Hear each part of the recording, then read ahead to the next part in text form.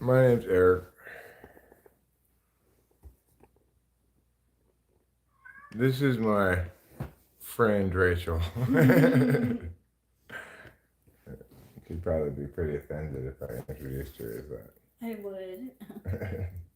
This is my friend Rachel. Yeah, I feel like, It's true, you are my friend. It's true. You know. We are friends. It'd be wrong to say you're not my friend, but introducing you as my friend has a different implication than just saying that you're my friend. Yeah. So, I took a couple of little mushrooms, and Rachel took one as well. And that's what made me inspired to say, you know what? Maybe the live streaming today is not over. In addition, I had an Adderall this morning, or this afternoon. Took it. So I know I'm going to be up for a while. So I figure, hey, my two criteria are met. Namely, as a general rule, I don't like to take psychedelic mushrooms, even a little bit of them, unless I'm on at least a little bit of Adderall. Which I currently am. So that criterion has been met. The other criterion to be met is it's been adequately long since last I took it. I think the last time I took it was not last Tuesday, but the Tuesday before, if I'm not mistaken. Yeah, it has been a while. Maybe it was that night we tried to go to the open mic in Mariposa. Yes. I don't think that was last Tuesday. I think that was the Tuesday before. Yeah, it was. Last Tuesday, I don't really remember what happened last Tuesday. But I'm sure it was fantastic, whatever happened. I'm sure last Tuesday was a heck of a day. Was it? I don't know. I'm surprised. I don't know if it was when we went to open mic night, because the second, it would have been the second then. Of January, is that when we went? Or do the second night or the ninth, is what you're saying. Yeah. I don't know. It could be the second. Could have been the second. Could have been the ninth. Yeah. They got here on the 31st.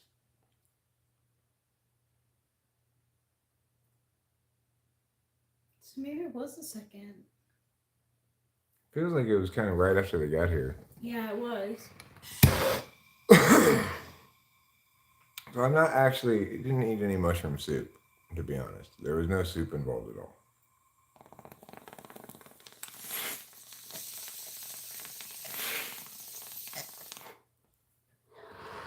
It was just straight mushrooms and pig fetus. Our Dave Porter's calling me back. Hold on. All right, sorry everybody. I wanted to take that phone call because it was my friend Dave and it's his birthday today. Just like this lovely lady right here, whose birthday is also today. Yeah. Except Dave is 56 and Rachel's 39. So that's the difference between their birthdays. One of them is older than the other one. Yeah. Dave's older than me by, well, between 3 and 4 years. And like Rachel and I are between 13 and 14 years. That was me, okay? I had to leave briefly to go to a phone call, which causes the whole stream to go like, what's going on? I can't do anything. So that's my fault. You can all blame me. I deserve your blame. But I should warn you that anybody's leaving negative comments and stuff, I have hired eBay's crack security team to make sure that nobody's talking shit. So just be forewarned about that.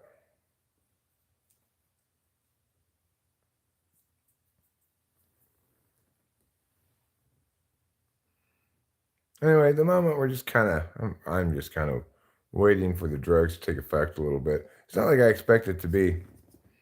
Like, I'm not going to be tripping balls or anything. But my point would be that as they start to kick in a little bit, it'll impact my mood. my mood first, and then probably my head a little bit more after that, you know. Yeah.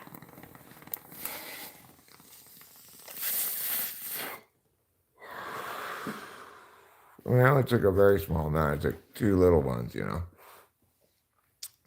At a current rate of consumption, uh, mushrooms will last forever. Yes.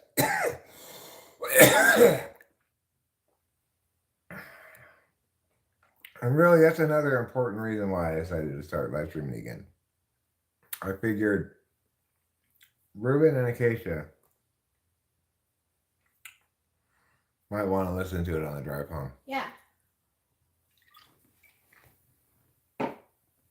We could reflect upon their visit, and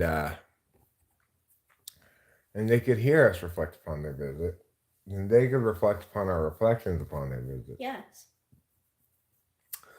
Anyway, very pleasant having them. I mean, It was very pleasant having it. It was. They like as close to not having anybody here as you could imagine, really. Yeah. It's surprisingly easy. Well, I mean, they're very like non-imposing, right? Yeah.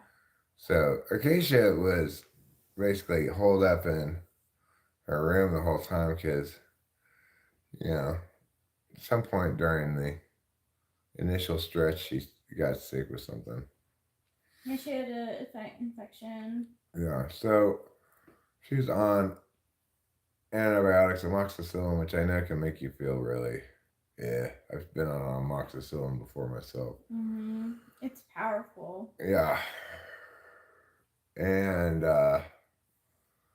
but, you know, the last few days we had a chance to spend some more time with Ruben than we had previously. That was nice. I think Rich and I both enjoyed hanging out with them, watching some football together and stuff. Yeah, I did, definitely.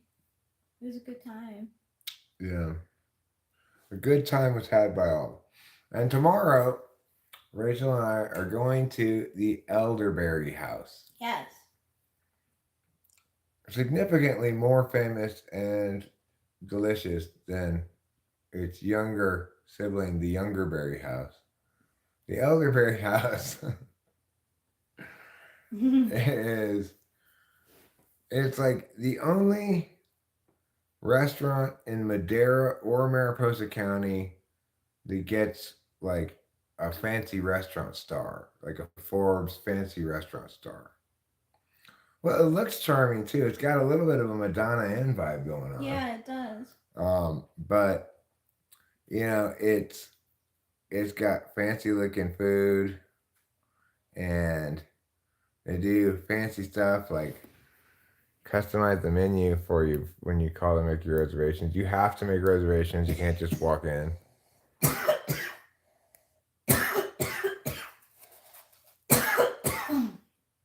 Reservations are required.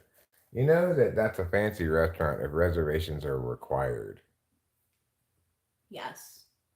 It is fancy if reservations are required. That's like this big hotel restaurant that I used to work at. Like, it was like that.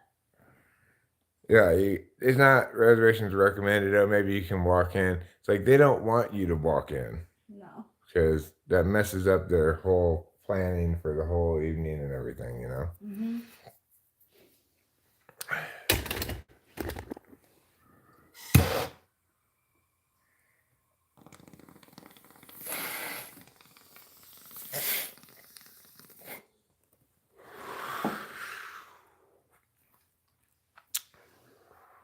I don't want to talk to you no more, you empty-headed animal food trough wiper.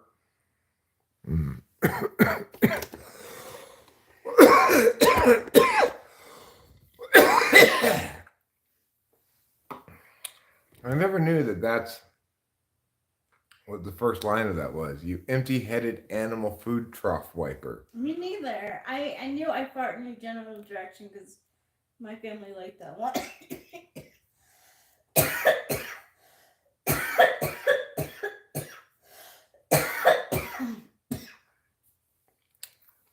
My sister can recite Monty Python. The tyranny of SI. I was always so jealous. Like she would have favorite movies. We would have favorite movies, and she was always able to like rattle off quotes. Well, I remember ones that were speeches that either. I remember the dead parrot sketch very well because my friend in high school did it as a HI speech, and I heard him do it a million times. I remember speeches my kids did that I coached them on. I heard them do a million times as well. Like, I can still hear this girl Sierra's voice saying, "But it's why?" in the speech that she did.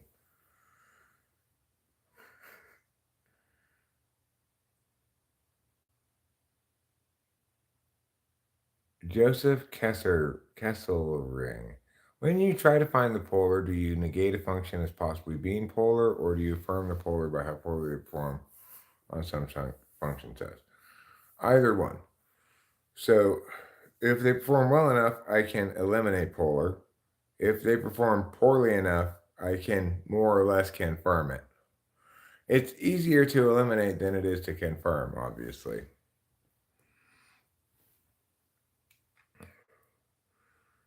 Uh, like the standard or the criterion of being really bad at Mia is a mushy criterion, right? I could make it more concrete by saying, like, if you give these 5 specific NE tests, you'll get answers that range from Mia to Mia in terms of quantity within Mia to Mia time frame. If I were to do a lot of test tuning, but that would require me to do a lot of test tuning.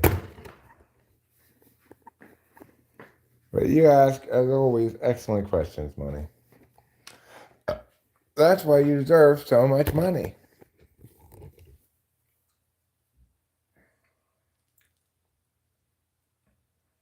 I would like to start a WonderPoint blockchain. I want to know how hard that would be or how expensive that would be.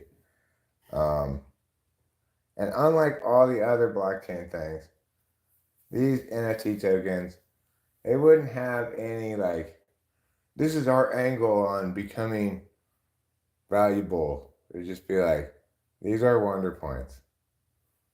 That's all I would say. The white paper would just say, these are wonder points.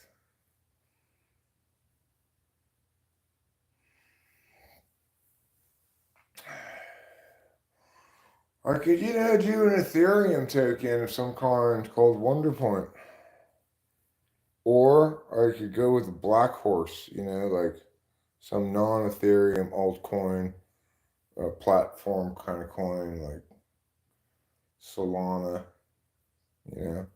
do a token built off of that. Call it Wonder Points. I don't know how difficult it is, but I really like the idea. And also of not doing any of the stuff that you're supposed to do to make it profitable or whatever. There'll be no initial coin offering. There'll be a total of 1 million that all belong to me, and then I'll just hand them out one at a time. There you go. But the thing that'll make it interesting is every time they get handed out, I would have a random number picker of some kind pick a number randomly from the ones remaining numbered 1 to 1 million. So there'd be incentive for people to get number 1 until it popped out eventually. I guess if you were to guess when it would arrive on average, if you ran a bunch of simulations, it would arrive around 500,000 Wonder Point handed out, right? Yeah.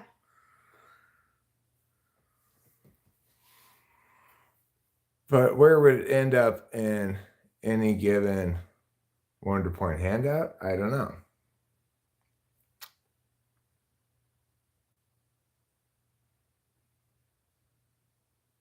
So this is a really interesting idea. Sounds like fun. I just need to find out how to make Wonder Points into NFTs. I guess if there's going to be a blockchain, there has to be activity on the blockchain to make it work as a blockchain. Just having me handing out Wonder Points, I don't know if that's going to be enough activity on the blockchain. So I don't really know how those things work. You have to be like a sciencey computer guy to know that. I'm not sciencey enough. I could look it up. I could research it.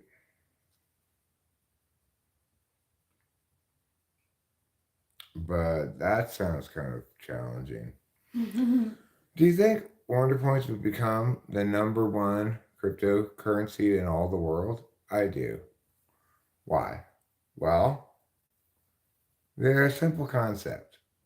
There's something you get by saying something cool and talking with famous people, as determined by me and Rachel.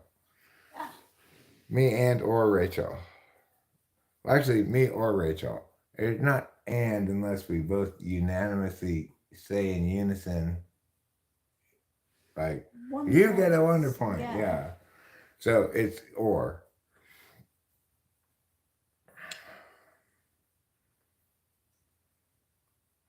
But, I think that would be the kind of concept that could take the crypto world by storm. I think so too. Simply because, unlike every other crypto, it doesn't present any reason to anyone to be worth anything. That makes it unique among cryptos. Why do you think this is valuable, Eric? These Wonder Points? I don't. I think they're not worth anything. But may the market prove me wrong. Why would the market prove you wrong if you're not providing any reasons why it has any value? If you can't see the reason yourself, you don't even deserve to know what it is. That's the truth about Wonder Points. If you can't just intuit just by grokking the concept that Wonder Points will one day be more, one Wonder Point will be worth like 40 Bitcoin someday. That's how valuable Wonder Points will become. It's going to be one Wonder Point is worth 1 million tons of gold.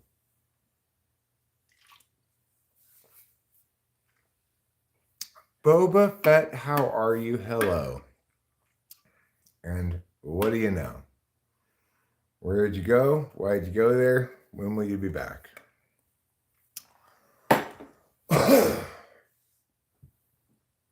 And other such questions will be answered here tonight on a very shocking episode of Talking with Famous People.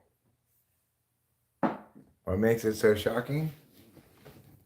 Surprises and excitement galore. That's what. What kind of surprises? If I told you that, it wouldn't be a surprise. In fact, to be honest, if I knew the answer to the question, it still wouldn't be a surprise to me. And I'm promising surprises not just to other people, but to me as well. So stop trying to bogart all my surprises. Ooh. Right? Yeah. Yeah.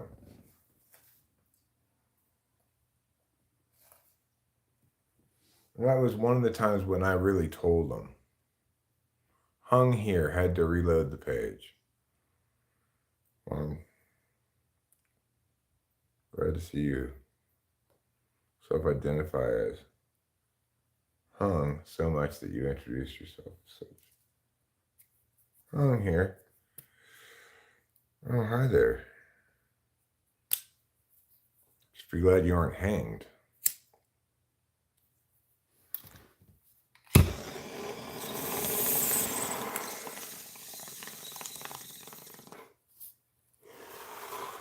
So I'm curious about this perfume that Rachel got because it's Oh, black. yeah. In fact, it anticipated I'd find it curious because it's called Cocoa Mystery. Yeah. Or It's a something. little bit masculine. Let's see, maybe I should wear it. Yeah. Oh, this is very masculine, actually. Like, it smells like Old Spice. Oh. It smells like English leather. Let me get out Oh the my English God. leather. And you smell them next to each other. They smell very similar.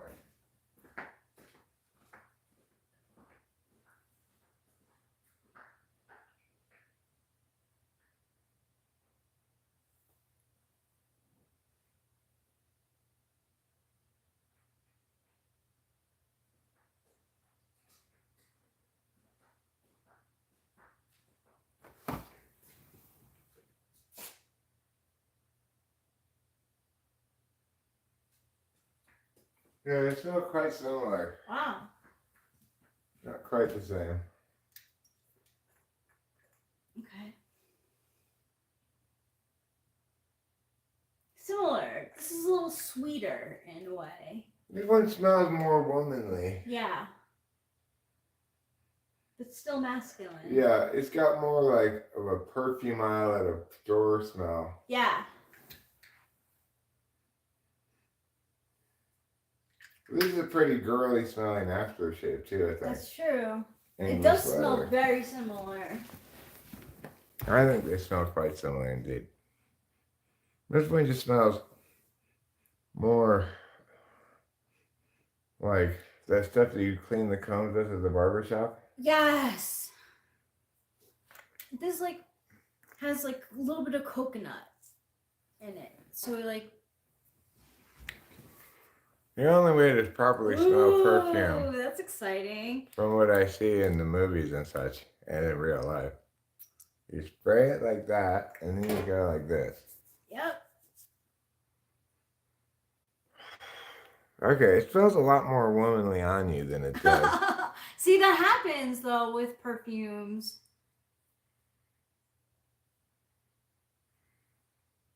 Really? Wow, Money. Money says, I wrote a computer program that scraped all your typing sessions, extracted all your questions with typing result, then built an AI program which typed me with flashing questions and had me respond. Wow. I know. I am so flattered. That's so cool, Mommy. And that's so amazing that you did that. Bravo for you. I don't know if it would. You could probably refine it until it would work pretty well, you know? Yeah.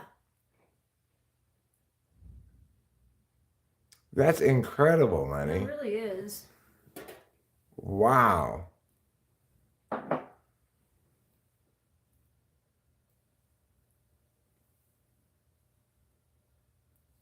I had to include a Boolean SAT post-processor after the model classified. I don't even know what any of that stuff means.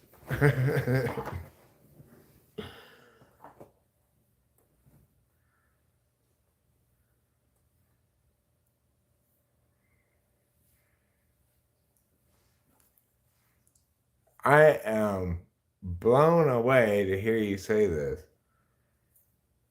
That would be, if you can, if it's somewhere like on the internet where other people could look at it, that'd be great. I would love to see it. But, I'm sure it's probably just in some sandbox on your computer.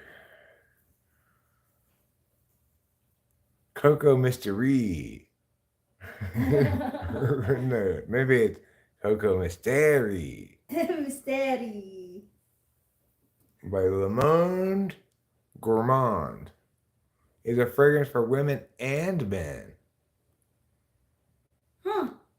Ah, wow. Wait. It's unisex. It's very light on you. It does smell more feminine on you. Yeah. Like I like it. Do you like it? I don't hate it on Okay. me, but I probably wouldn't put it on. I don't even put on the ones I do have very much. But Well, that's good though I'm because gonna try I can this wear one. it and it won't bother you. No, it doesn't bother me.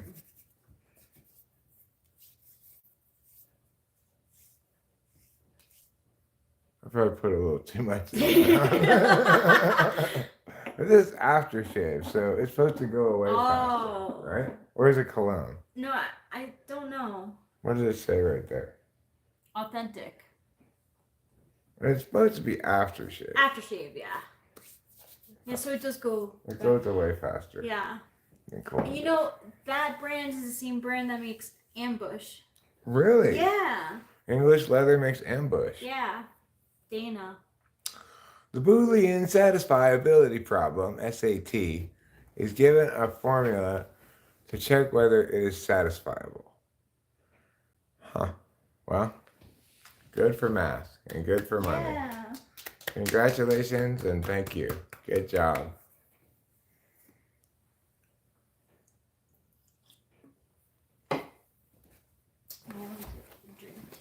Yeah, it seems to me like,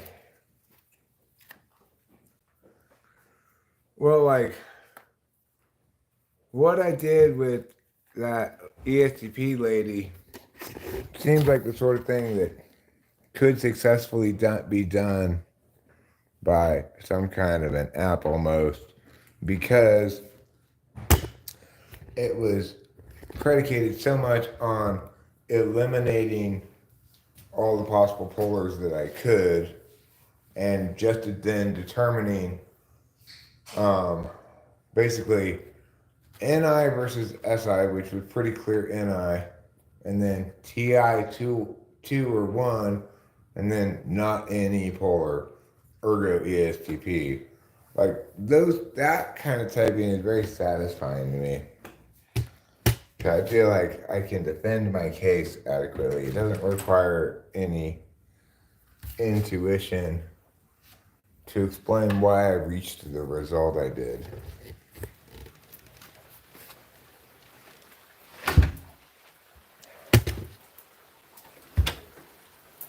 Hey, it's raining pretty good. You Microsoft weather thing. Just a few hours ago you were saying it's going to be partially cloudy all day. Then it's like, okay, now it's going to be cloudy. Okay, now it's going to be like rain. Oh, it's going to be like regular rain now. You don't even know what it's going to be. Microsoft weather thing. That's what you should say on the bottom. I don't know what the weather's going to be. You were not lying to me, Microsoft.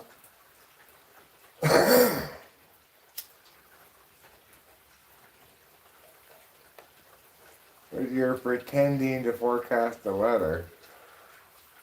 This is clearly rain.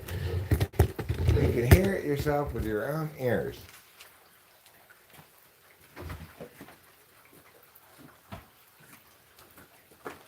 Now maybe you can even see it. You can see it on the ground. Twinkling in the moonlight.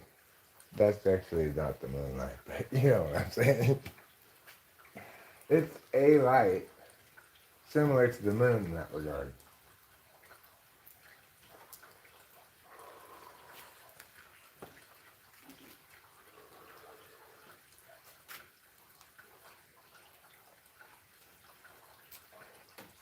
Well, it's a little chilly for no jacket out here, so I think I better go get a jacket.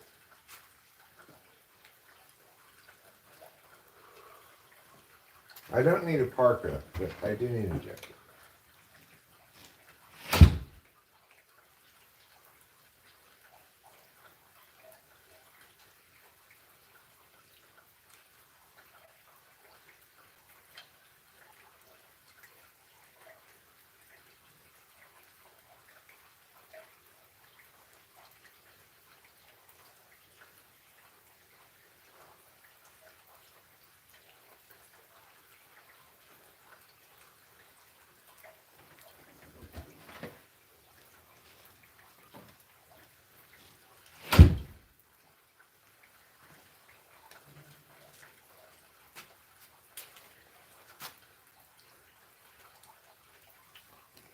I hope Microsoft Weather doesn't mail me any weird stuff because I'm critiquing their weather thing. I don't think I can't see really any of those plans coming out of Bill Gates, you know. What do you think we should do, Mr. Gates? Oh, oh. What kind of fetuses do we have on hand?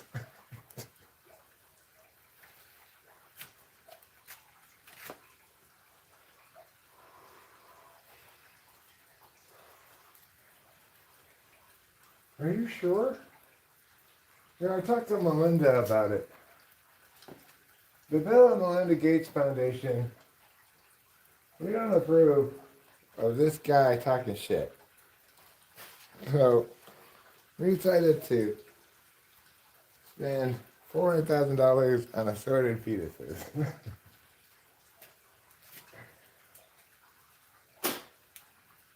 Boy, was the fetus salesman happy.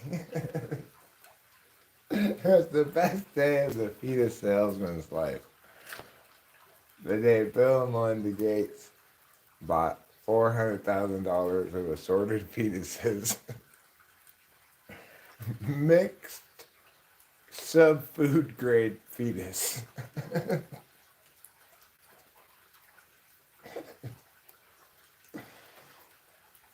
He got full price for them. Well, soon enough I realized the timing was lining right up. Every time I talk shit about the Microsoft weather thing, I get another fetus in the mail just a couple of days later. Finally, I put two and two together, and I called Bill Gates, and I'm like, "Hey, stop sending me all those fetuses." And he's like, "Did I do that?" Like Urkel.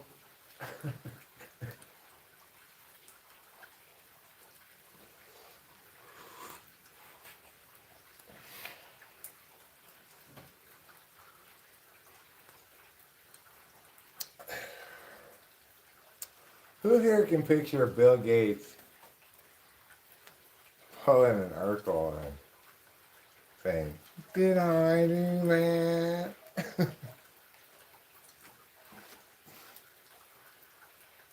Like Windows Vista, right?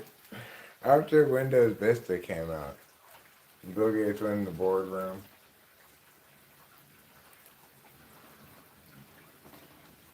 Wearing some uncharacteristically colorful suspenders and said, "Did I do that?" Yes, Mr. Gates, you did it. You did Windows Vista.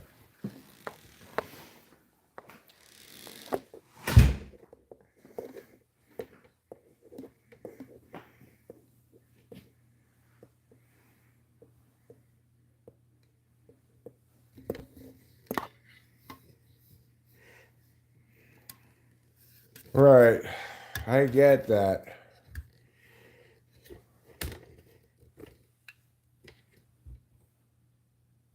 Who Bill Gates did? They're experimenting with pork cakes in Africa? Well, you know, uh,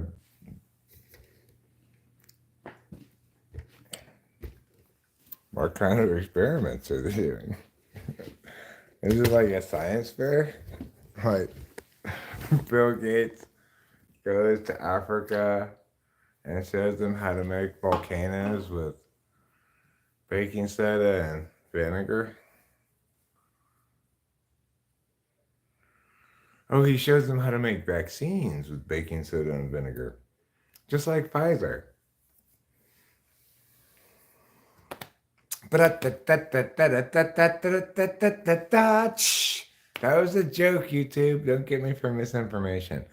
Obviously, Pfizer puts more than just baking soda and vinegar in their vaccines.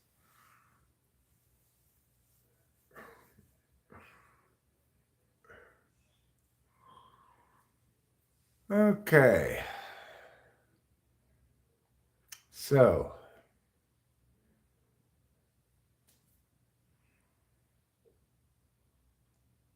if you want to be my lover, you got to get with my friends. Meow, meow, meow, meow, meow, meow. Friendship never ends. Sometimes friendship ends. Most of you lot are COVID vaxxed won't get it. Won't get what?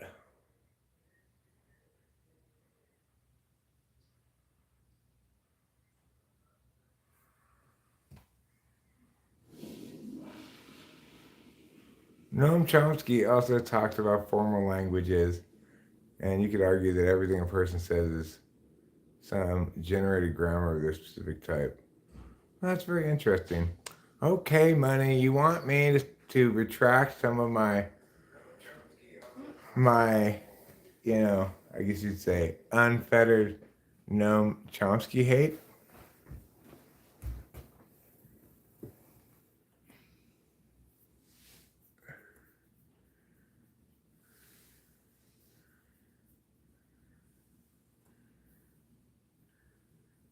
I'm very sensitive to mushrooms. I feel it. I feel it too. Well, I mean, Boba Fett, it's true there were plenty of people who were first in line for the vax for fairly reasonable reasons, which is, they assumed that it would be a vaccine that worked. There's good reason why people get vaccinated for mumps and measles, rubella, chicken pox, lots of things, right? Those things, the vaccines work. That people would assume that when the pharmaceutical industry says, okay, we got a vaccine for it finally, that, it's like polio. Remember how there used to be this disease, polio, and they were trying to figure it out, and finally the guy's like, hey, here's a vaccine for it. And then there was no more polio. Wonderful. Well, polio thing was S drop? What's S drop mean? Yeah, what does that mean? Are you claiming the polio vaccine didn't work? That's silly if that's what you're saying. And you're just talking crazy nonsense. It means type. That's so vague. A drop for fuck's sake. Well, it's a drop. I mean, you took a drop of it? Is that what you mean? I don't know what you mean by that. Well, the point is, the polio vaccine was a good vaccine that worked, right?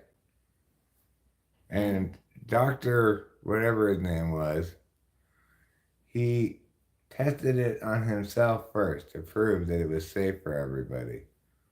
And then he gave it to his children to prove that it was safe for everybody. And then okay, but it was a vaccine in that it prevented people from getting polio. Okay, just because it was administered by a drop doesn't mean it doesn't qualify as a vaccine. Right. It's like you don't have to inject something for it to qualify as a vaccine.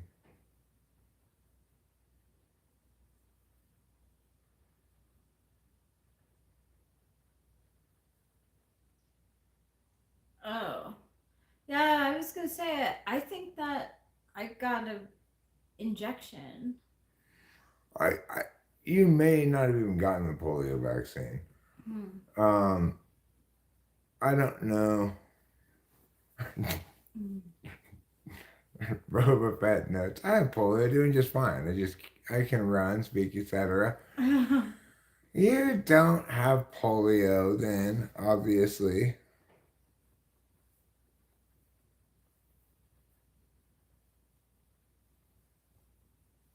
Neither do I.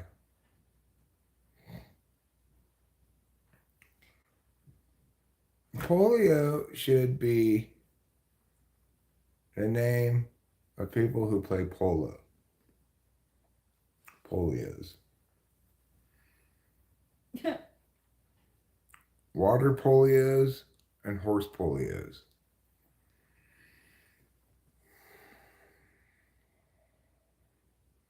And then if you wanted to see a YouTube video of a polo player's body of work, it would be called a polio portfolio.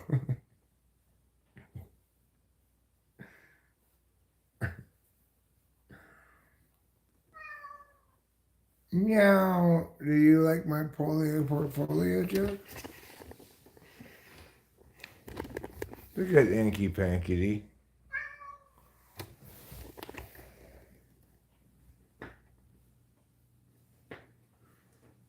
Extinctish disease body of work. Inky. Inkity pinkity. Right. Inkity patinkity. Inkity patinkity. Polio portfolio. I'm looking at pictures of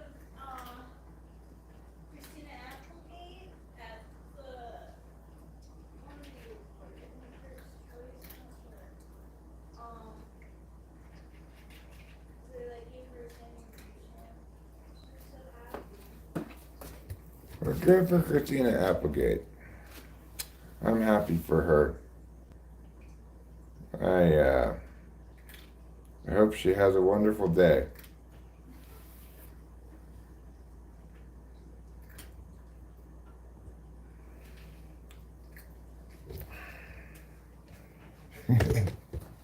That's my message to Christina Applegate. Dear Christina Applegate, I hope you have a wonderful day. That's nice. Enjoy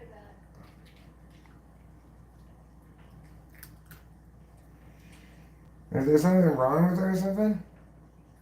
She's MS. Alright, yeah. A master's in science. I'd be embarrassed by that too. It's like, Jesus Christ, just stick with your BS and get a PhD. Right?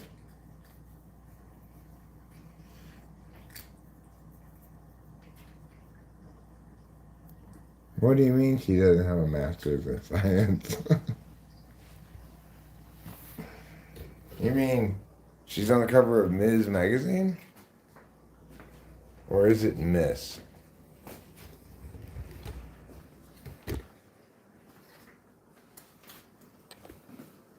It's Miss spelled M-Y-S-S.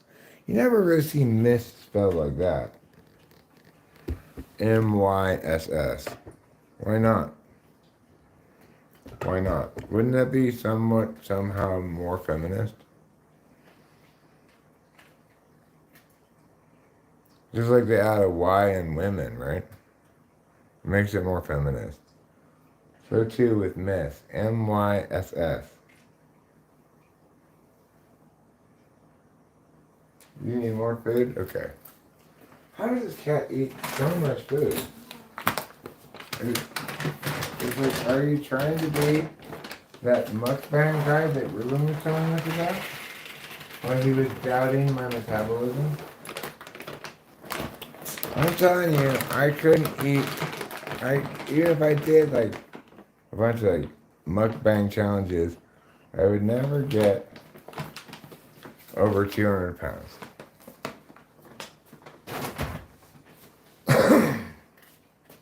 Even with my sedentary ways, which are pretty sedentary, I'll acknowledge that.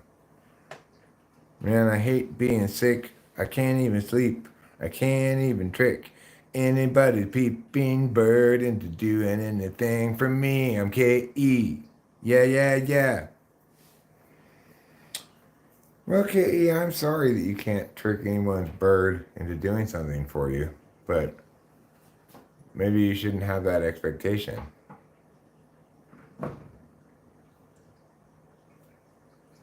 Maybe that's your problem. You know what the good thing about being sick is? Nothing to interrupt your listening to this. You know? Nothing pressing anyway. Now you can spend all of your attention listening to me and the important words I say. Things like, and blah, blah.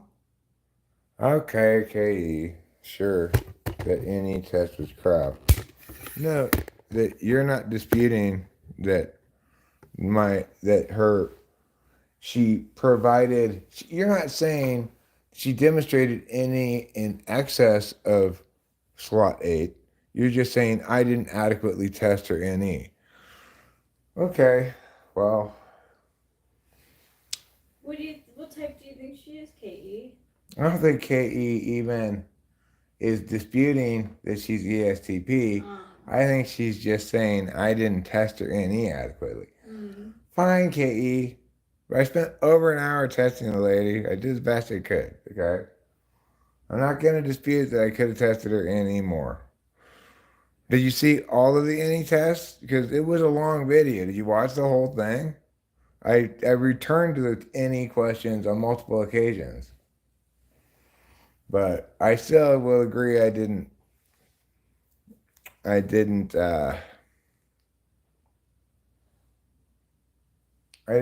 it as much as I could. No way. I disagree. That's one thing I tested the shit out of KE is NISI. That woman is NI-axis, front stack, no doubt about it. And that eliminates any one or two anyway. Yeah, that would.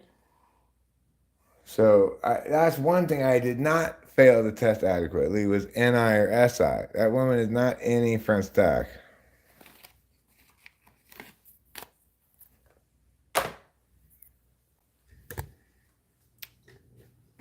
Bam, bam, bam, bam, bam, bam. Oh my god, it's still in my head too. I know. I wonder what the chords of that song are. I wonder if you can find it on the interwebs. Let's see.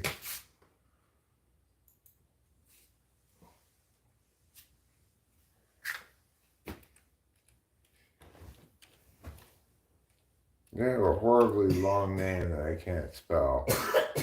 There's a band name.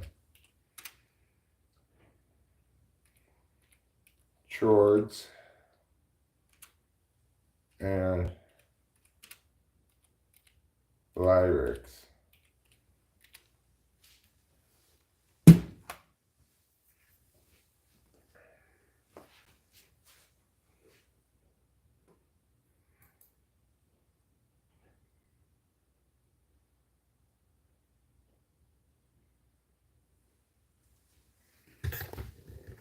All right, let's see if I can play this. Doesn't look like it's that hard.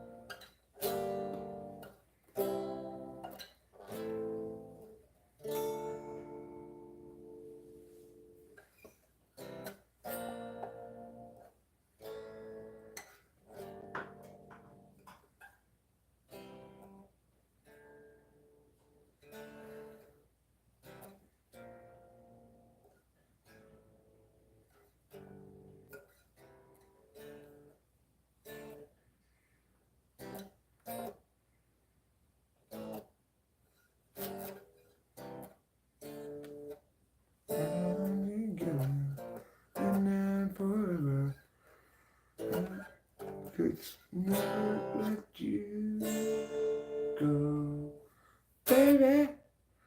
I can't wait to know. What do you think about things? Believe me, I will always be there, so you can't tell me anything and I'll listen.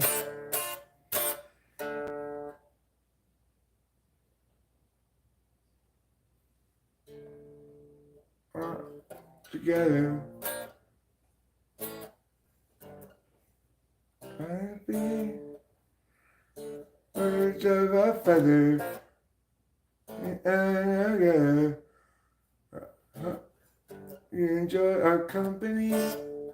It's been some time. I'm trying to define as if the stars are starting to align. We are bound together now and forever. And I will never let you go. Baby, I can't wait to know. What do you think about things? Believe me, I will always be there, so you can tell me anything and I'll listen. I have to listen to the song again. I don't remember how the verse goes, really.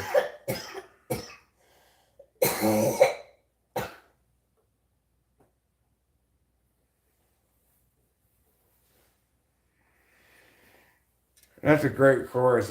Like with the chords there, it works beautifully, right?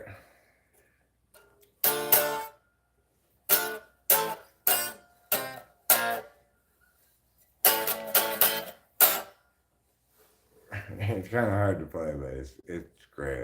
It's really well written, you know. Baby, I can't wait to know. What do you think about things? Believe me, I will always be there, so you can tell me anything and I'll listen. That's really good songwriting. It is. They should win a prize. Oh, they did. Yeah, they did. Yeah. They won the Eurovision Song Contest with that. And you can see why. I don't have the verse down. I need to listen to it. It's like, sometimes I can remember it and sometimes I can't. It's a good verse, too. It's just not quite as, like, hooky as hell as the,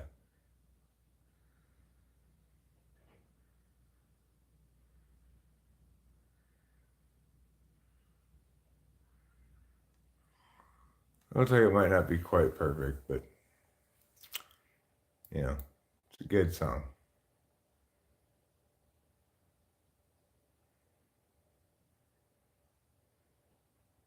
Hi, Fly Guy.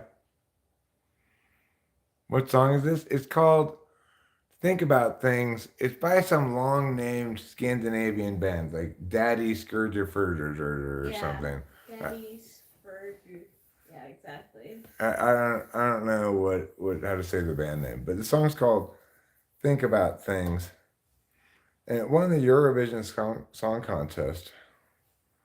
I do think it's a great song. You know, I was playing the guitar earlier and was really enjoying it, feeling like, oh, I'm becoming a really good guitar player. After many years of mostly being like never quite figuring out what I wanted to do with the guitar or something. I don't know. But I was enjoying just playing the chords of sign holders before.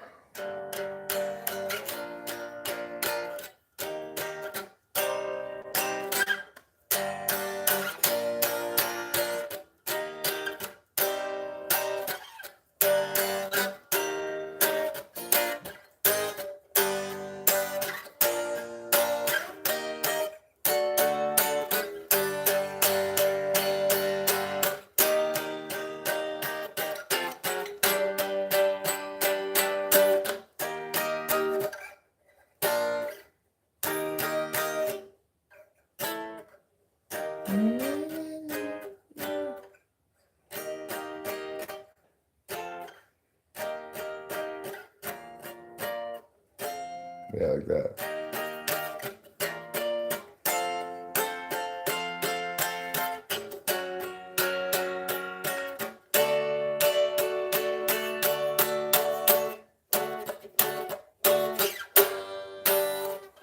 Anyway, I like playing the guitar a lot.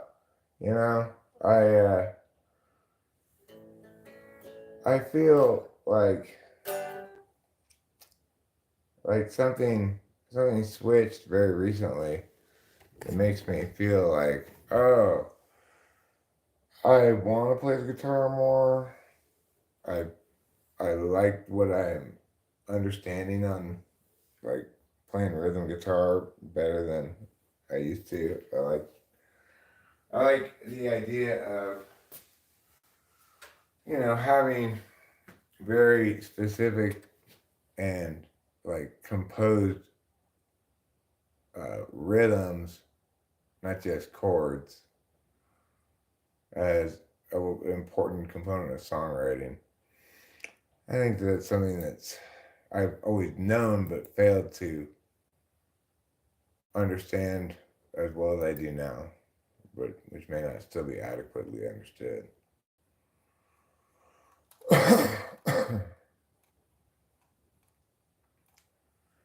It's like this song, 100,000 million years ago.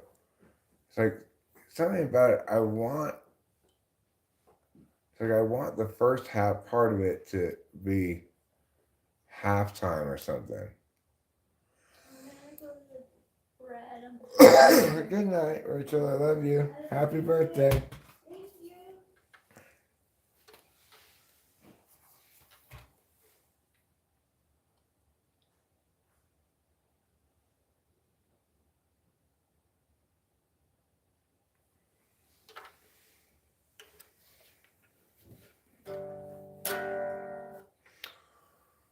Was 100,000 million years ago. Time ran slow. Nobody yet to show. Place the slabs below. Let them go.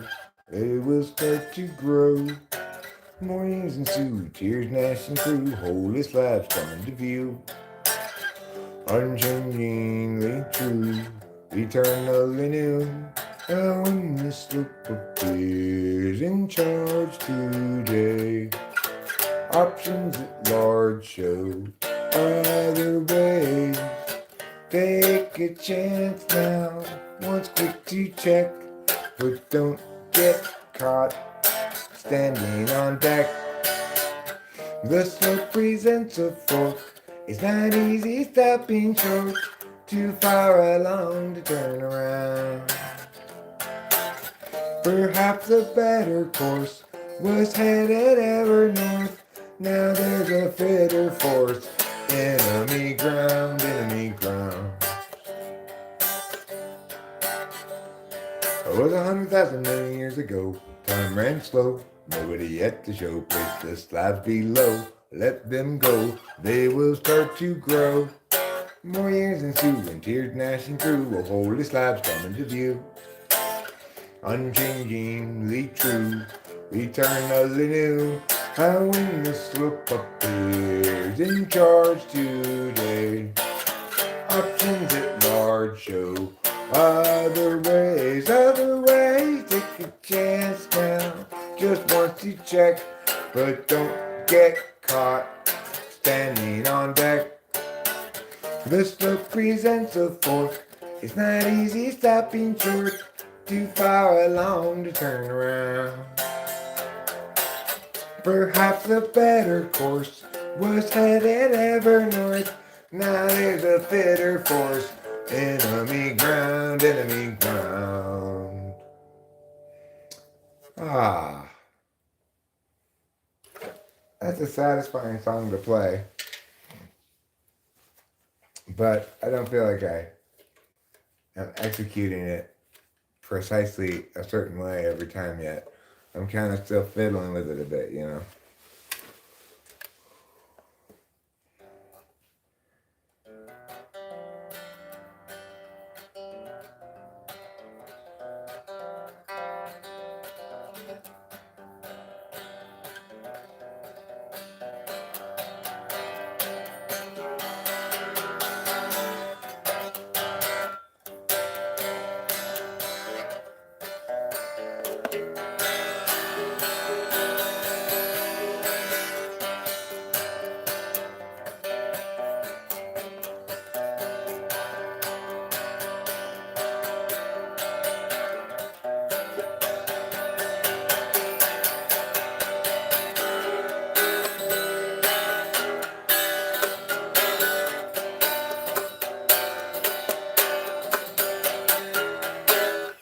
in part, I just like the sound of this guitar as an acoustic guitar. You know, it's like I know it doesn't sound as loud as an acoustic or whatever, but it's louder than an electric, and it's got kind of an electric-y sound to it, kind of a slappity sound that makes me enjoy playing the guitar more. I think it's fair to say. Yeah. Even if it's unfair to say, I'm going to say it. I'm okay with being unfair sometimes. Not all the time, just occasionally.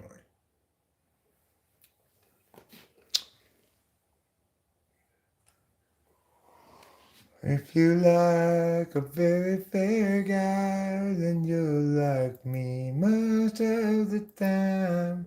But sometimes I'm okay with being totally unfair.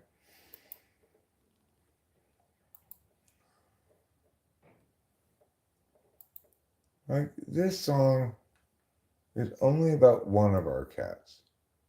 Is that unfair? Well, it's reality. Is what it is. It is reality. Wonderful, wonderful kitty, having wonderful times. Always cleaning yourself, making sure you got clean lines.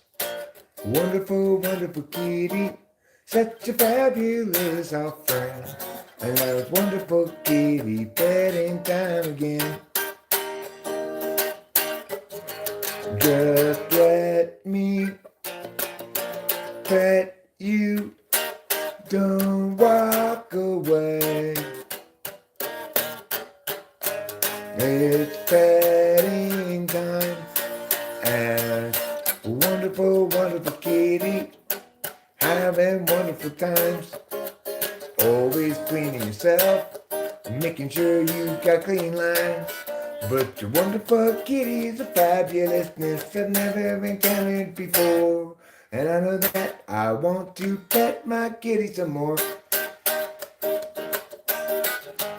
Just let me pet you, don't walk away. It's petting time. Ooh, hooray. I guess the main thing, the difference is, I feel like I can sustain the rhythm I want to play while I'm singing better now than I used to be able to. But also just sustain a specific rhythm that I want to play better the whole time. Although, you know, not so I can do it freely all the time whenever I'm just fucking around and come up with a new thing. Like, you know, I was...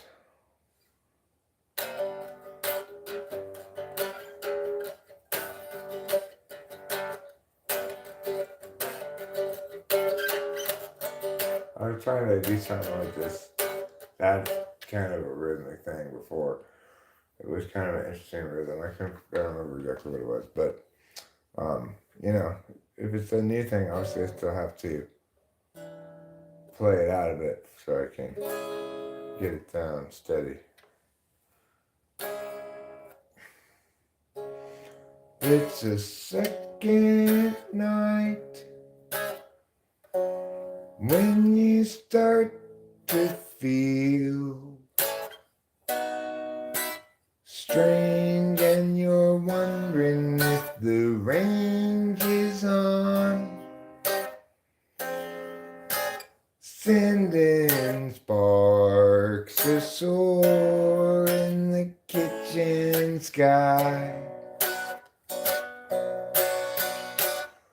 where she stores the child above the sleeping forms of vivid mind figurines of Western lonely types. They lie beneath the million running suns. They're rugged and they're done with the actual night. the second night when you start to feel strange and you're wondering if the range is on, sending sparks to soar in the kitchen sky,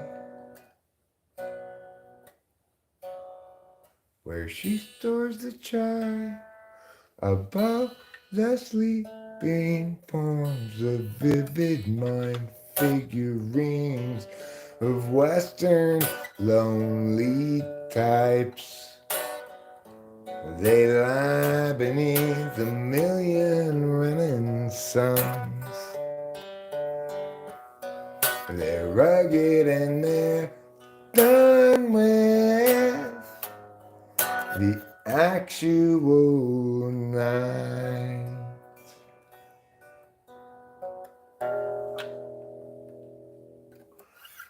That's a pretty good song, really.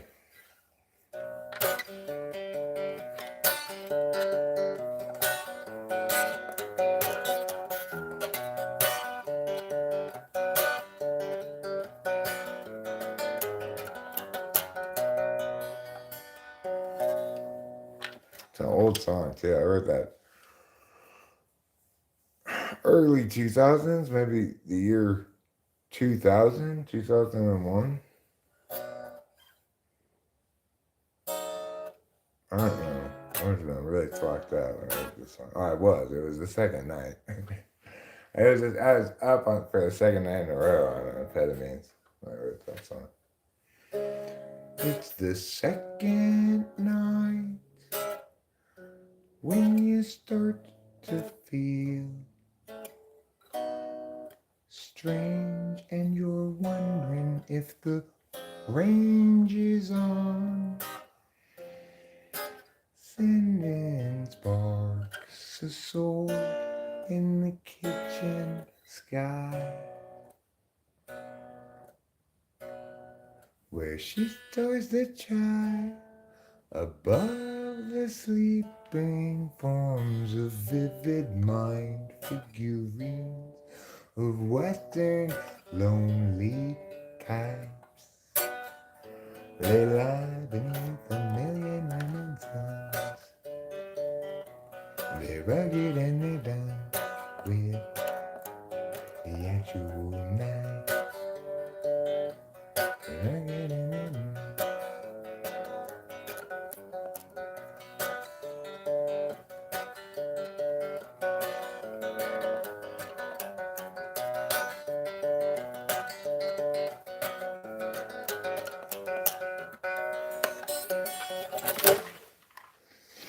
That's a tricky part to play. Required me to practice it some with my practicing fingers. Then you go, oh, that's not so bad to play. Every life lived reaches the time when the road splits in two.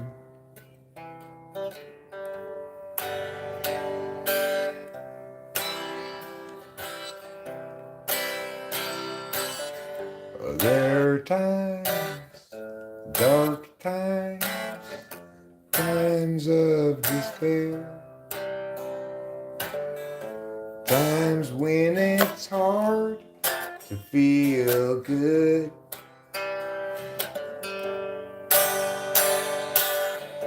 That's when I look for my sack full of solvency and that satchel of helpful goods.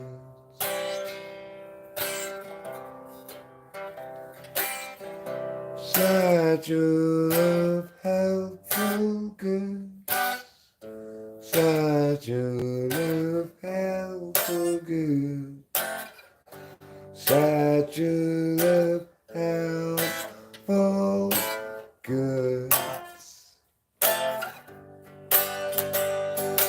Every life lived reaches the time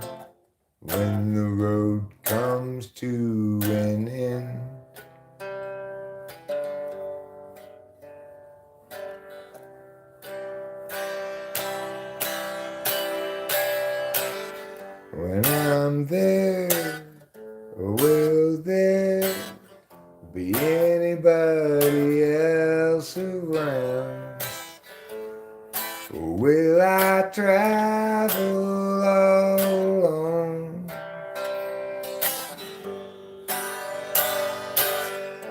That's when I look for the sacrifice and see, and I set you.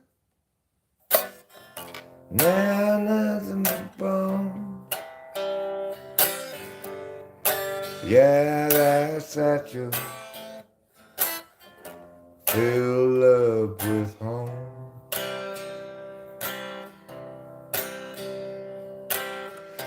Satchel of helpful goods. Satchel of helpful goods. Satchel of helpful goods. Satchel of helpful goods. Satchel of helpful goods. Satchel of helpful goods. For you. I think I should add for you to the end to make it a little bit more jazzy. For you. I think everybody would like that. That's a good job, Eric. Good idea. You should do that. I need to look at this song before. It's a very cloudy day in Los Angeles. And today we run out of time. Struggles past, troubles still to come. The day is nearly done. Will someone buy us some more time?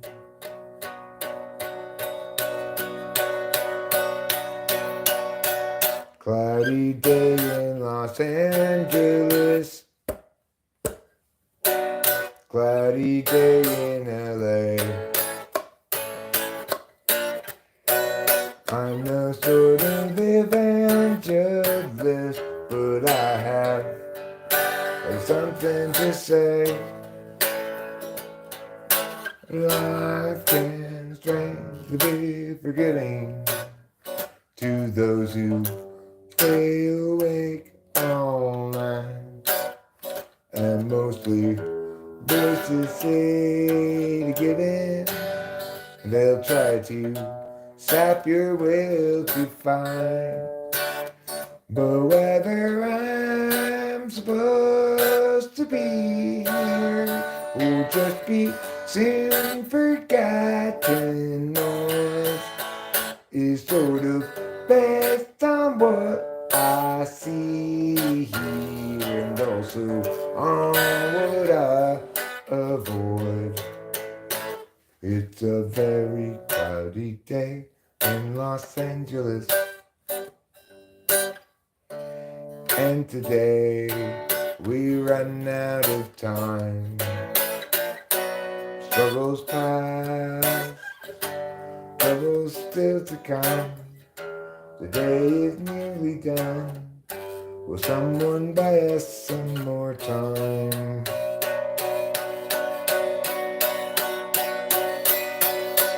Cloudy day in Los Angeles. Cloudy day in LA. I'm no sort of evangelist, but I have something to say. There's something to say. Wow. I feel so good at the guitar.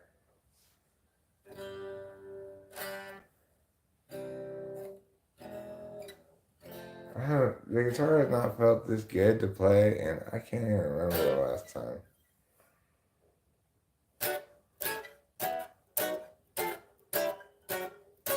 It just feels like, hey, when did I learn how to play the guitar this well? I mean, I'd always have my moments here and there, but I couldn't put it together while I was singing really exactly the rhythm I wanted to play it consistently. I don't know. Sometimes I could. Depends on the song. I feel like I'm really hearing it right now. Not necessarily playing it perfectly, but hearing it well. In my ears, I mean. I could play this song. This song seems kind of pleasant to play.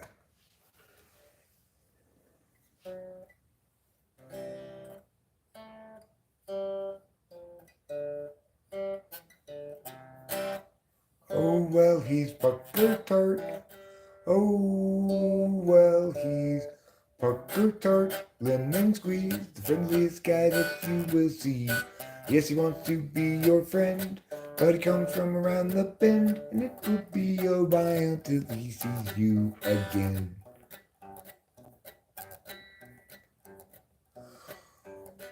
He's bucket tart lemon squeeze. He's a friend to you and me. He's international delight. Favorite go-to right-hand guy. He's international like a man. Busy is like a friend of beaver beat. Busiest creature, busy as a beat, busy as a beaver, and so much busier than bucket tart lemon squeeze. He's bucket tart lemon squeeze. Shabba-doo-ba-da-ba-ba-doo. Bucket tart lemon squeeze. Shabba by day, yes, he's pucker tart, lemon squeeze, shabba ba da ba ba doo da. Pucker tart, lemon squeeze, shabba by day. And if you go to visit him for starts, remember to bring something sour or tart. He's not a fan of sugary treats because he's pucker tart and not pucker sweet. Well, he's pucker tart, lemon squeeze, the friendliest guy that you will see. Yes, he wants to be your friend, but he comes from around the bend, and it will be a while till he sees you again.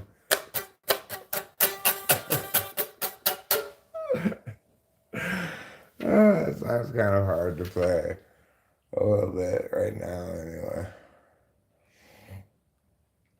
I don't know, something going on with me. It's like, I'm like, not quite normal.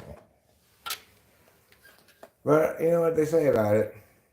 Just brooding here won't do any good. But brooding's more and more my style. I seek the cheer ways of standing where we stood, 'cause I've been stuck here a while. And that's despite a natural selfishness that makes it easy to have fun.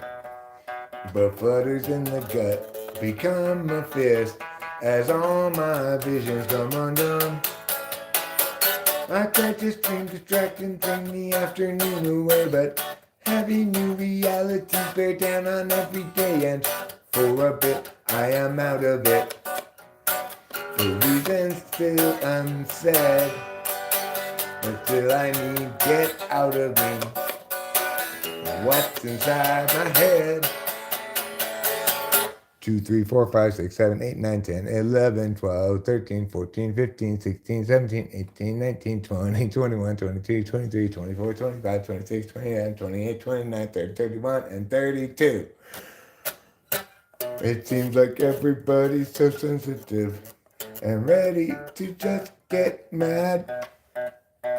I seek the civil ways of living like a kid, 'cause who wants to be the dad? Have we lost our sense of scope and scale? Our capacity to allow the sense to know when not to wail, and how to fix the golden cow. I tried to stream, distract, and bring the afternoon away, 'cause every new reality bear down on every day, and for a bit I am out of it. For reasons still unsaid, but still I need get out of me what's inside my head. Because I feel I'm sad. I'm sad for me. I'm sad for her unhappily. And what you call sorrow, I call home. Blues that sink clear down to the bone, down to the bone. Still I'm sad. I'm sad for me. I'm sad for her and unhappily. And what you call sorrow, I call home. Blues that sink clear down to the bone, down to the bone. Still I'm sad. Yes, I'm singing. I'm sad for her and unhappily. But you are. Something like that, you know. It goes around and around. It goes right round, baby, right round, like a record, baby, right round, round, round. Because I believe how it goes. If one were to describe this, the shape of it. Okay, I feel compelled to play another song now. You know, I was about to go out and cigarette. The world said no. The world being whatever is in front of me, I guess.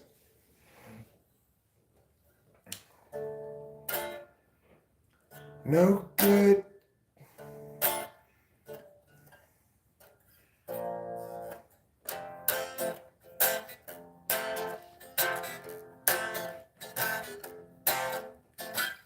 No good comes from skating on with them whom you've mistaken for the one.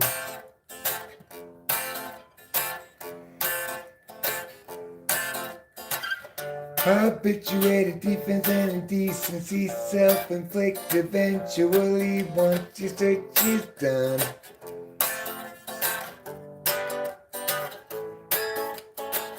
Driving in the car last night, we had a massive fight. Each insisting we were right and the other one to blame. So when you pulled that stunt, I screamed something awfully blunt. My words were as wrong as they were dumb, so I've earned my share of shame. It's each of our own failings, not us doing the nailing to the wall. We fear so the others sailing off to reset their life and all. You can trust me, I can trust you, though neither trust ourselves much true. The love lays deep between you and me, at least about that we can both agree. Driving in the car last night, we had a massive fight. Each insisting we were right and the other one to blame. So when you pulled that stunt, I screamed, you're a worthless cunt. My words were as wrong as they were dumb. I've earned my share of shame. My share of shame.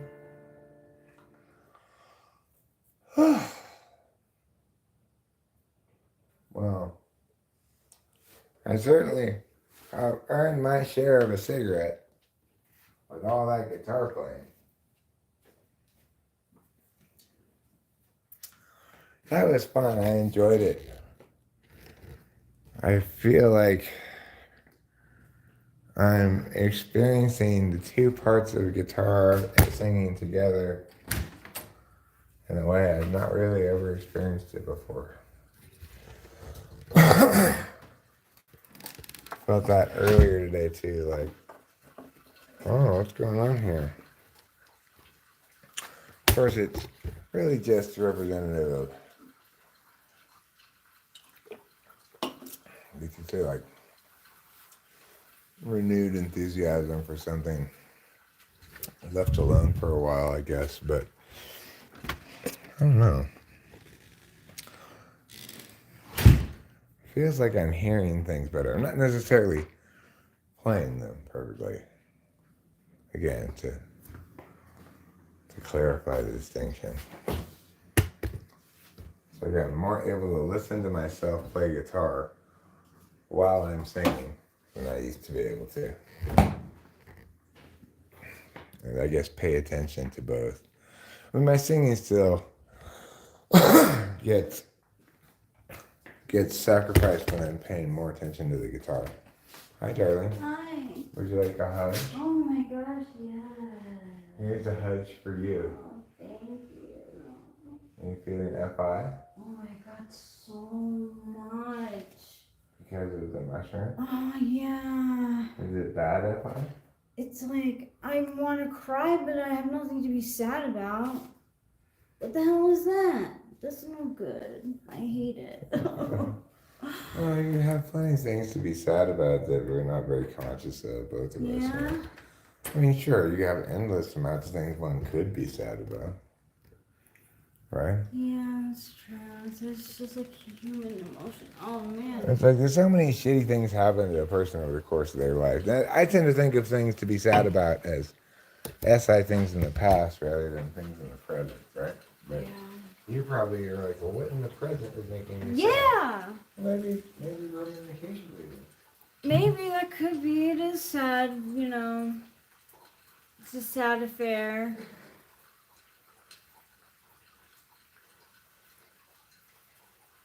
You know, I think you and I like having other people around. Yeah. And I think you and I both kind of like INFJs in general. We like having other people around, and we also want them to like sort of not be around when we don't want them to be around. Yeah. You know, Yeah. like Yeah. it's kind of like how INFJs don't want to be left out, but then don't actually enjoy the thing they're included in. Oh my god, I do that so much. I've only recently started to be like, actually, I'm gonna hang this one out. And then like before I was like, am I really an INFJ? Yes. Is that what you were thinking right now, you mean? I literally like honestly like came out of bed and I was like, I have to talk to him about this. What do you think you might be besides an INFJ? Nothing. I definitely don't think I'm like, I know that people label me as an ESFJ, but I just don't. That's just insane. Yeah, we would have a better case to make for ISFP, Yeah. but But, that's also equally insane. yeah. Because, you know, you're not especially, like, you don't test super high on extroverted intuition or whatever. Like, Extroverted intuition, no.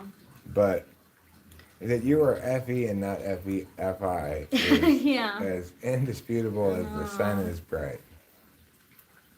Not right now, in general.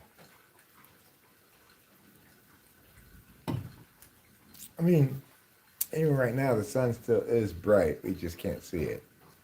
True. So, The lake the rain is really nice. isn't it? Yeah. It makes things wetter. It really sure does.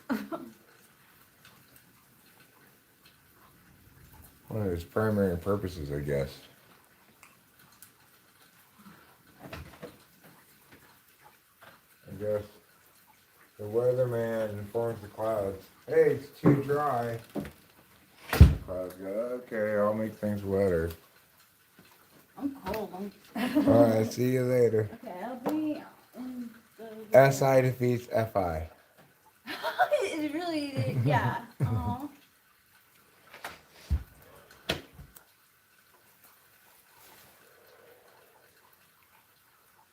Baby, I can't, yeah. I thought that song stuck in my head even after playing all that music. That's impressive, Scandinavian band. That's impressive work.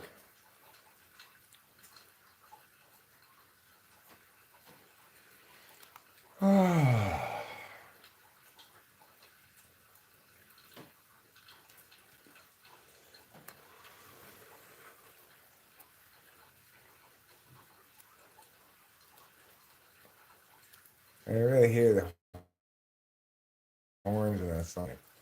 I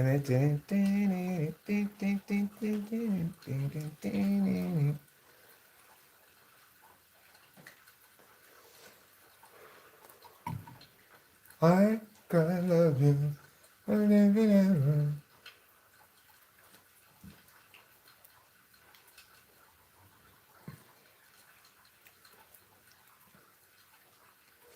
Remember it back, I'll never forget. Baby,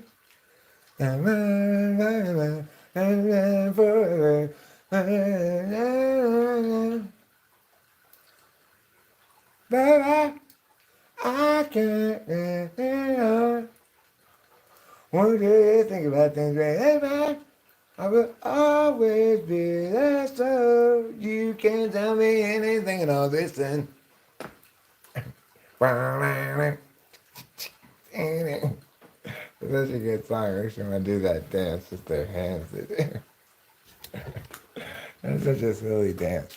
That guy with his long arms looks really silly doing that dance.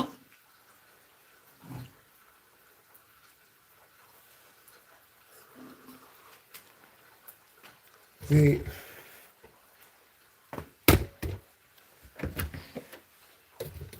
if eBay had been smart, they would have sent those people a DVD of the video of that song instead of a fetus.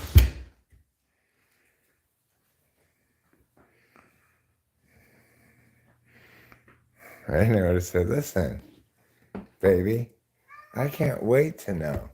What do you think about things? Believe me, I will always be there, so you can tell me anything and I'll listen.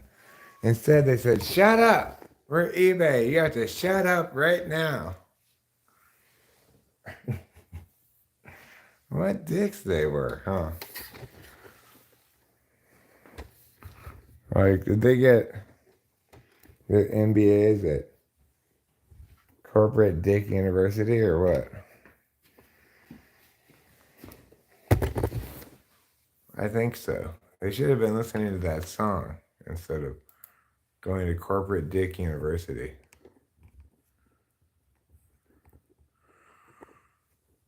Rachel, try putting some deep music on with help of the FI search. Yeah.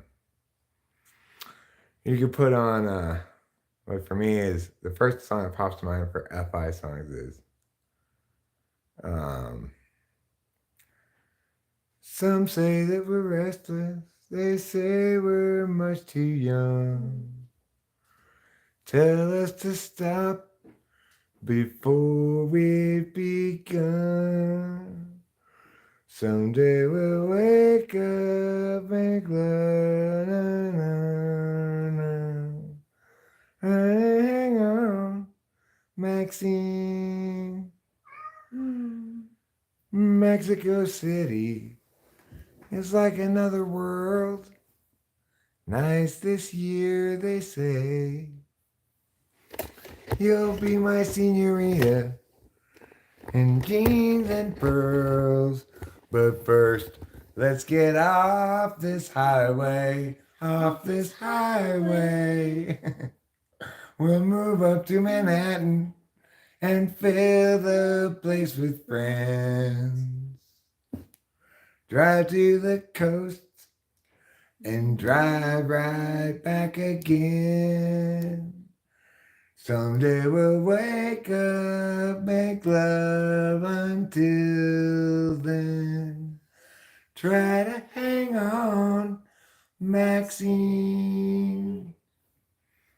That's a good song. Yeah, it is. It's got a lot of FI for me because it represented to me the time when Rachel and I were separated. I hated it. And she was back in New York. So tough. That's when I started singing songs about theosophy. Theosophy and Akashic. Akashic theosophy is one of my favorite anthroposophies.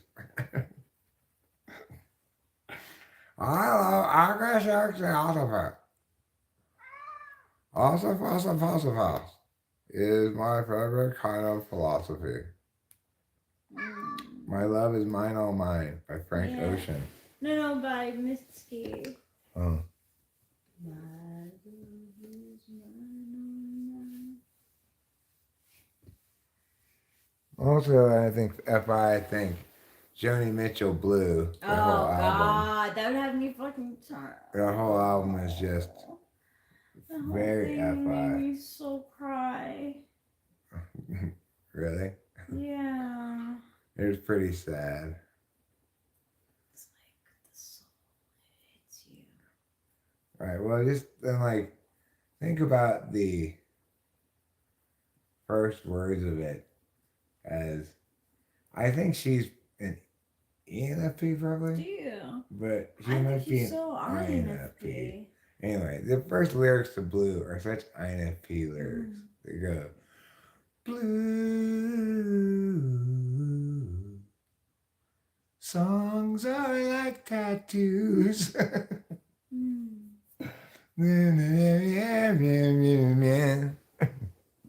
Songs are like tattoos. I just think of her as being so introverted, but she could be an ENFP. I mean, if you see an interview with her, she seems a lot more like an ENFP. And she did make a shit ton of stuff. INFPs, I think, they're more likely to have a period of like 7 years where they don't make anything. Yeah, like that guy who Fireflies. Like, have you heard anything from him since? Or like Fiona Apple. Yeah. She had like years where she didn't do anything. Yeah. Joni Mitchell made a lot of shit.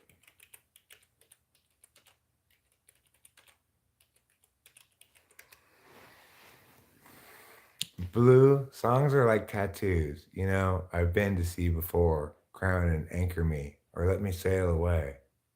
Hey, Blue. And there's a song for you. Ink on a pen underneath the skin. An empty place to fill in. Well, there's so many thinking. Now you've got to keep thinking you can make it through these waves. Acid, booze, and ass, needles, guns, and grass. Lots of laughs. Lots of laughs. It's so sad. Well, everybody's saying that hell's the hippest way to go. Well, I don't think so, but I'm gonna take a look around through the blue. Yeah, it's really So deep. it really is really good lyrics, right? Yeah. Also, I wish I had a river. Lyrics. It's coming on Christmas. They're cutting down trees. They're putting up reindeer and singing songs of joy and peace. So I wish I had a river I could skate away on. But it don't snow here. It stays pretty green. I'm gonna make a lot of money, then I'm gonna quit this crazy scene. Oh, I wish I had a river I could skate away on. Oh, I wish I had a river so long I would teach my feet to fly. Oh, I wish I had a river I could skate away on. I made my baby cry.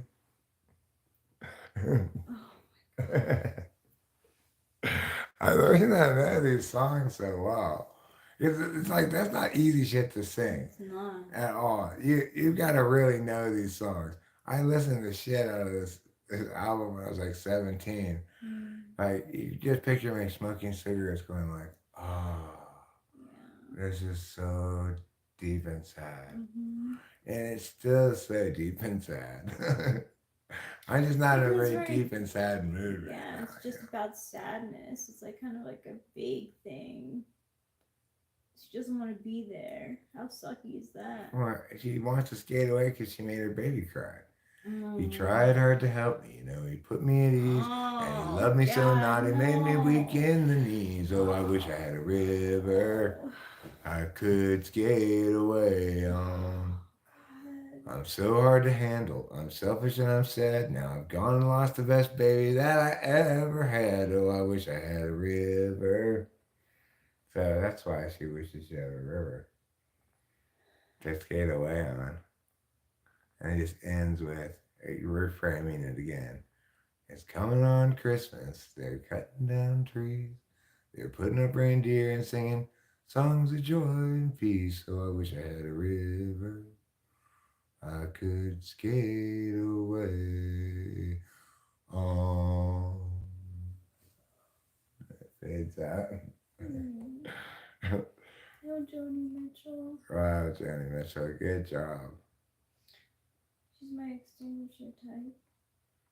We wouldn't get along in real life. It is her best album by far. It is.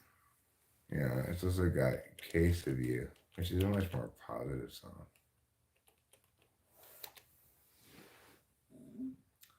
Although it is still about a lost love. Damn.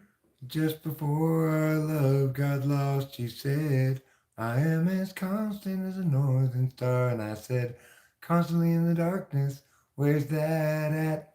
If you want me, I'll be in the bar. On the back of a cartoon coaster, in the blue TV screen line, I drew a map of Canada, oh Canada, with your face touched on it twice.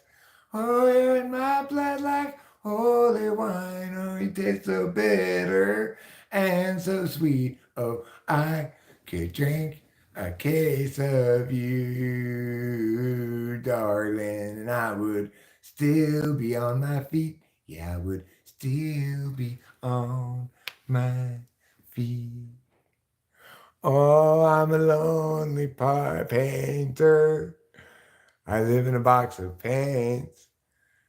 I'm frightened by the devil. I'm drawn to those who ain't afraid. I remember the last time you told me, he said, oh, that's this part. He You're said, singing it so well. It's like digging into love is touching souls. Surely he touched mine. 'Cause part of you pours out of me in these lines from time to time.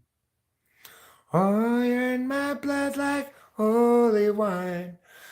You taste so bitter and so sweet. Oh, I could drink a case of you, darling, and I would still be on my feet. Yeah, I would still be on my feet. That's the best part coming up here. I met a woman, she had a mouth like yours. She knew your life, she knew your devils and your deeds, and she said, go to him, stay with him if you can, but be prepared to bleed. Oh my God. Oh, you're in my blood like holy wine. You're so bitter and so sweet. Oh, I met a woman, she had a mouth like yours. She knew your life. She knew your devils and your deeds. And she said, go to him, stay with him if you can, but be prepared to bleed. Oh, God. Take that line. Bipolar. FI6. Yeah, like I can demonstrate what FI looks like. It's just like, it's so, like, It's also she called. can stand on her feet even though she's drunk so much wine. Like, oh, it's.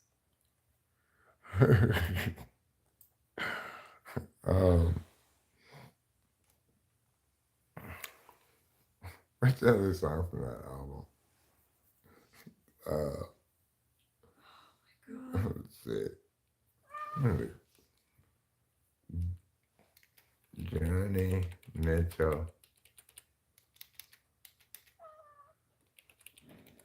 Blue song list.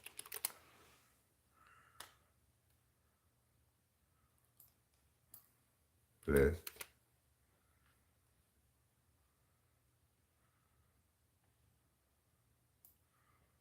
My Old Man's a good song. Just like, background is terrible.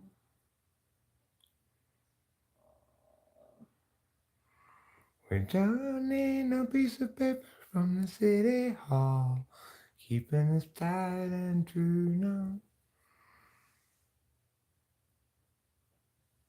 This song is it's very hard to sing. My old man, he's a singer in the park. He's a walker in the rain. He's a dancer in the dark.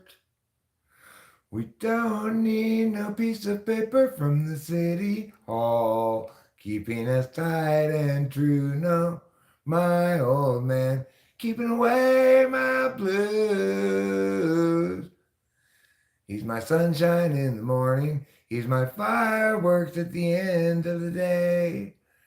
He's the warmest chord I ever heard. Play that warm chord, play. We don't need no piece of paper from the city hall, keeping us tried and true. No, my old man, keeping away my blues. But when he's gone, me and them lonesome blues. It's a really hard song to sing. Yeah. It's like almost impossible to sing. My dad loves her voice. I mean, I love her voice too. It's like, God. When he's gone, the bed's too big, the frying pan's too wide. No. I can relate to that. I hate that. Oh.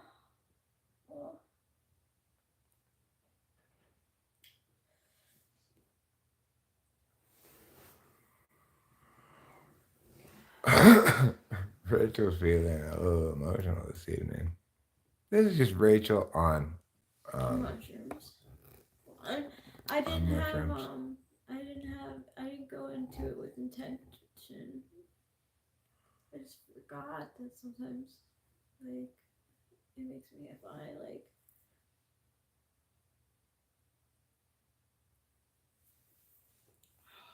Well, what about this one? We're gonna sing Kay's song now. Let's see how that one goes.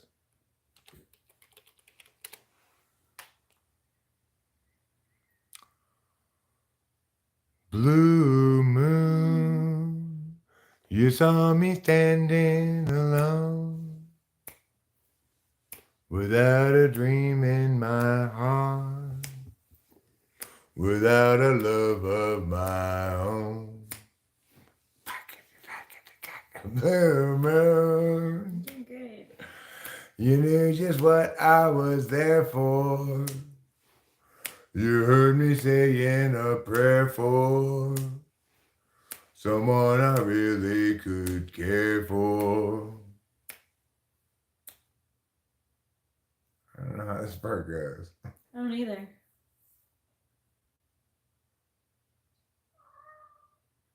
It go like this, and then they suddenly appeared before me, the only ones my arms will hold. Does it go like that, or is that a different song? I heard somebody whisper, please adore me, and when I looked, the moon had turned to gold. Blue moon, does it go like that? It might go like that. Blue It does sound moon, now I'm no longer alone, without a dream in my heart, without a love for my bone. I like that song. It doesn't go like that? Kinda? Okay. Mm-hmm.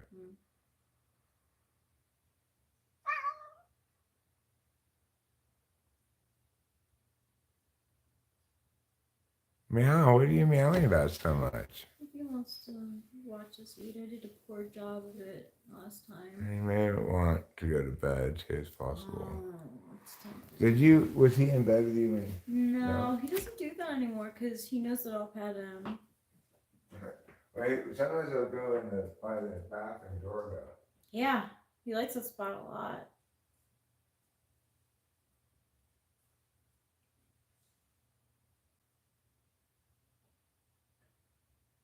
You know, I think what I was singing was from Daydream Believer.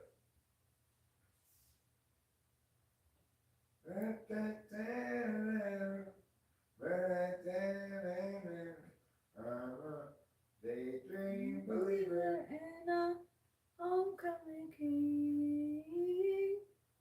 No, I thought the other part of Blue Moon was Daydream Believer. Oh. But I think I was wrong about that. Well, it's hard. If you don't know the song really by heart, it's really hard to sing along with the lyrics without without the lyrics. I mean, without the melody.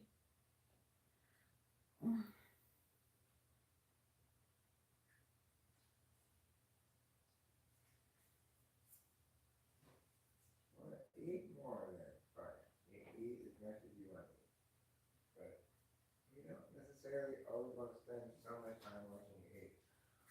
Like, I've already spent so much time today watching my cat eat. It's ridiculous. How much time are we going to have to spend watching him eat? You know? At a certain point, you just have to say, look, cat, you seem to think this is a contest where, like, as much as you can make us watch you eat, you'll just keep eating and eating and eating. Yeah. And your goal is to make it so that we spend all of our time watching you eat. That appears to be his goal. He appears to be achieving that goal.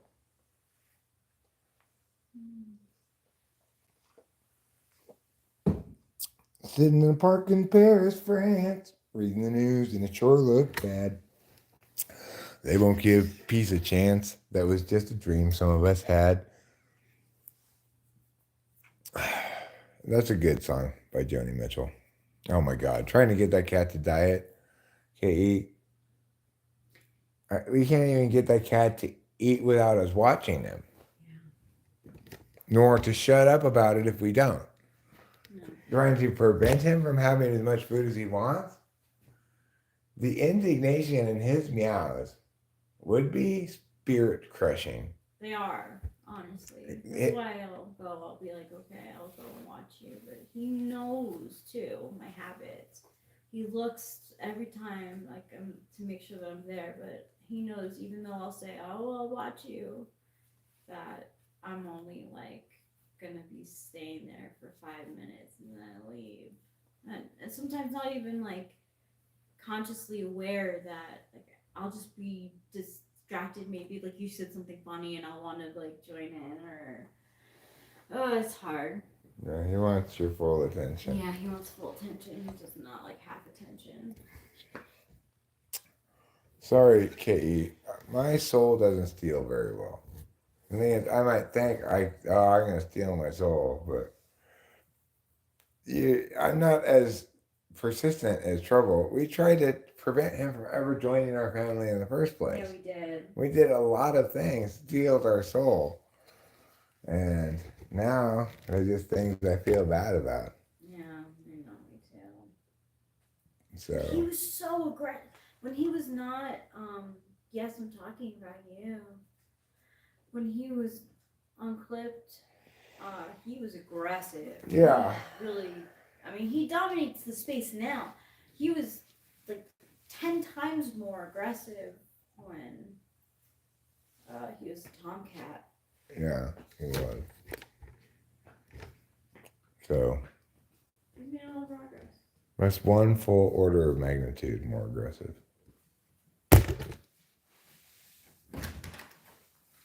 Assuming we're talking about base 10.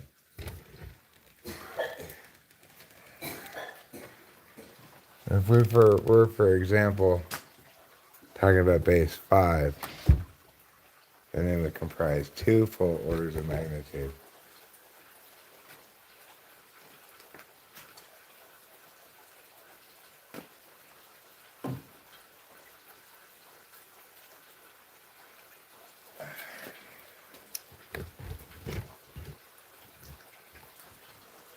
There's a little math for you there.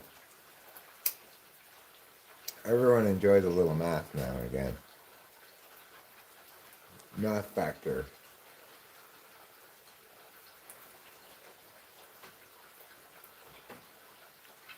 I'm looking forward to getting some youth dew tomorrow. I've been smelling pretty old lately, and so I was like, I'm gonna tell Rachel this is for her, but really, it's like that easy bake oven I wanted as a kid. I wanted it for me, not for my imaginary cousin.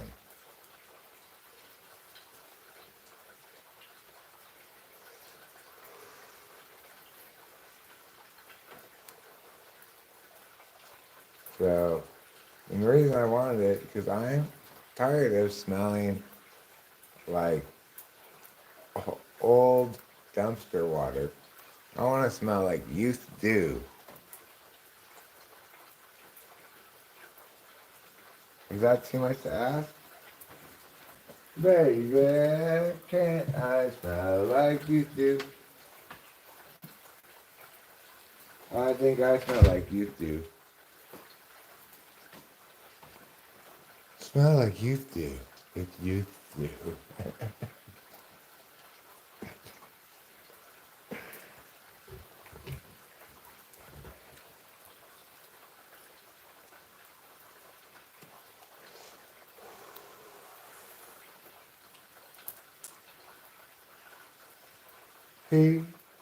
He's better than me.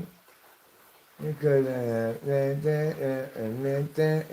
not like other guys. I'm worse, and she's better than me.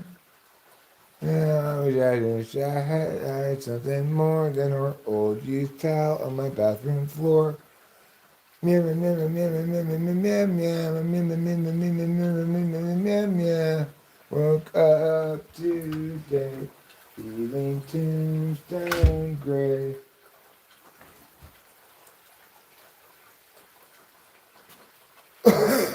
I think Rachel's feeling even sadder than Tombstone Gray right now. She's feeling blue. Songs are like tattoos.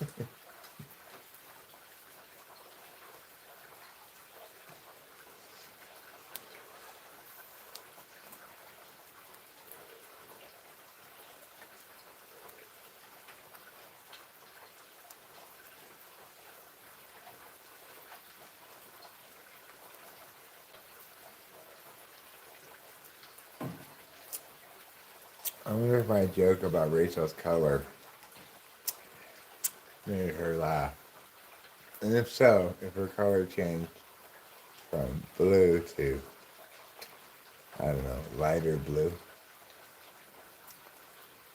pink, yellow. What is the color of laughter? Yellow? Seems like it's yellow.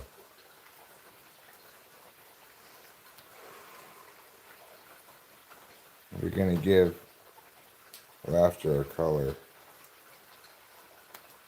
Although that would be pretty racist of you.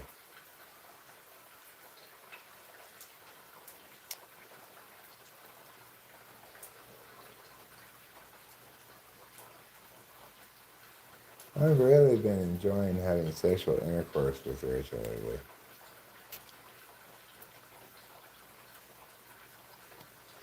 Not that I haven't always enjoyed it, but yeah, it's like been extra satisfying. Like, oh yeah, oh, it's very good thing to have accomplished together. I feel like everything's a lot better now. I really did something of importance there.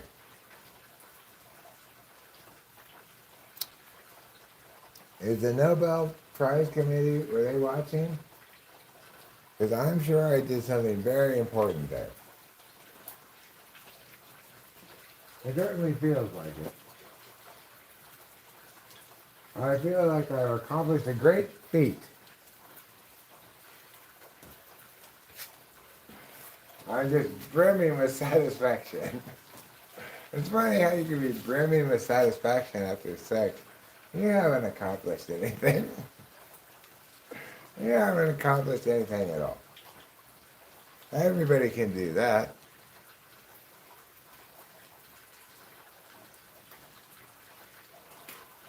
Everybody has been doing that since the beginning of time. Like the least impressive thing you can do. Why do you feel so satisfied afterwards? Well, here's why.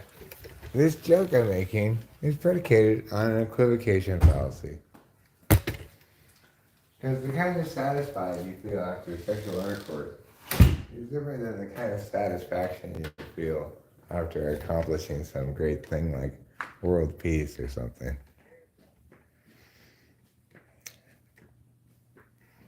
So that's your explanation for you.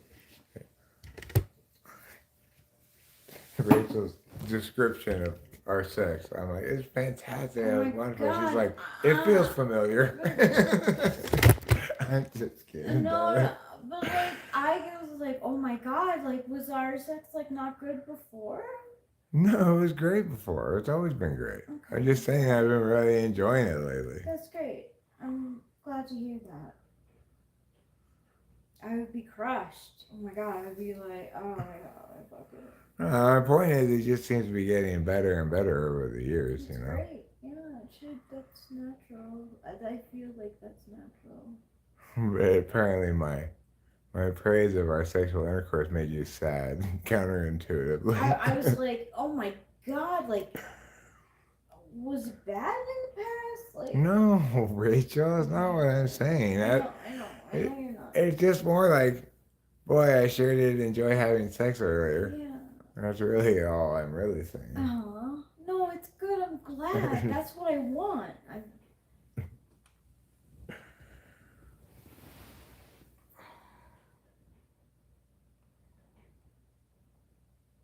I should do it, huh? I already did that once upon a time. Funny, no one though will ever find it or know it's me. What is it? Okay, internal dialogue. You like making a decision on SE? Yeah, maybe. That because like I can see you having thoughts like that. I think self-promos are okay. At least you build some rapport around here with no poaching. I know people can poach if they want to try to poach. Go ahead and poach. You know, it's like I don't feel like I have any claim to the people's attention who are here paying attention. If somebody else entertains them more, they should go there. You know, it's like I would do the same thing if I don't even have any loyalty to any YouTube channel. But even if I did, I would be like, well, that was entertaining for as long as it was entertaining. Now I'm going to go be entertained by something else. You know, I've had plenty of people try to like take over my community or whatever. Like, okay, you go ahead and you've got this group of people to go pay attention to you now. Now it'd be interesting. I can't believe the TWFP Discord is still going. That bothers the shit out of me. Like, I don't care. You know, it's flattering, really, to have a bunch of people talking shit about me. I don't even think about them at all, wherever they are.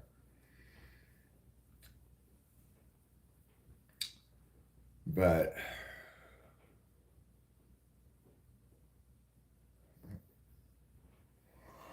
I'd be like, go for it. Just go check it out. Come back, tell me what it's like. If it's like super good, tell me. Maybe I'll quit streaming and go watch it.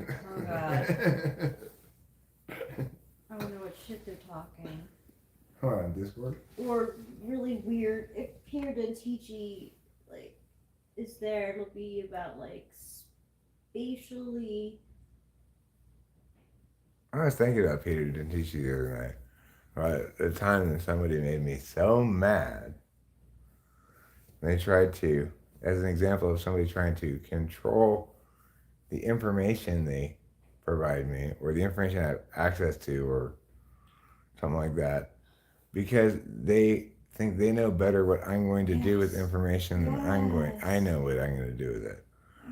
It's like, okay, that is the most offensive thing you can possibly do to me. Like, I might be just making an intuitive leap, but he like seems so ESFP to me. Like when he's describing Enneagram, it's in this like fog of NI. I don't know what type he is, but it's like somebody said the other day. I don't remember who said it about Dave Superpower's like pursuing increased complexity for its own sake, something like that. Yeah, he does. Like to for his own self-satisfaction, as Ruben said. It's like things should be. Every explanation should be as simple as possible and no simpler, as per Einstein. You know.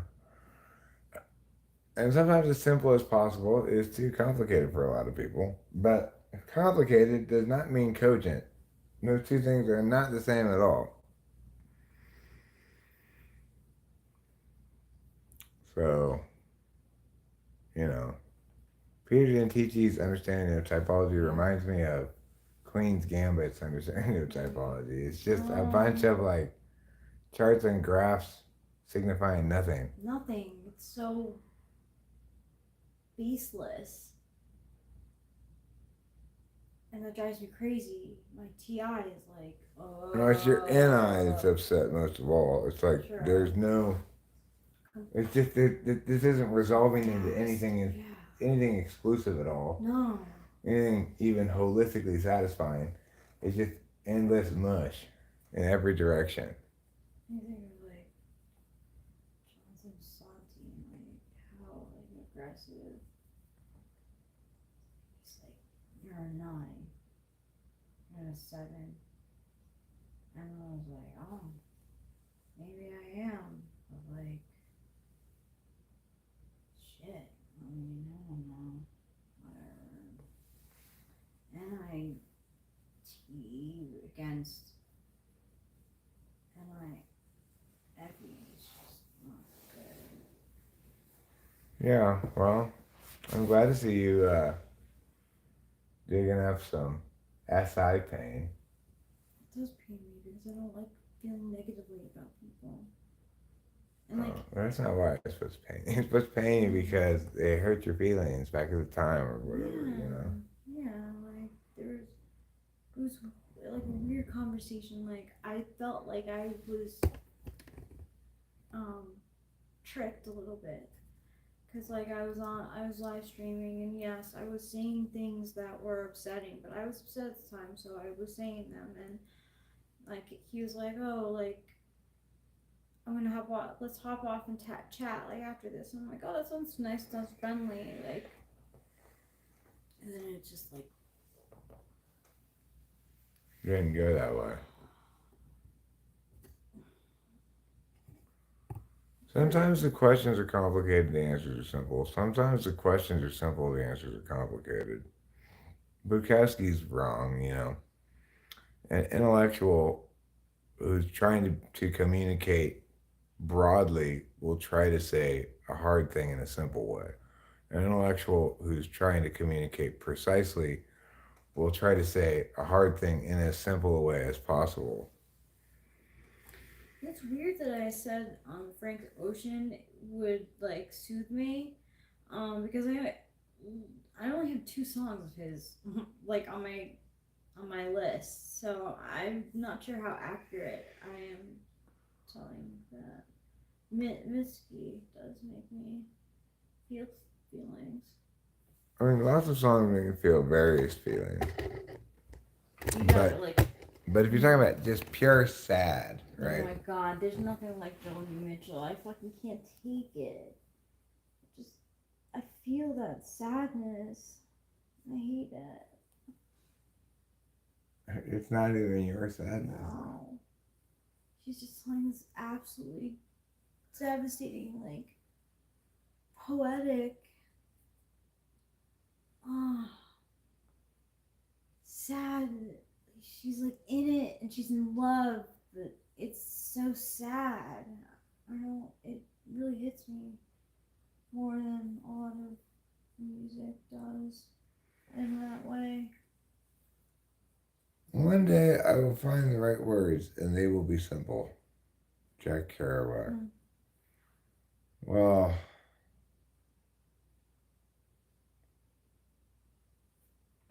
certainly not my experience. It's like every day I find the right words. And never seem to learn that there's not much point in that. That makes a lot of sense, Ke. The saddest songs to me are never about love. That makes sense because you love FI. Well, it's like what Tolstoy said as well. Happy families are all the same, but bad families each have their own horrible story. Something like that, you know? Oh, it so kills. But I just had last Friday.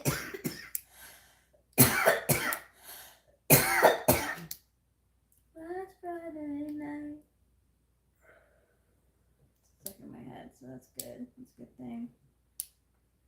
We were chasing paper cars. I like to make different lyrics for that part.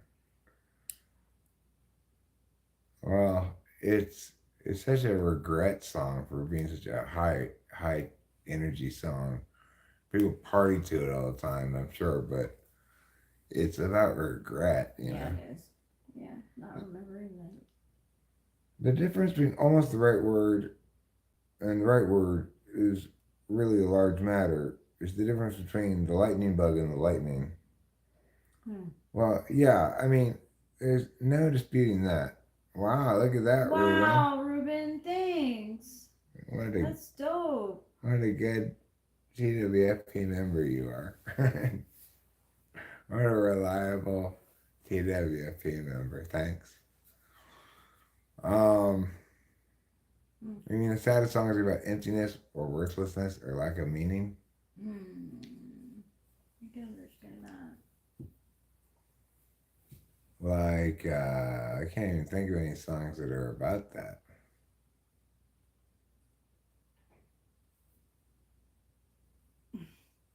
LLKE. That's like what my mom's probably thinking.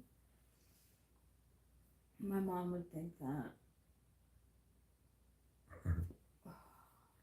She's like, oh, they're staying a long time. I'm like, yeah. We have the room. We want people to stay. Like, Right. It's not like they bothered us at all. No. I felt. It's like if I had been cleaning up after him all the time, maybe I probably wouldn't clean up after him. I'd just let it get messy and then maybe clean one day. And if it lasted long enough and they imposed on me enough, I would be annoyed by them. You would. You set your boundaries. You said Tuesday. Yeah, but that wasn't because of a boundary. I was just saying that's 2 weeks, right? Like, the boundary was they had to go home because Ruben had a return plane ticket, you know? Yeah. But,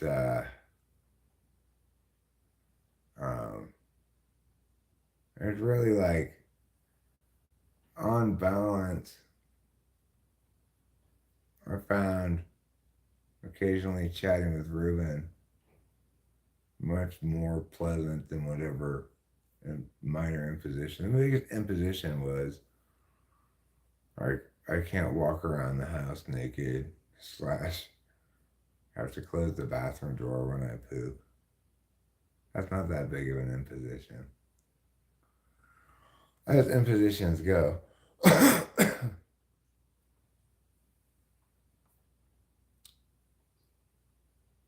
Or is that at, I mean, oh, he got 20 months worth of membership all at once?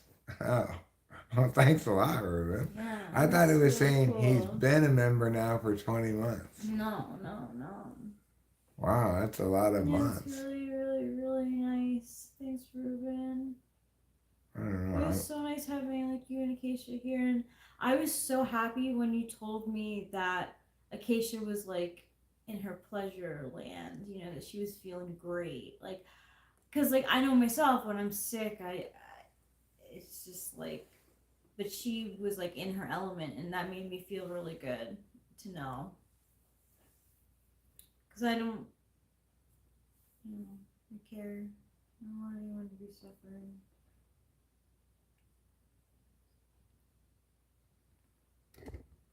Oh, yeah, right.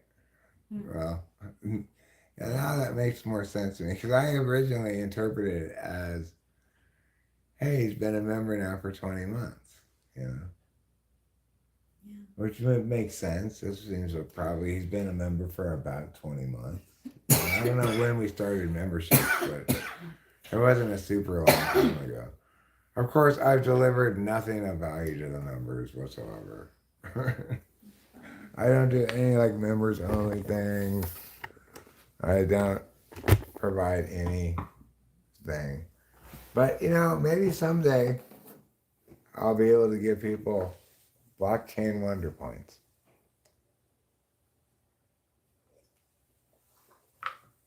See, I told you Ruben didn't buy 20 months at once. Oh. It's just his 20th month. Oh, that's cool. It just says for the last 19 months plus this month, he's consistently said, I want this again, even though it provides me nothing. This is me. 9 of Cups. That's interesting. The only tangible thing it provides him is the use of different emojis. Mm-hmm. What's what? What did I get? I'll do you.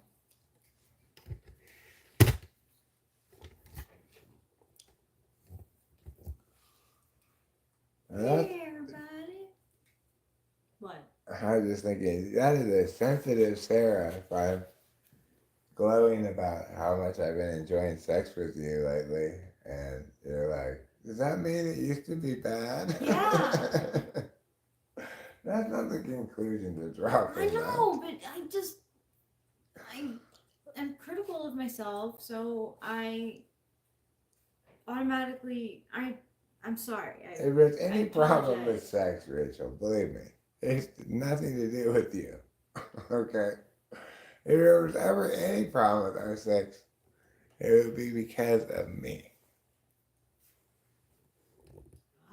Not this wonderful, beautiful, perfect angel who's feeling extra emotional tonight. You make me like very special, and I don't like your average Joe. Oh, Rachel. You and I are both average Joes. You're smart. You're very smart. I'm not. No, I didn't leave, Ruben. It was mutual, okay? We both decided it was time for us to part. Yeah, it was mutual. You were fine. Right. No debt is. I'm playing a joke on karma's lack of comma. Karma pimps lack of comma. Because instead of saying, did you leave, Ruben? He said, did you leave, Ruben? Oh no! So I explained it. No, I did not leave him. It was. Yeah, I'm kind of getting hard. Okay. Let's see what I get.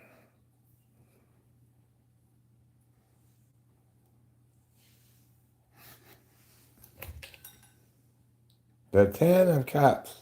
Oh. It's a party. Plenty of cups for me and Rachel and 8 other people. Yeah. With you got 9 of them, right? Yeah, I had 9. So we can have me and Rachel and 17 other people at this party.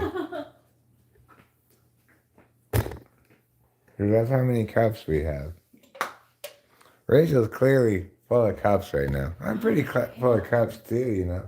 It's just my cups are a little more laughy and hers are a little more cray. We're like those 2 clowns in the drama club. Yeah, that's true. We always have the sad and the happy face. Those 2 clowns in the drama club. One of them's always happy and the other one's sad. But the thing is, those are just masks. Underneath the happiness and sadness is just the actor's neutrality.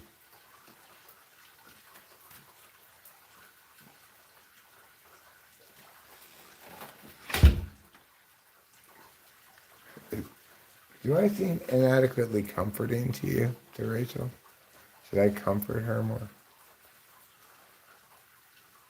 Should I say, oh, they're there? Probably I should say that. Well, I have to go back in anyway to get cigarettes because I forgot them apparently. So while I'm in here, I'll comfort her more. You're comforting me plenty. Oh my goodness. Oh, they're there. Yeah. Oh, they're there. You're gonna go listen to some incel rap. I like that. That's great. It's so rad. That sounds cool. It's very niche. It's not that I won't try to get myself laid. Instead, it's that I can't.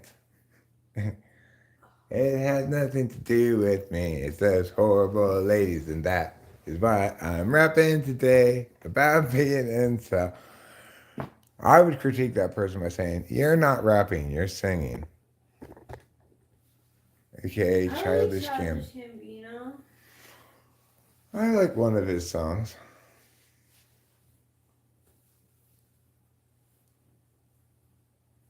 You think that Acacia needs... Right, Ruben points out he's been prepaying rent for 20 months. Acacia needs some incel rap after snuggling with Ruben? Huh. Not sure how that works. So, would that be because Ruben was holding out on her the whole time? No. You cannot have sex with me.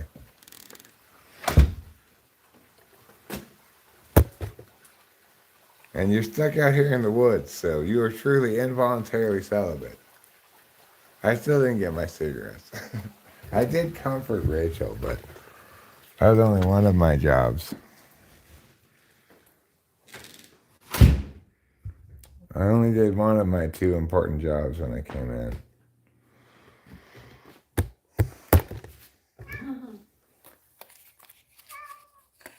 Oh no. You think he wants us to go to bed now? He probably wants me to go watch me again. I'm just gonna go stand in there till he jumps up on the table, and then I'll pet him like one time and walk away. Just to be like, enough already, dude.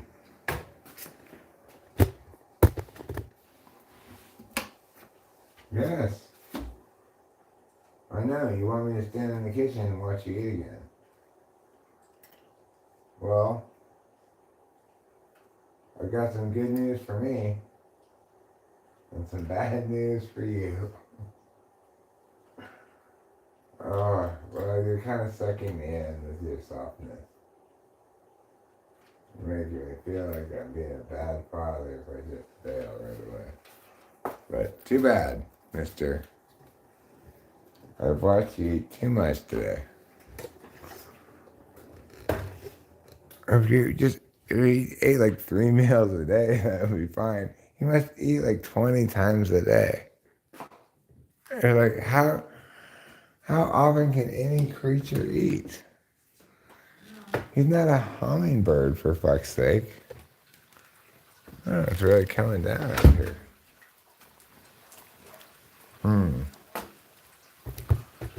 Sadly, I think I'm still not quite ready to smoke a cigarette because it's cold enough now that I think I need to get a hat. I'll be right back.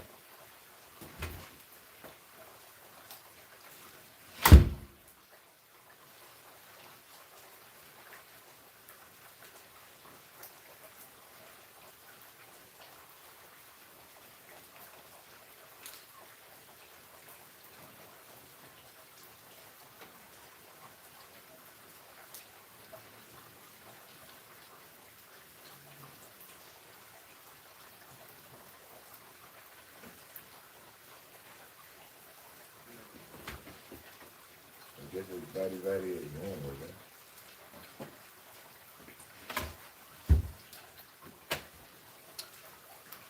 but I would say that Rachel and Ruben are just as pleasantly buddy with one another as me and Ruben were. I liked watching Rachel and Ruben interact.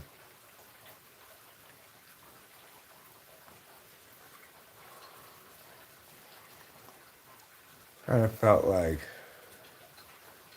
maybe Rachel was starving for some beta quadra or something. You know.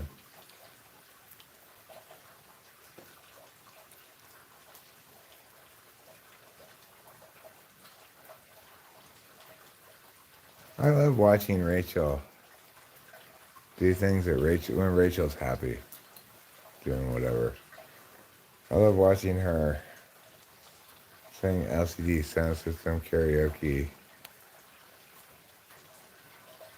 I love watching her talk with Ruben about Enneagram. You know,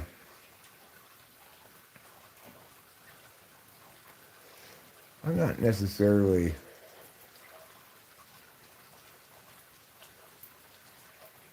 like gonna provide the kind of responses that like a beta quadra person is regarding a lot of NI stuff, you know. She's like, you think I'm Enneagram type meow meow? I'm like, well, I think that you're probably this one, but also I think it's a mistake to attribute too much like holistic shit personality wise to Enneagram. I think it's basically just doing a bad job of failing to explain while grouping together a lot of cognitive function stuff. But I think the direct engine of it, like the taxonomy of FI, it's fine. Well, that's not the kind of answer she wants to hear really about Enneagram types. She wants to know whether she's a meow or meow or meow.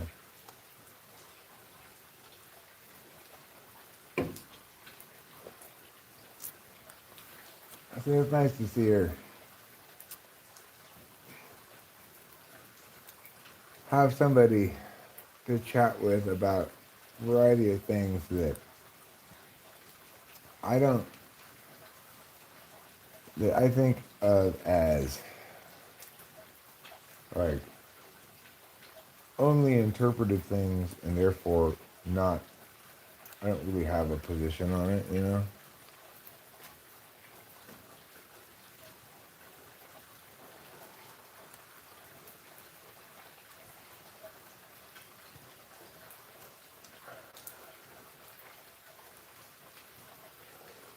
We did not say that I didn't enjoy chatting with Ruben, too. I don't really remember what we chatted about that much.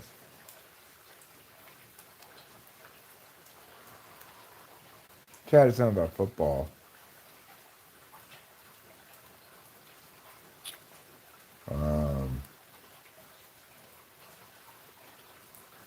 you know, I made my normal parade of witty observations, and discovered that he's broadly less impressed than Rachel. Although, generally speaking, probably paying more attention. Even when his attention's split. Rachel doesn't split her attention very well. She's not an interfacer, you know. She's a knower.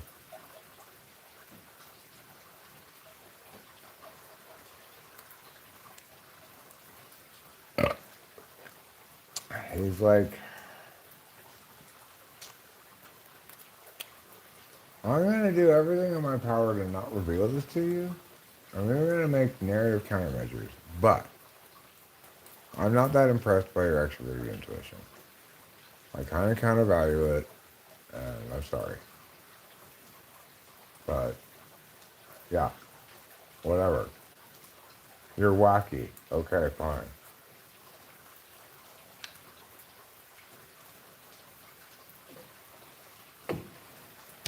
We've been had a fine time together. A fine, if I would guess, generally unmemorable time together. Because I don't seem to remember very much about it.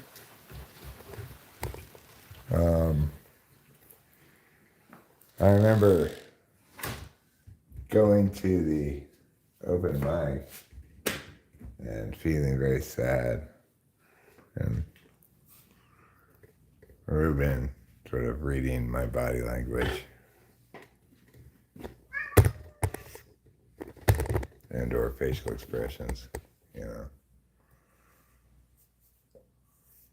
Yeah, I knew too.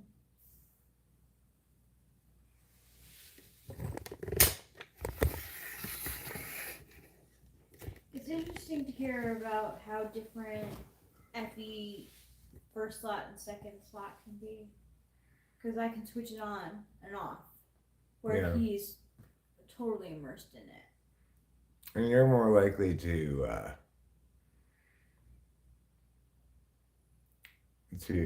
listen to what I say, probably from being with me for such a long time. You know, like, so if I tell you something that runs afoul of your FE read,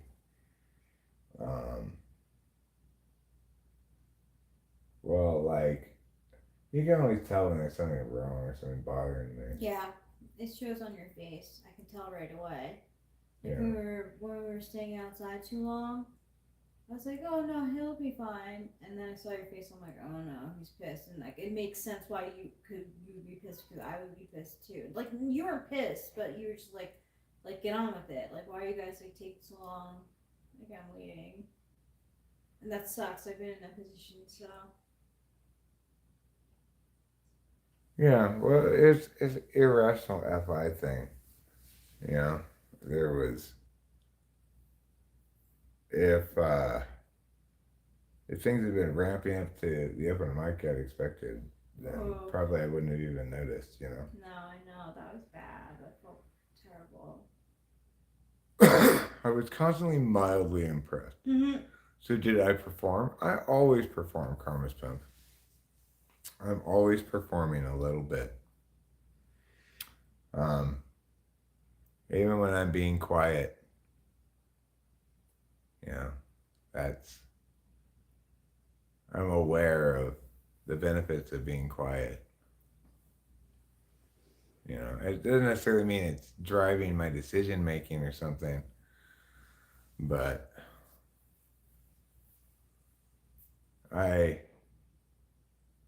keep an inadequately active FE kind of awareness going on.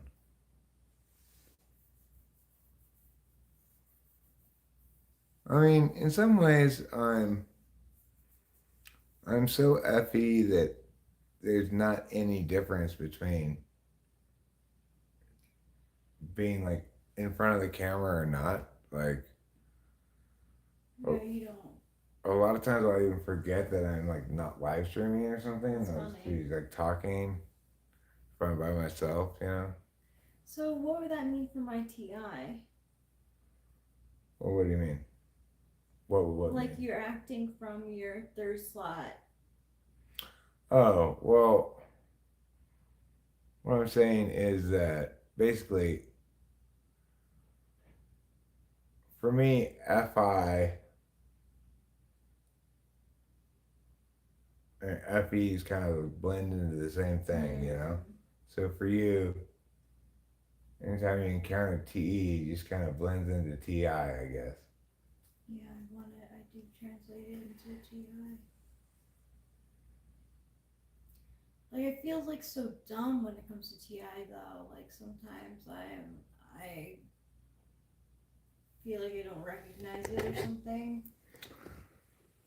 You and I have a different relationship with that because your your second slot function is the interface one. Yeah. So it's like in my mind, I understand clearly how the deliberation and interface conflict by Mm-hmm. simply understanding it as I have a choice between being correct or being inclusive. Oh my god. Oh, I have such a thing about being inclusive. Whereas for you, you're thinking about TI in terms of like my test questions and stuff. Yeah. But TI is not my test questions. TI is a frame of reference that is fundamentally about parsing what people say for what the words mean. Yes, I do. I take it very literally. So in that regard, FE and as a tool function and TI as a third slot function, it's less cooperative than mine, you know, Yeah, it is. It really is. and the other way around. Because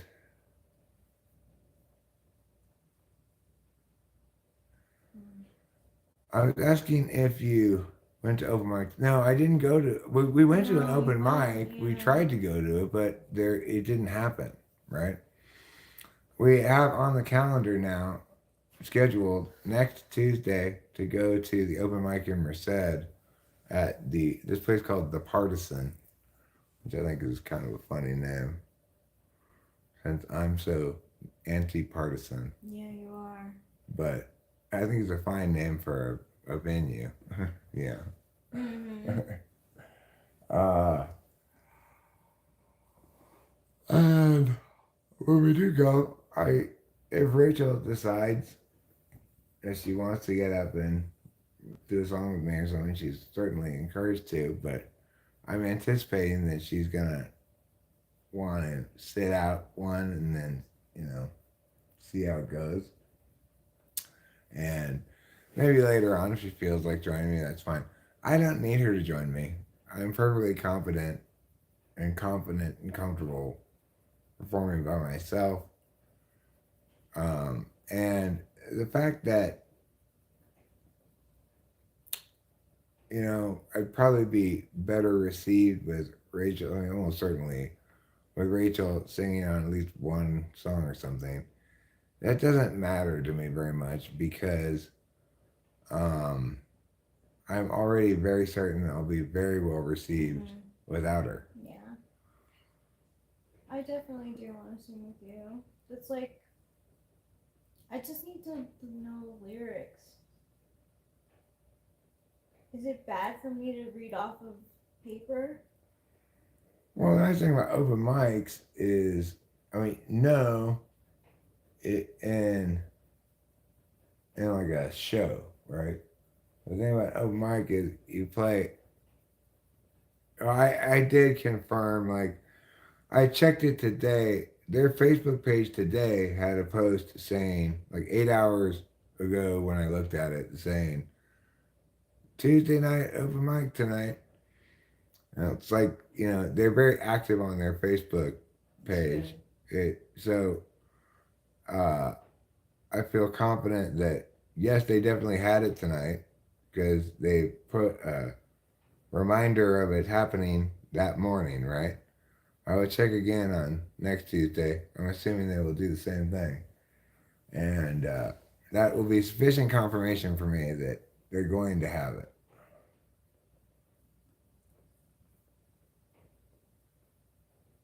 Yeah, well, I mean, this last place, I did what I could to confirm it. Like, except other than calling them and talking to them, right? Like, I saw the sign inside the place, which is where I first heard about it at all. Then I Googled it and it said, like, every Thursday, I think it was. It's Thursday, that place, right? Um, Rue's going to be back in Texas. Yeah. It's just gonna be me and I. Where do those bandages and antis In the bathroom. in the cabinet. red thing? Just in the behind the mirror thing that you, or whatever it is that you open up, or Okay. Where those kind of things would naturally go. Yeah. Where are you thinking I'm going to? You want so much. No, he doesn't necessarily. He's just wondering what we're up to.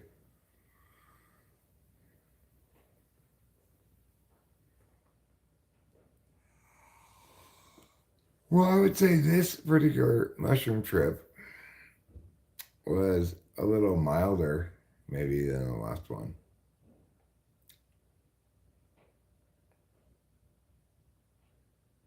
Maybe I took a little bit smaller mushrooms than last time. But pleasing, nevertheless. Fully pleasing. Rachel only had one mushroom and made it into crying Croatia. The cryingest lady from Croatia.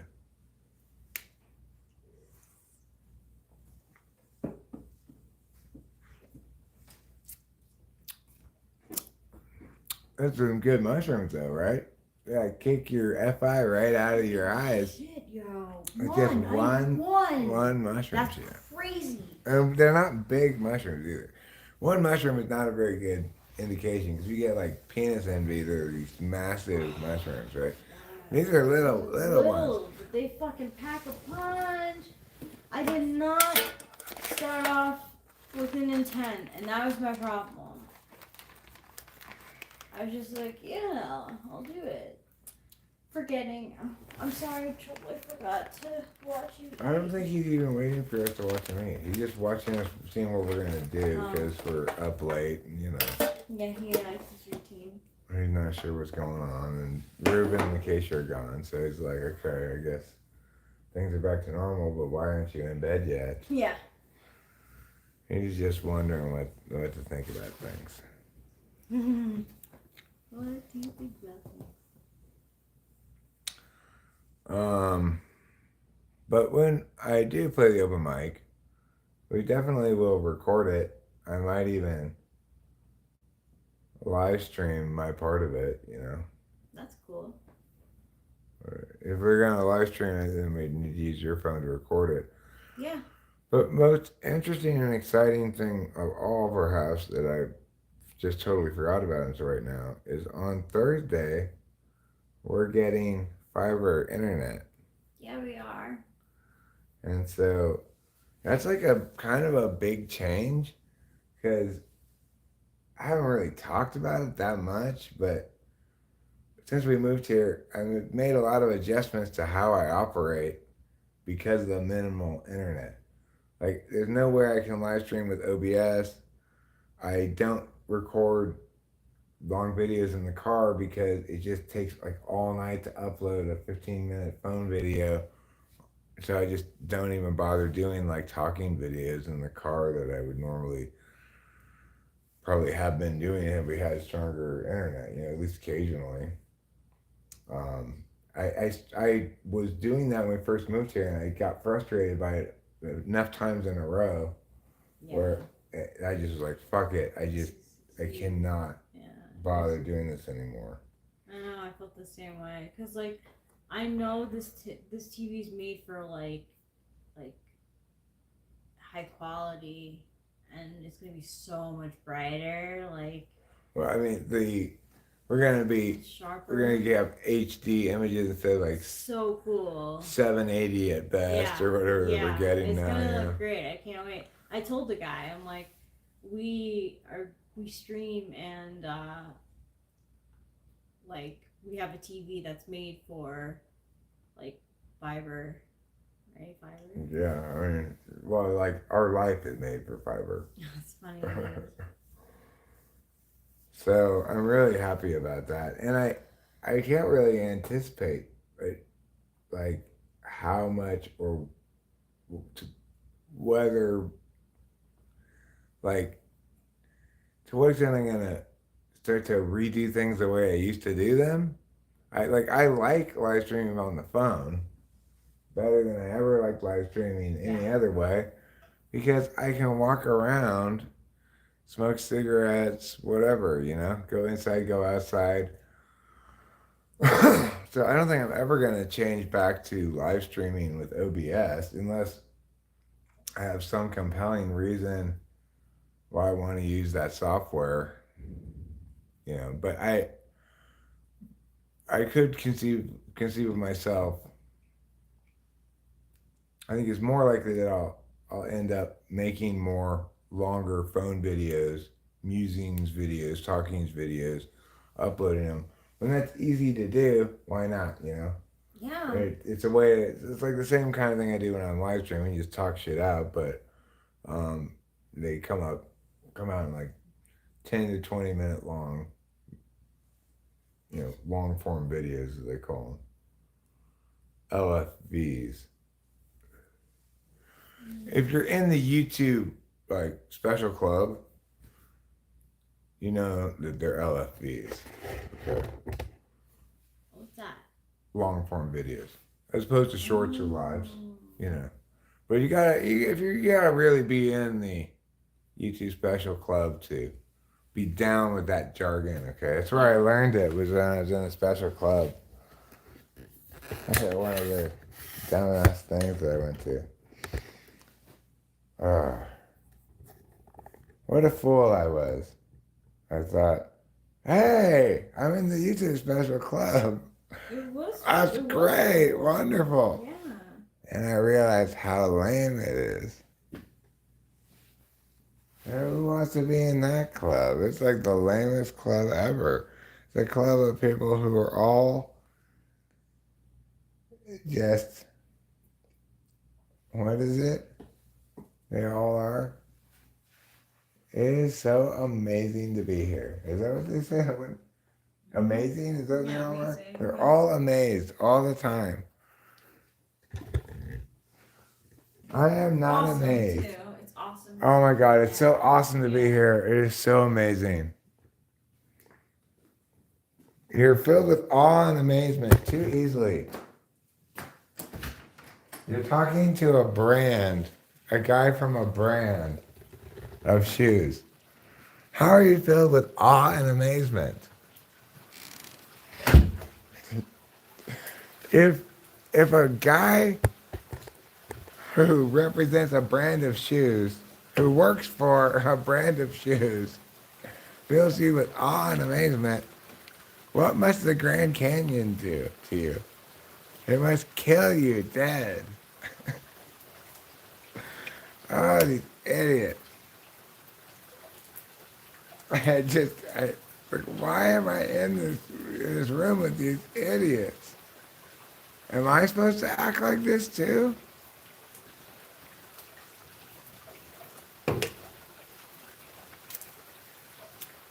It's like when I got in the special club, I finally realized, oh,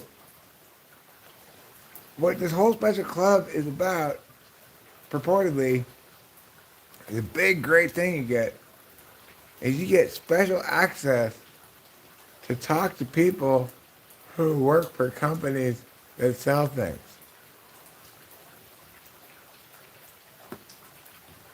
I I could call customer service to do that. You fucking fucks. Right? I don't want to talk to this guy who sells shoes, be like, oh, your shoes are amazing. I'm amazed. And I think that they're awesome. And could you pay me money? Maybe a little bit, or just give me some shoes or something so I could say how amazing your shoes are to my tiny audience of people? No, I don't want to say how amazing your shoes are. I've never even heard of your shoes before. I'm certainly not going to, take advantage of this opportunity to pretend to love your shoes so that you can get me to further pretend to like your shoes for some money, which you'll never pick me anyway because I don't have enough people watch me. And the people who watch me, if they're going to hear me telling them, hey, you should buy these kind of shoes because they're so great, I don't think they're going to believe me. I mean, unless I really like the shoes a lot. Like, I would make an ad for these shoes. These shoes are great. I don't know what they're called. I mean, I know what they're called, the Tommy Slippers, but I don't know what their brand is.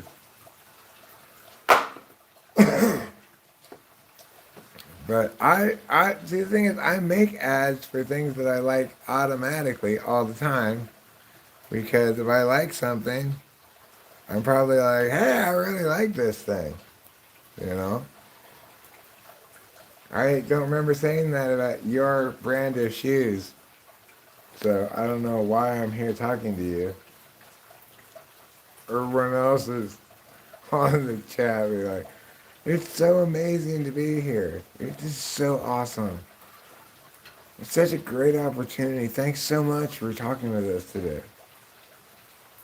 But I don't think it's that amazing, really. Something like that. Nobody responded at all to me. Everyone just ignored it steadfastly. Just don't pay any attention to what he said. He's not experiencing the amazement at the same level that we are. So just pretend he doesn't exist.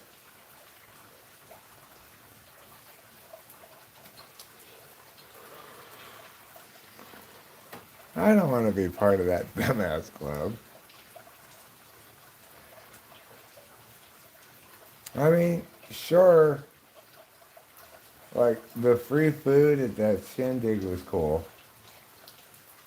They make you feel kind of fancy or whatever. But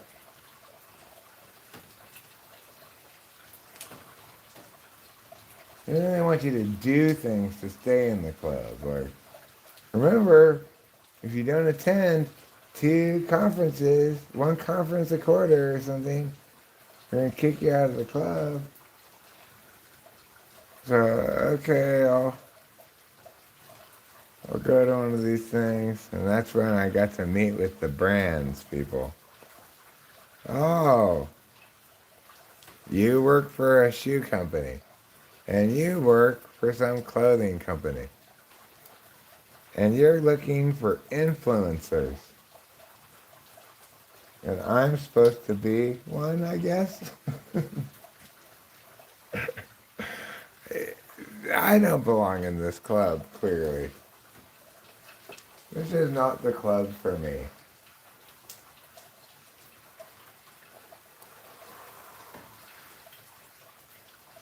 Influencers.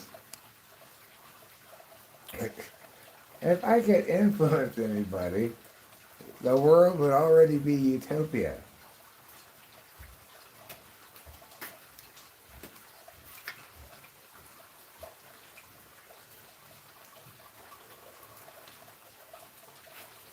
All I have is correctness. And what I have learned in life is there is nothing less influential than correctness.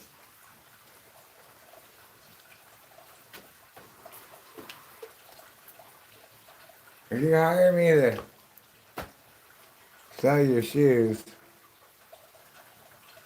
well, I don't know why I accepted that deal to begin with, but it'd have to stipulate I will tell the truth about your shoes. If I like them a lot, fine. I'll say, you know what? Hey, these shoes are actually pretty fucking good. If I bought shoes, I might consider buying these shoes, I guess. They look fine, you know. They keep my feet from getting wet when it's raining. You know, they do shoe things. These clothes are fine, I guess. I wouldn't wear them, but, you know, I gotta make an ad for them, so. If you like them, maybe you should buy them. I don't know. You also have bad taste in clothes, but obviously you're not going to be influenced by me, or you wouldn't be here talking with famous people.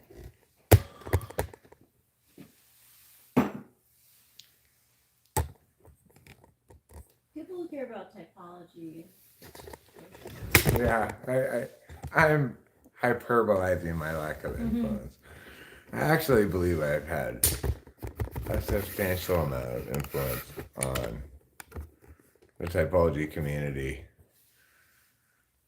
Not necessarily the influence I want to have.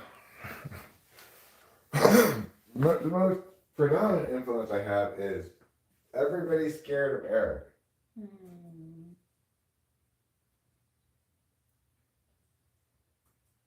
But I've thought about it enough now. I understand that it's an untenable situation because everybody else's legitimacy in cognitive functions, if they don't start with what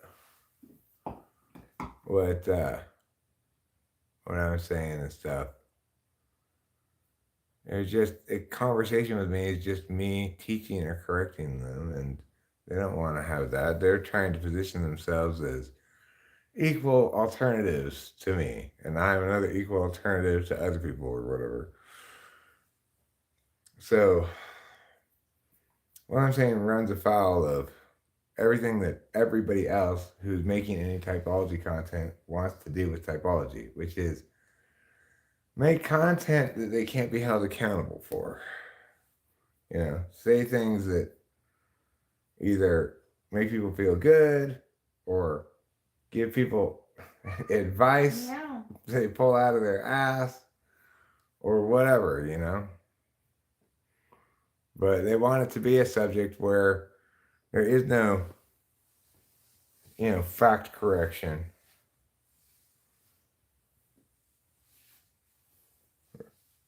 We want it to be astrology or I don't know, like partisan politics. It's not goal setting, yeah. Goal. Remember, everybody, my simple rule for life. It's easy to remember. Just remember the word goal. G, goals. O, only goals. A, always goals. And L, love goals. Yes, that's how it goes. Yeah. I got another, I've been getting Teal Swan. Yeah, Teal Swan's into you. So she's trying to sell me something, of course. Please don't buy it. I'm not. Why would I? It's courses and shit. I saw that stuff coming from miles away. It's just a joke. But I do want to show you some of what she does sell. I think you're going to really find it great. I was there playing with dolls. That alone was worth it. I will say, I was the only person at the YouTube party who was playing with dolls. I was possibly the oldest person there and the only person playing with dolls. So I don't know what that says about me, you two, or dolls, but it's been 3 days. I just want to sleep in peace. Well, stop smoking crack for a few minutes then. K.E. It does cause breathing problems if you smoke too much crack.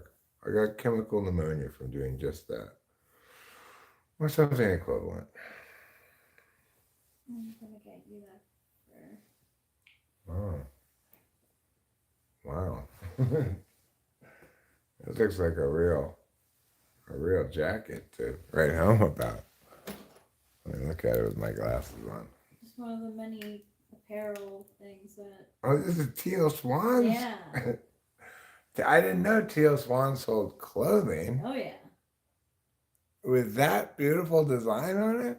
That's her design. That's her. Oh, of course it is.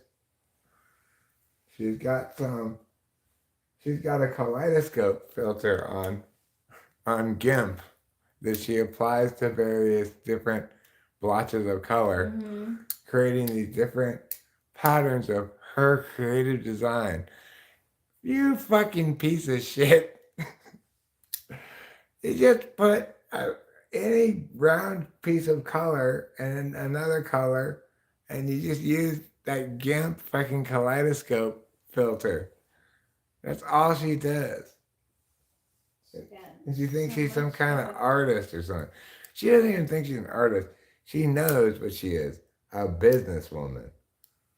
And her business is the same as many very successful businessmen have had in all of history.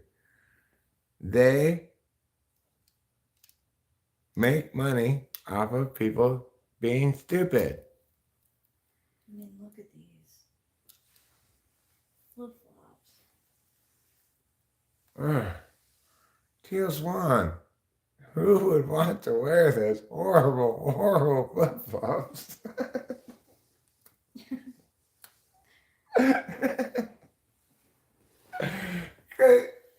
It's like she couldn't have, if she tried to make it worse, she couldn't do a worse job of making anything.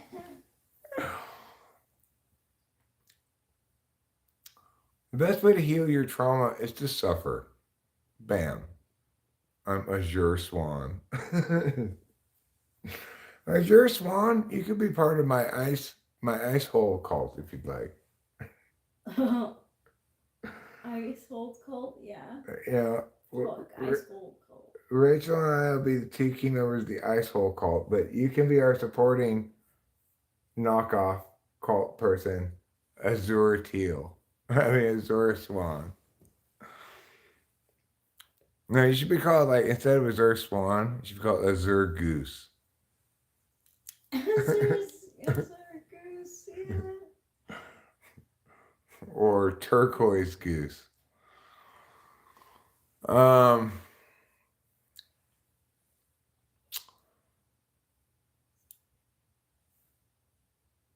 So anyway, yeah, Teal Swan understands something that is probably very true, which is it doesn't matter what it looks like. You just put whatever random shit on there.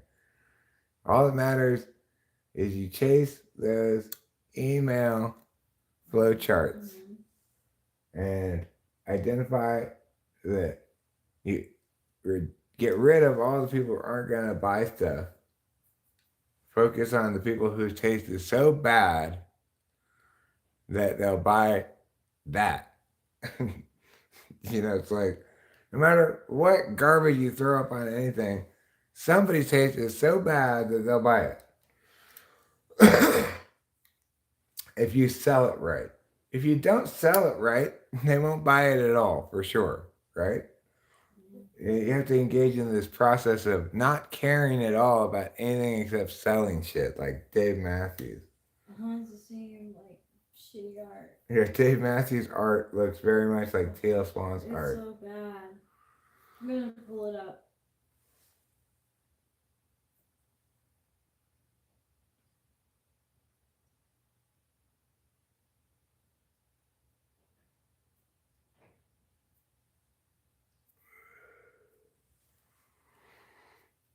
She's got one thing, whatever she says sounds soothing to you.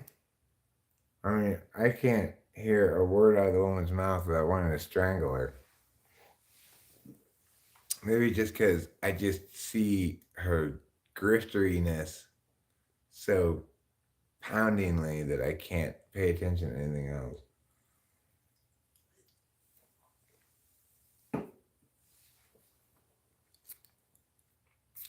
Her cards were so terrible.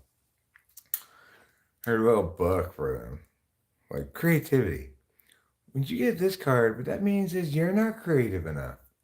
And here's how to set a goal. G. Goals. O. Only goals. A. Always goals. And L. Love goals. I've been Teal Swan. Yeah, of course. Setting and meeting goals means you need to suffer. Because life sucks.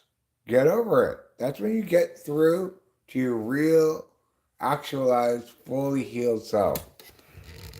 Is when you just keep your nose to the grindstone, meeting those goals, and just telling yourself, yeah, this is shitty. That's because life fucking sucks. That's where healing comes from. Healing by Teal Swan.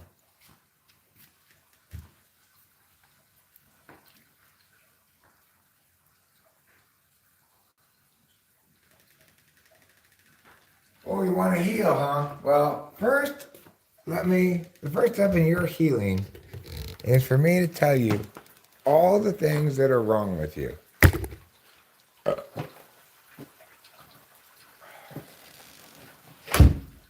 so many things you need to change. You're doing life wrong, okay? But fortunately, you finally made contact with me, Teal Swan. And I have all of the answers for you.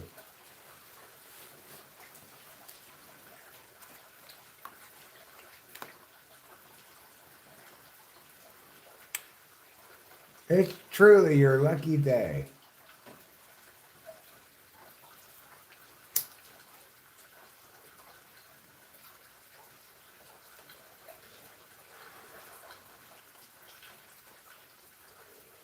Oh, here's a question I wanted to ask people on the live stream. See what people think about it. Last night, Rachel went into the bathroom. She turned on the light. There's 3 light switches in the bathroom. Light, heat light, and fan. Okay. She turned on the light and the heat light. She took a shower.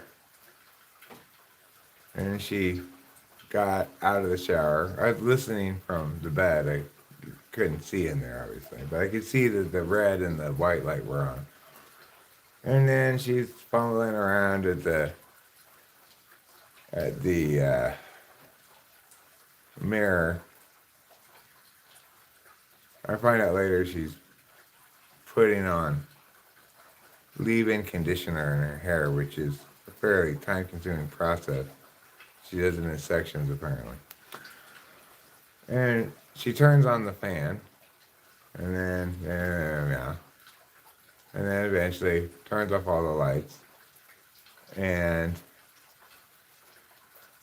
comes back into bed. I didn't ask her then, but I wondered about it then, after finally today. Why did you turn on the fan?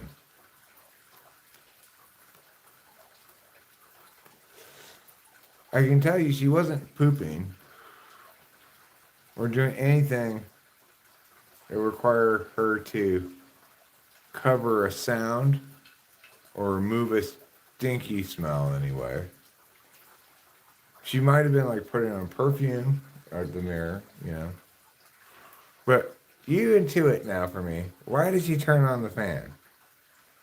Or know why she turned on the fan and tell me how you know it. One of the two.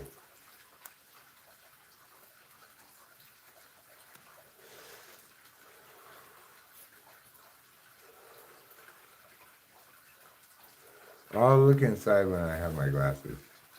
Or when I don't have to have my glasses.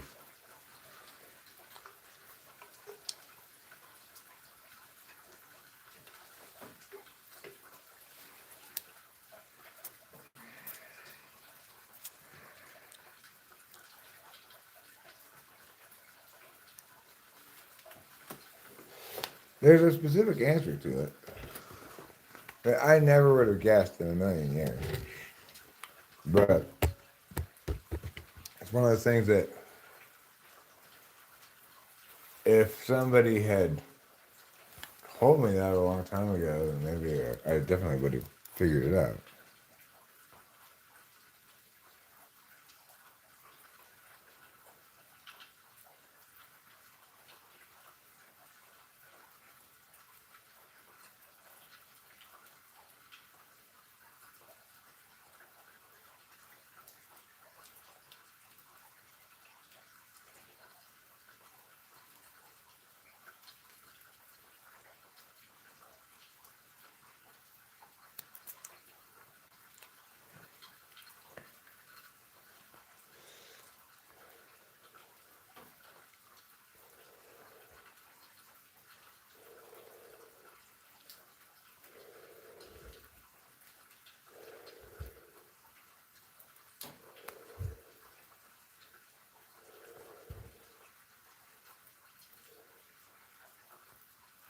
Well, Mrs. Mom, the only person who offered a guess, is correct.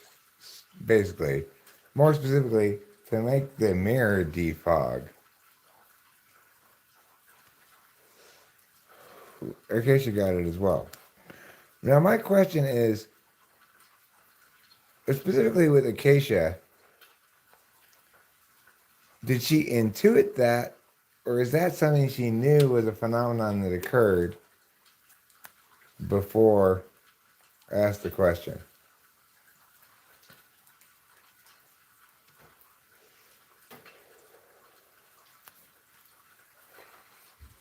I do, Kay. I think you got a great future. All you have to do is jettison all your morality.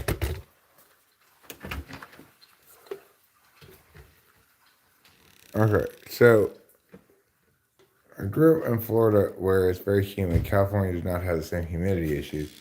Well, but here's the thing. I have had, it's not about humidity, right? It's about the bathroom. Some bathrooms, when you take a shower, they get foggy right away and the mirror gets all fogged up right away.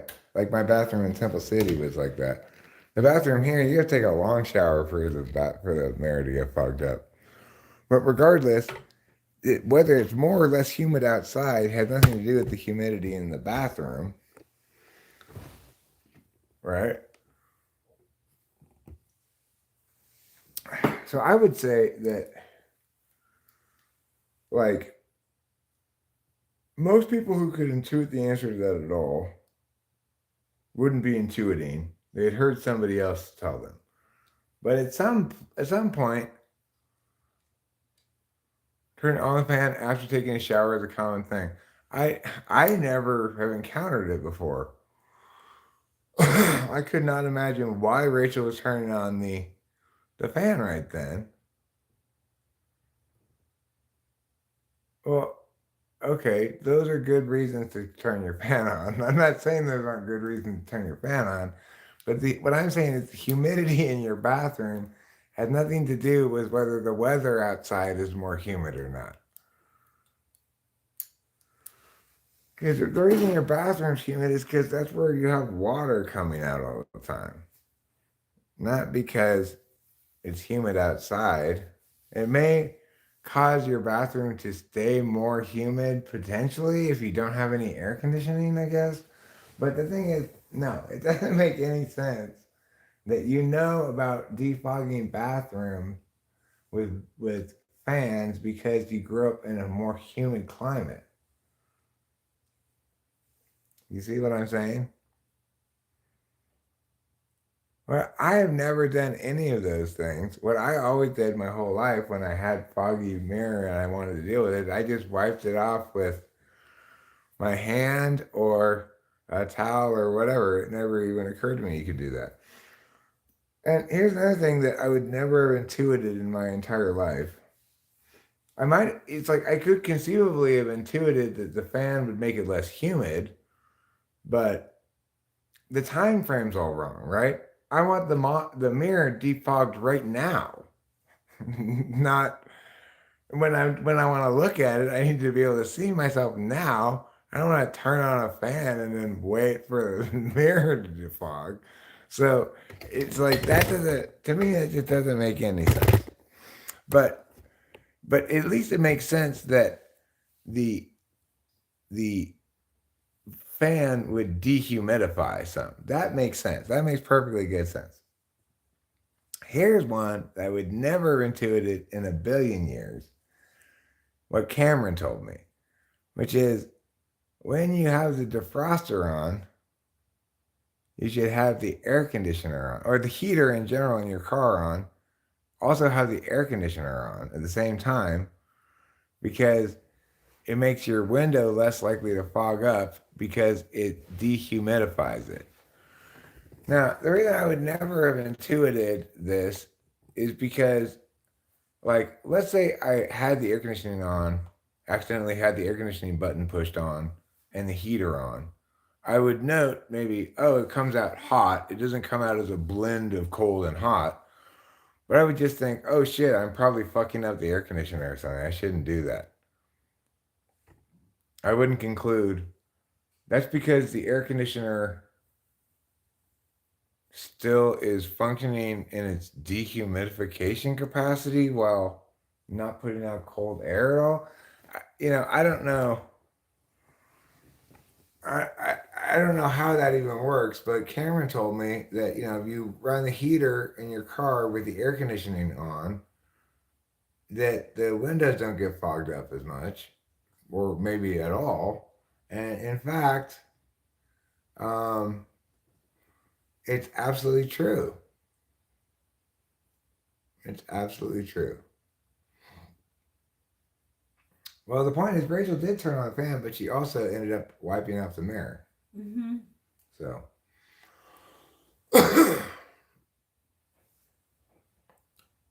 Winston's mom can't Google at the moment? Wow, you must really feel handicapped. Oh my god, that would, yeah, I would expect that to feel like a handicap. My mom used to open the window with the heater for the Yeah. same reason. Yeah, my mom used to do the same thing. Well, I've done that as well, Me too. but it never occurred to me that you could have the air conditioning on with the heater on, and that would make the heater work to better functionally. In other words, not fog up your windows. I wonder if he learned that in school, like, you know. I'm pretty sure he learned that where he learns a lot of things on like YouTube tips and shit videos. He picks it like he learned about. That's where he learned about how you can stand up ladders. That's what remember how he showed us how if you stand ladders like this, they lean, they automatically stand up against a wall, even though it didn't seem like they're leaning at all. Yeah. I didn't know that. It's one of those like weird little things, like I didn't know that either. There was some. I don't remember exactly what it was. There's some product that I've been using for years, and they had this thing on the back of it or something. I had no idea what it was for, and then one day I saw like a video. I didn't even think about it. Like I didn't even notice the thing, and I saw a video. So people don't know, but this product has this thing on it for this purpose. And I was like, I didn't know. I didn't even know it had that thing on it. I looked at it, oh my God, it does have that thing. But I can't remember what the product was. That's so interesting.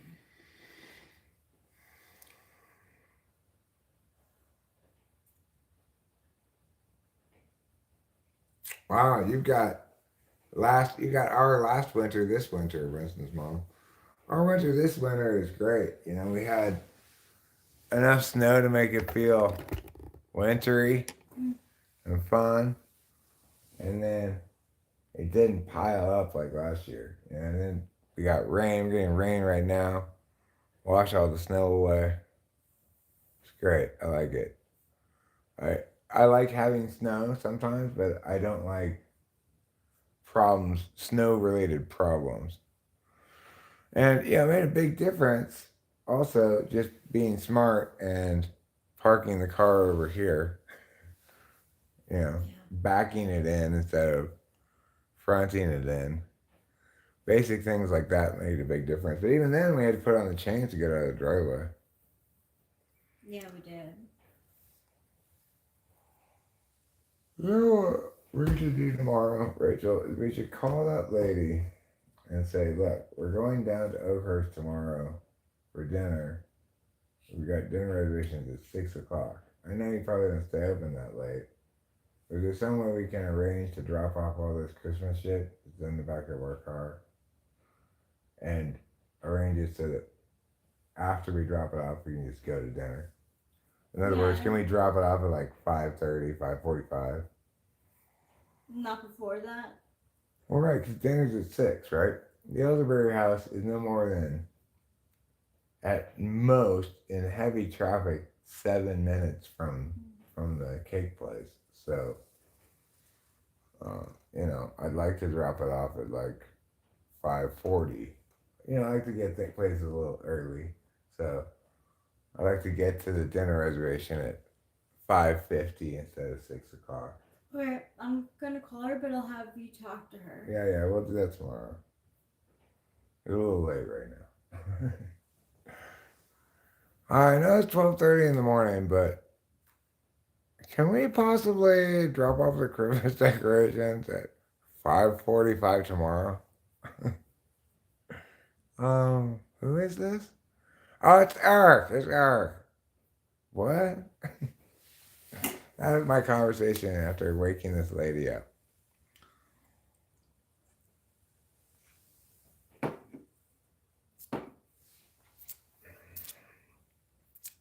So obviously, I've not spent enough of my life thinking about humidity and humidity-related solutions.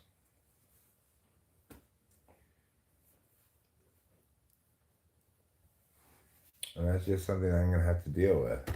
I have to come to terms with, have to accept. It's who I am.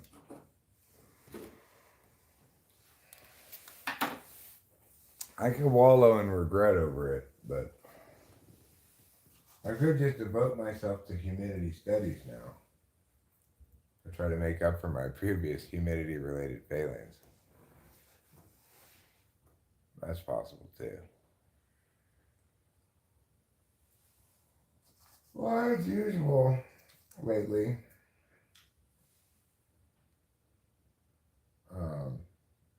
mushrooms put me in a good mood.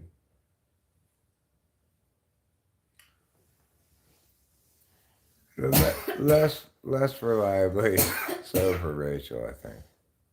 But I don't think she hates being on FI exactly. Do you? Me? Yeah. 1 minute, I don't like it. You don't like it? I don't. I really don't. That's why probably you don't take mushrooms very often. I guess so. That and when it makes me go up. But like, it made me feel so good at the Christmas party. I was like floating on cloud 9, so I figured taking one would do the same. Well, I think, for both of us, we have a bad relationship with our subjectivities. And mushrooms will sometimes kick those things out in full regalia. Sometimes it's SI, like makes you feel pukey or makes you poop a lot or makes me like have shit tons of mucus come out of my noses. Sure. Sweats.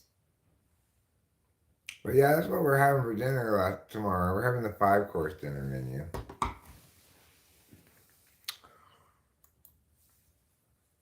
We already told them we're having the 5-course. It's going to begin with hamachi crudo, which is Asian pear, persimmon, and yuzu kosho. Then we're going to have roasted celery root, grape, hazelnut, and black truffles. Then we're gonna have poached halibut with maitake mushrooms, Brussels sprouts, and brown butter sabayon. Mm. Then we're gonna have beef ribeye, butternut squash. I'm not a big squash fan, but maybe they do it really well. Who knows? I don't know what a poises is. And red wine braised shallot. Shallot's just a fancy word for a little onion. Pumpkin panna cotta, vanilla bean hazelnut is dessert. And kindly know that a 22% tip will be added to all bills. That's good to know. Well, then I won't provide additional tip if you're going to do that. If you're going to do that, you do what they say. And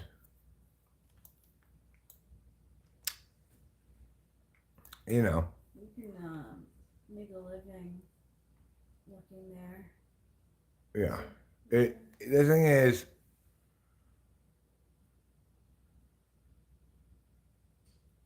celery. Not going to this restaurant. All the dishes have at least one ingredient I hate. Well, the only ingredient I objected to right out the gate was squash. I'm not a squash eater. I'm not a squash lover, but I used to have the same opinion about Brussels sprouts until I had them prepared a certain way, and then I was like, you know what? I like these a lot, actually. I'm a picky eater too, Katie.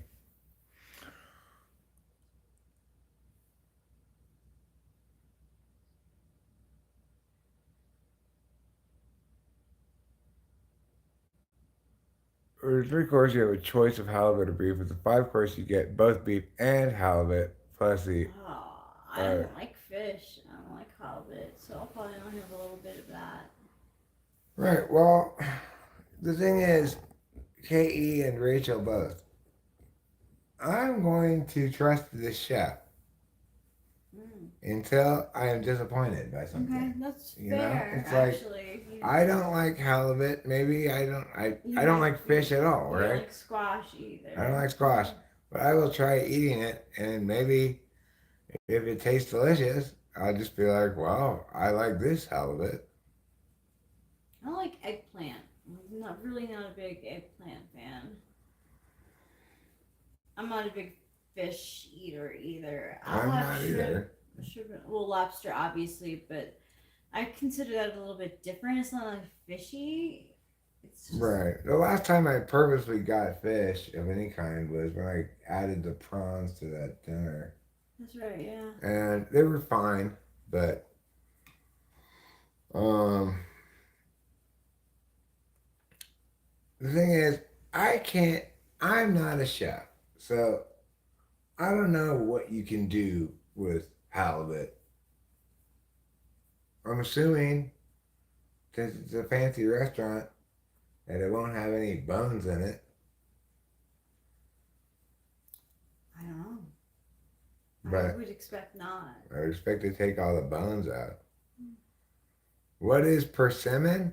Persimmon's this weird fruit thing that my grandma used to make persimmon bread out of. It's like not a good fruit at all by itself. You make other things out of it. I don't know what yuzu kashnu is. That's interesting, Ke.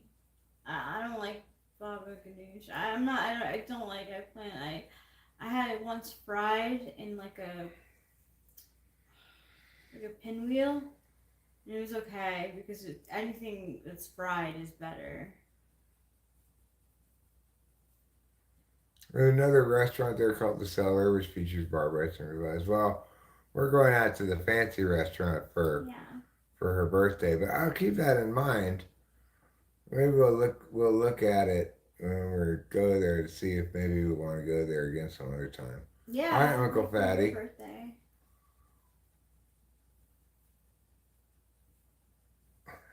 Uncle Fatty, you come in with a whole heap of stuff right there. I appreciate it. You don't leave us wanting for too few things on the plate. No.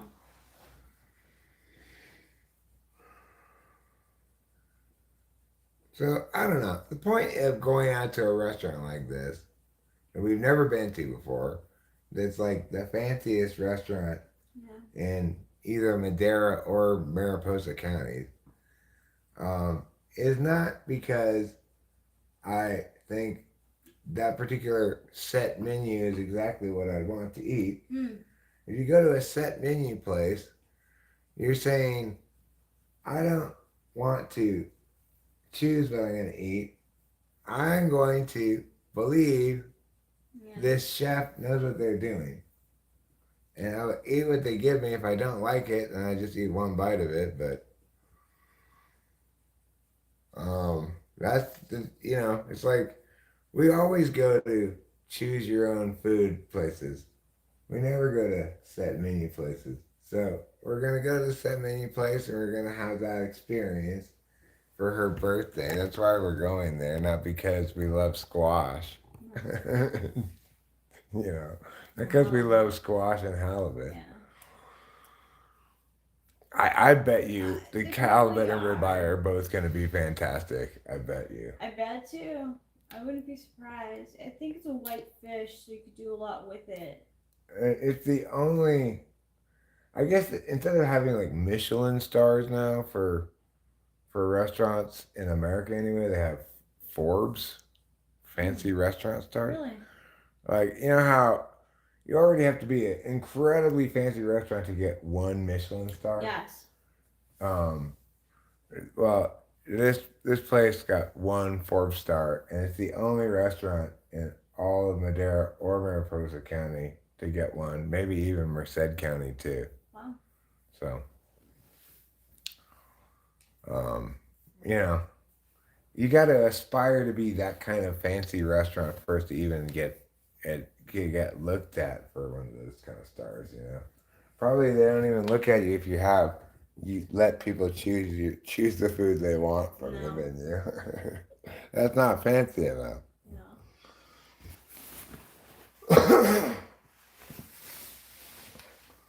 I'm not tired at all. I'm not really tripping anymore, but I can still see it in the visuals a little bit. I didn't trip very hard tonight. Less so than last time. Oh my god, I was definitely. Oh my god, it's going into my body. The last time I took them was that Tuesday that there wasn't an open mic, which I think was the second. And they really turned the whole evening around 100%.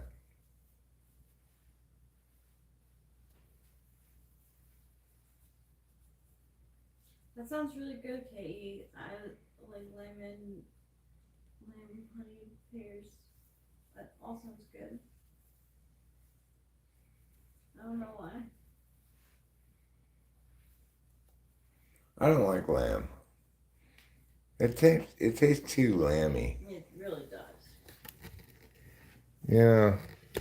But you say you're lamb, but I'm pretty sure you're a sheep. Yeah, I like gyros, but I like gyros for the white sauce that the stuff that I forget what it's called. When I feel it's really hard for me to formulate words and stuff. Ugh. Yeah, me too with that part. But I also saw I didn't watch the YouTube video, point one. Point two, this was a YouTube video by some, I don't know who. The title of it was how suffering from narcissistic abuse can negatively impact your verbal skills, even long term. And I think that links with FI in general. Feelings. FI makes me Like if I'm trying to explain something that I feel a lot about, I go slower and slower and slower until I just stop and I'm just silent. Because FI defies words. I mean, maybe the INFP would disagree with me, and that's why they're my supervisor type, right? Because they achieve what to me seems impossible. The communion of something wholly subjective, FI, and something inherently objective, words, NE. The reason they're inherently objective is because words once spoken or written or published or put out there for people to hear are objective pieces of data. You know, they're external objects that everybody can access equally and come to their own conclusions about.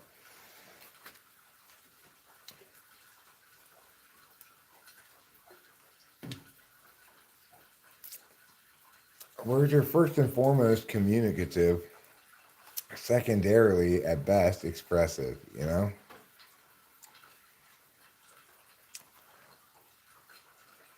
I mean, they are secondarily expressive, but I just find that at best it's just like,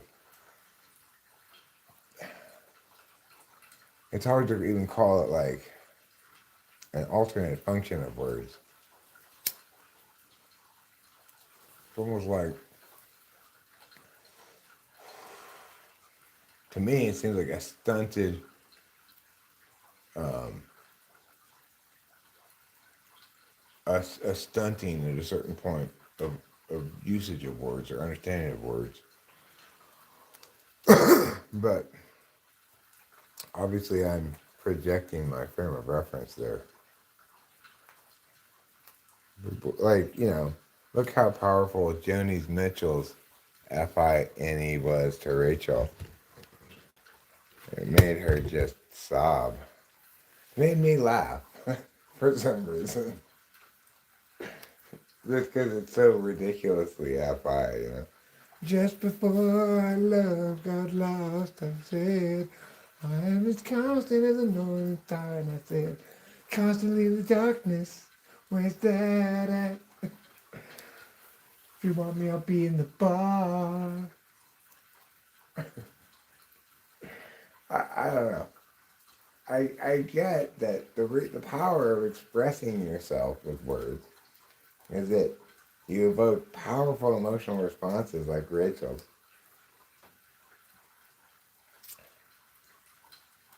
But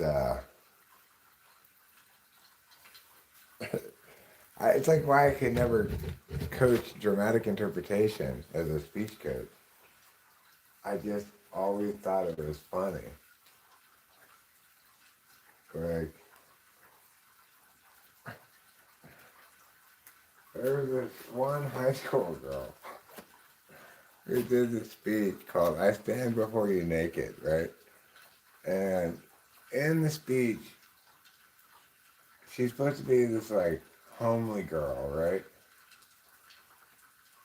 But this girl who's doing the speech is like smoking hot, right? So how are you supposed to tell her, first of all, like, you shouldn't do this speech because you can't tell her you shouldn't do this speech because you're too hot, right? You can't tell her that. So you just go, okay, but she's gonna do this speech. And I'm trying to coach her doing it.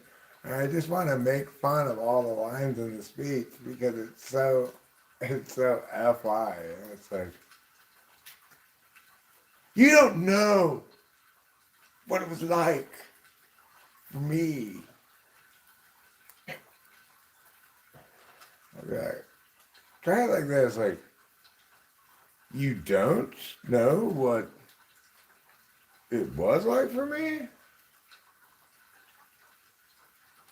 But maybe you do. I have thoughts like that. I just try to keep my mouth shut and be like, okay, that's good. But it's like every time think of anything to say coaching wise. It would just be a joke, you know? Like, it should just be like, oh my God, my feelings, so much. See? That's the whole speech, basically. Oh my God, my feelings, so much. See? Why are you even bothering with any of these other words?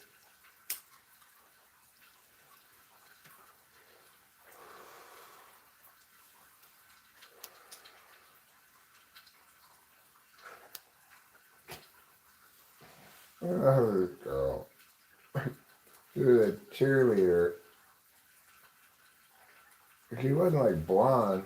You know, she was like Mexican looking or whatever. I don't know, kind of brownish. Yeah. I think she was Mexican. I don't remember what her last name was. I don't remember what her first name was either. But anyway.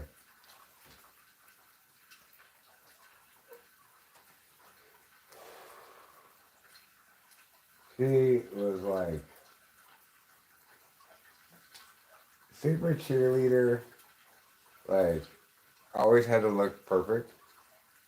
But also like to hike her skirt up. You know. She she both looked good and she knew she looked good. But she was also pretty good at FE, so she was like played it kind of cool. But the idea that she would do this speech, it was just, oh. Obviously, there's something wrong with your FE a little bit here because you're not going to be perceived as like, oh, look at her breadth as an actress or whatever. I don't know what she thought, how she thought it was going to play. To me, it just played as like, okay, you can't have everything. You can't have the benefits of being a super hot cheerleader and tug the heartstrings for being a homely girl in your speech and have people not think, wait a second, why are you doing this speech? You know? People are going to think, wait a second, why are you doing this speech? Needless to say, she didn't do well with the speech. I warned everybody ahead of time, I'm not good at coaching dramatic events. So, you know, if you insist on doing dumbass DI, then I don't know what to say.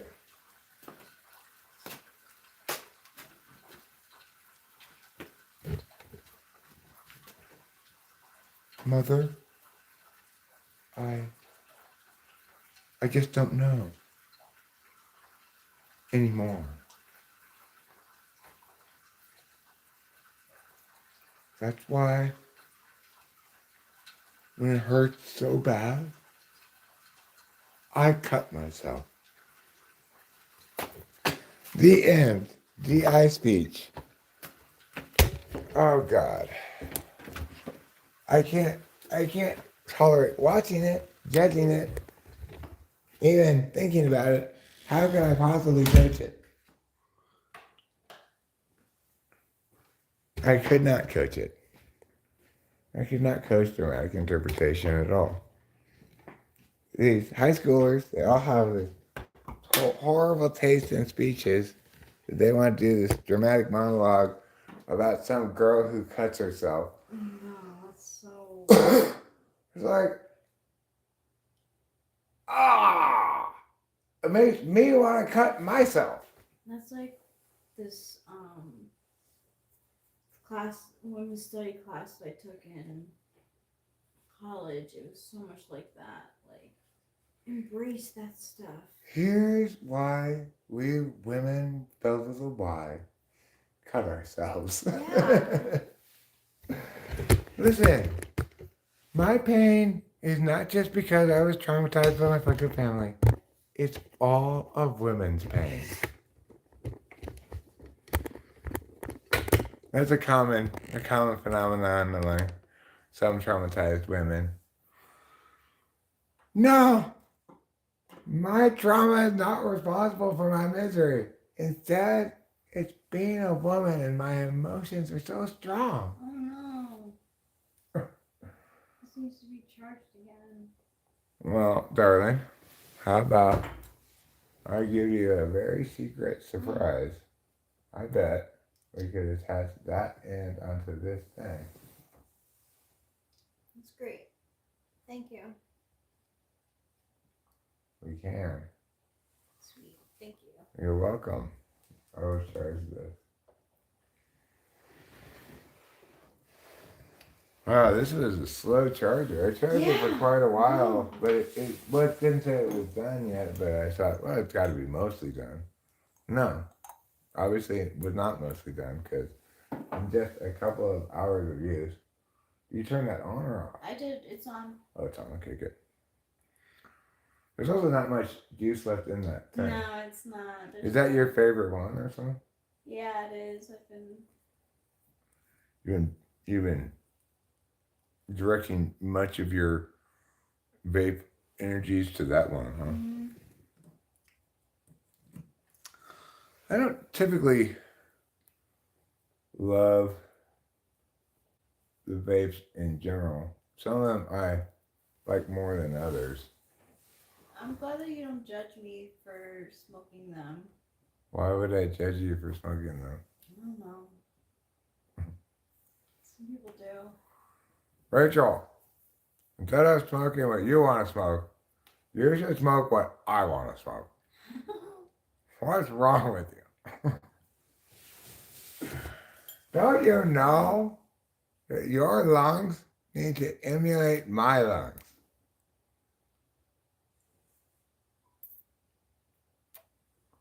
This one is very clogged. It's probably why it's been sitting there for a while, huh? Yeah. Well, you know what I have right here in front of me? The perfect declogging tool. It's like,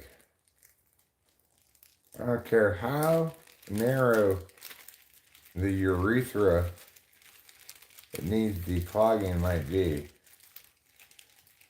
a needle is not going to be too wide. Like I tried to put in that little stick, what happened? It was too wide. But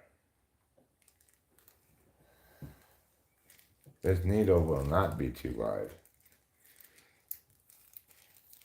I can tell just by visually looking at its width. Nice. Oh yeah. Oh yeah. That's good. You just feel the clog getting declogged there. Not declogged all the way yet, though. Come on, you.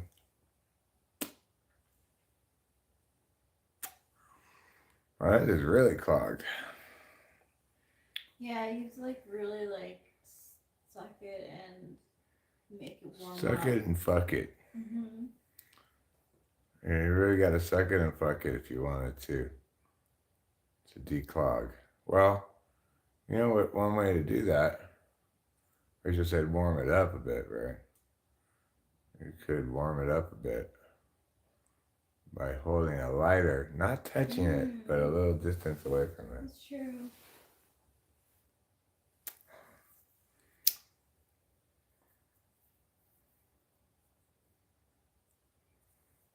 Baby, I know. God. I can't really know. What do you think about things with me, man? I will always be here, so you can tell me anything and I'll listen. It's so stuck in my head, I cannot get it out of my fucking head. Even when I sing other songs, etc., it doesn't matter. It's so stuck in my head. Me too.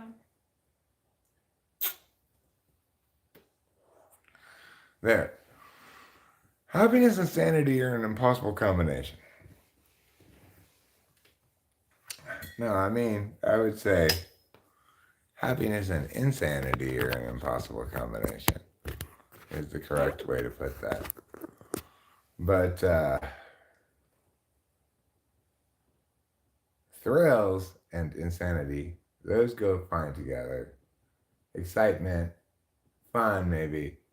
Happiness does not go well with insanity.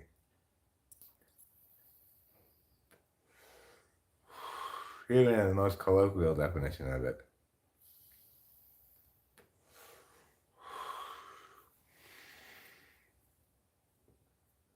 And the Emmy goes to this fucking guy.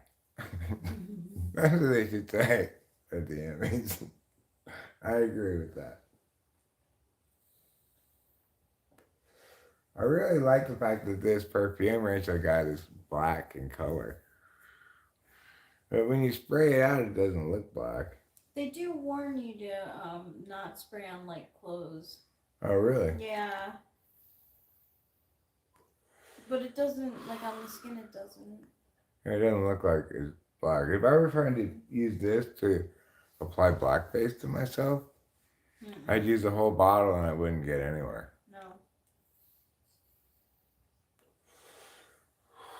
Oh, you got it. Yeah, I did, but maybe it needs to be charged. What kind of charger does this one use? Let me see. Is it the same kind as my phone? No. That would have been convenient. Well.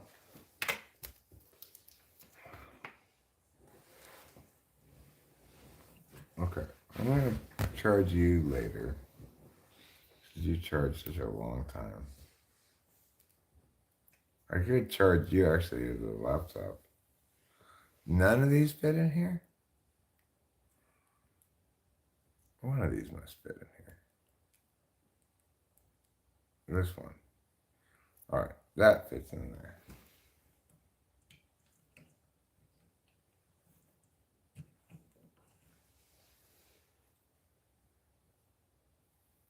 Well, it appears to be charging. It's got a little light. This one, because it's got this kind of charger, I could charge it by plugging it into an empty USB port in the laptop. That's convenient.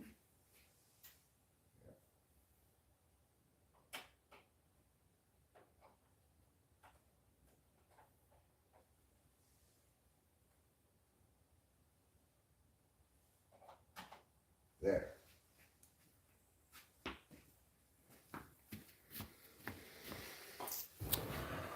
So, it's just me, Rachel, and Uncle Fatty left. 3 people. Yeah, it is. Maybe Winston's mom too. So, I guess since maybe he doesn't count me as watching. I'm not sure. Well, you can hardly blame people for going away. Given that even though this has been spectacular, even the best football game, it's good for it to end after 3 hours, 4 hours maybe.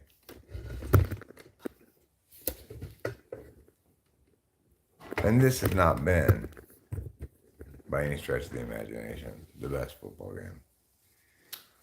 I don't think it's been a terrible football game. If you're a football fan, you're like, oh, it's a pretty good game. If you're not a football fan, you're probably like, why would anybody have spent any time watching that at all? And if you're a football fan and you're watching Talking with Fans People, you're truly a rare unicorn.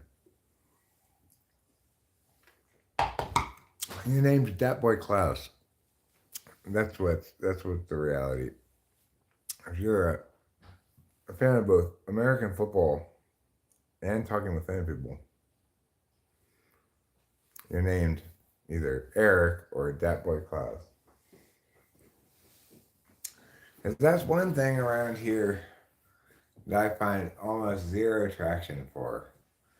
Nobody else around here likes sports very much, which is fine, I get it. You can't expect a community to like typology, philosophy, a bunch of stuff like that, and also sports. I like sports. You sort of like sports. The thing is, I like talking sports, but nobody likes sports talk around here. And what's interesting about sports talk is there's definitely a big distinction between good sports talk and bad sports talk. But good sports talk is still not probably good enough for me to listen to for very long.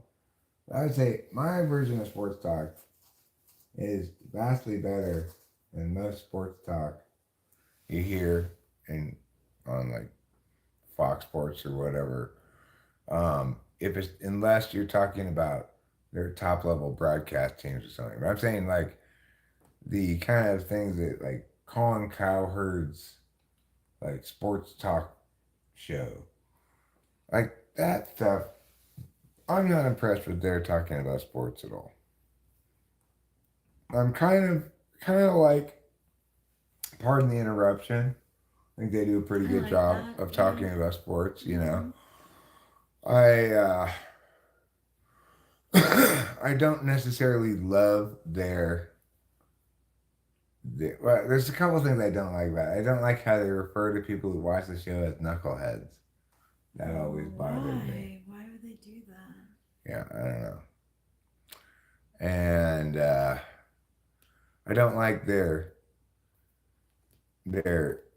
bantery ribbing each other thing. That's not good. It feels kind of forced and just like knock it off. Yeah.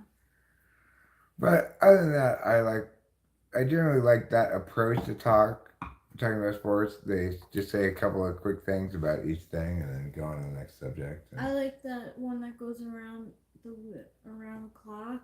oh yeah, and then they give them scores.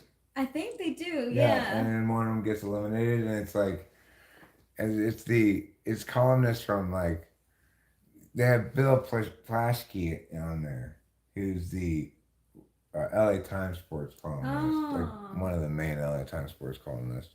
And then they got somebody from Chicago, somebody from, you know. And then there's a main guy who says like, if you make a good point, he's good at just what he does too.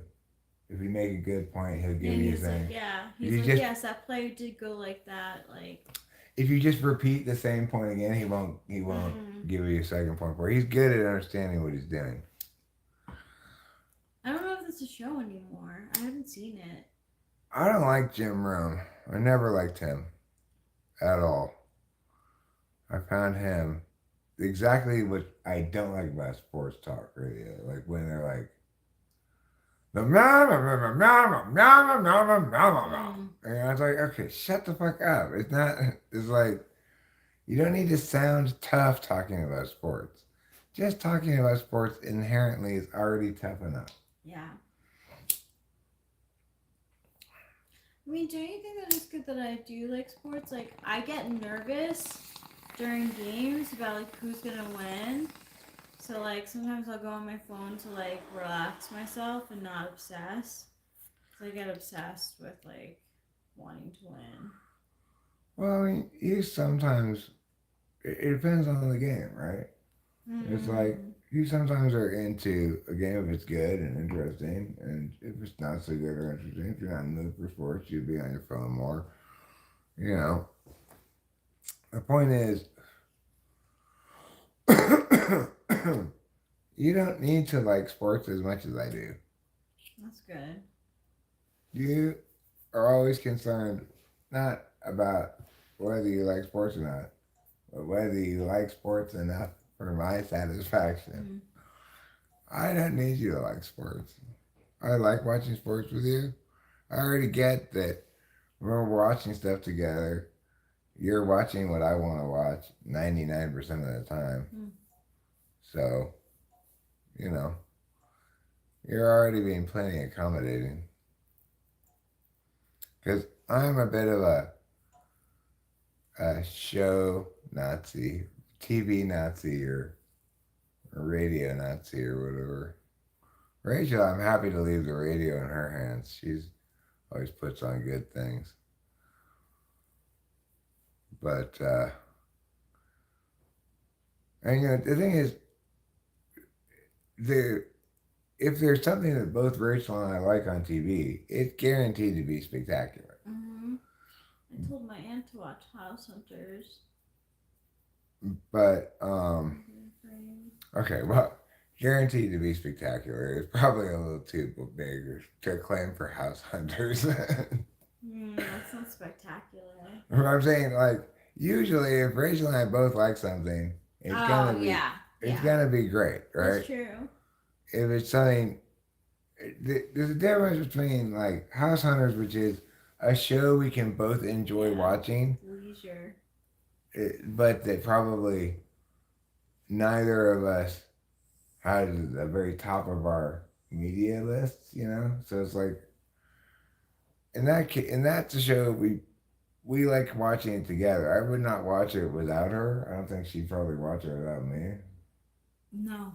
House Hunters, not because we feel like I like it because we try to guess what house the people are gonna choose. Yeah, so we watch it a certain way, I guess, and it's in an interactive way, and most importantly, it's something we both like to watch. So, um, if she's in here and I want us to be more both engaged about the same thing, then I put that show on, and usually that's a sufficient interest. Um,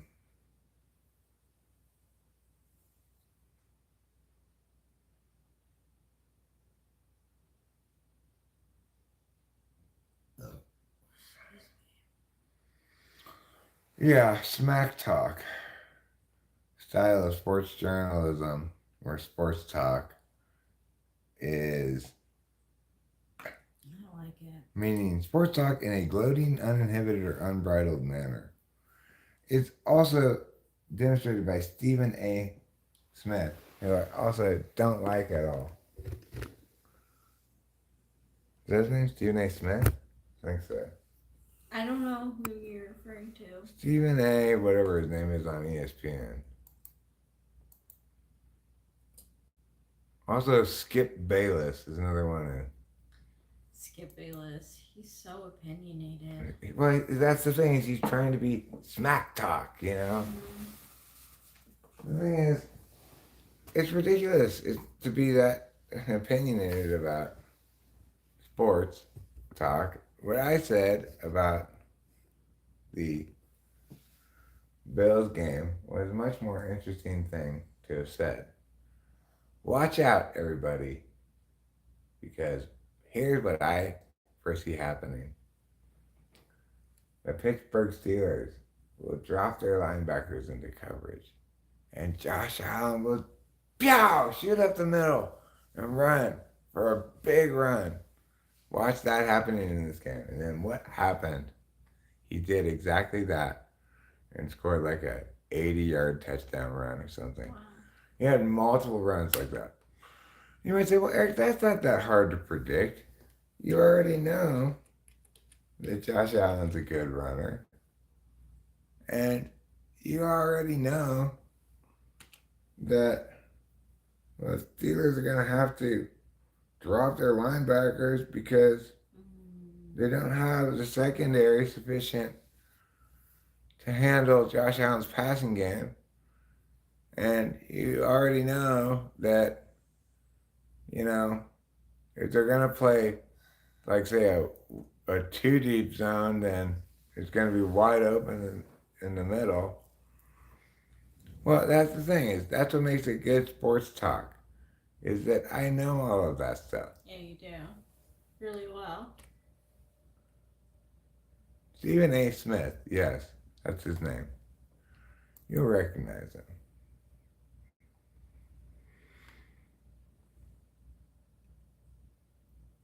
Oh, yeah. I don't usually listen to what he has to say. He's just I don't like that kind of sports talk. No, Joe Rogan doesn't do that kind of talking. I don't dislike Joe Rogan at all. He asks very good questions in his when he interviews people. Yeah, I haven't watched much of his content, but I have no reason to believe he's anything but a good interviewer, interesting. Yeah, just not the kind of content I consume, really. I don't either. If it's suggested to me, like, and it's about two subjects that like I'm interested in, like, then I'll watch it. Like, he interviewed Jordan Peterson about cleaning your room. I was like, I have to click it. Yeah, that's great. Can we stop complaining about Taylor Swift, please? Stephen A. Smith on X. Really? It's like in that one. It makes me think. Okay, is he more self aware than I think he is? Can we stop complaining about Taylor Swift on? It's the natural thing anybody. I think when I read that, can we stop complaining about Taylor Swift, please? My comment is, sure. Can we stop complaining about Taylor Swift, please? That's true too. If you can't stop complaining about Taylor Swift, why could you possibly expect other people to stop complaining about Taylor Swift? You can't even stop yourself from complaining about it.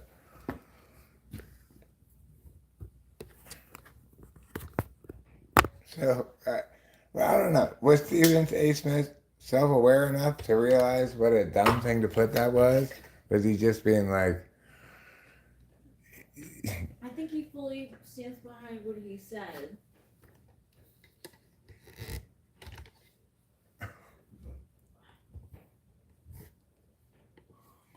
I'm not complaining about Taylor Swift.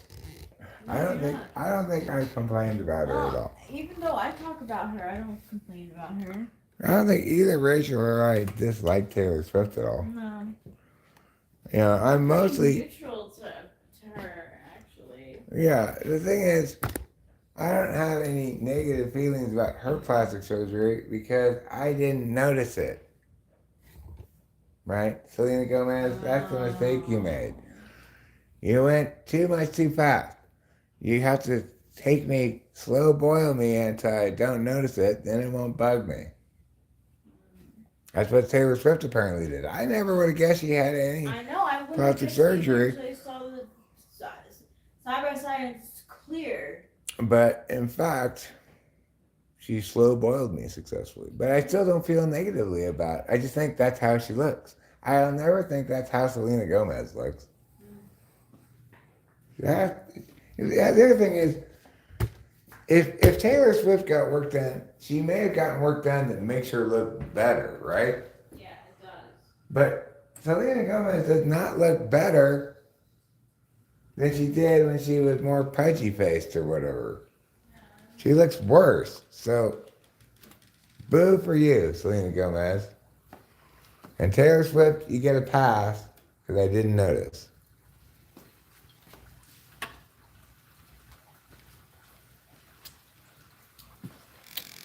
I hope everyone's taking notes. All three of you. That includes Rachel and me. So, all one of you. I hope you're taking notes on this. Why Selena Gomez does not get a pass, but Taylor Swift does on plastic surgery. Take notes. Share this with your friends and relatives. It's important information. If you're gonna do plastic surgery, it's fine if, number one, I don't notice it. Number two, if I don't notice it. But then, number two, that when somebody points it out to me, I go, oh, well, actually, I guess they look a little bit better. But got to meet those two things. Otherwise, Mm-mm-mm.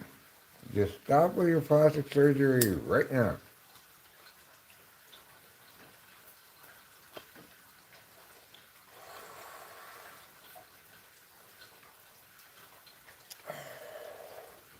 Makes me want to get some plastic surgery.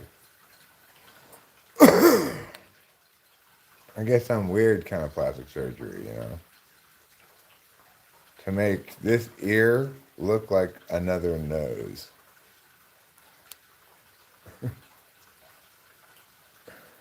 Is that a nose on the side of your head?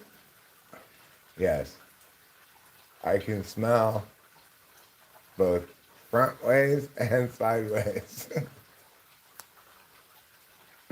I'm a double smeller, quadruple smeller because I got four nostrils.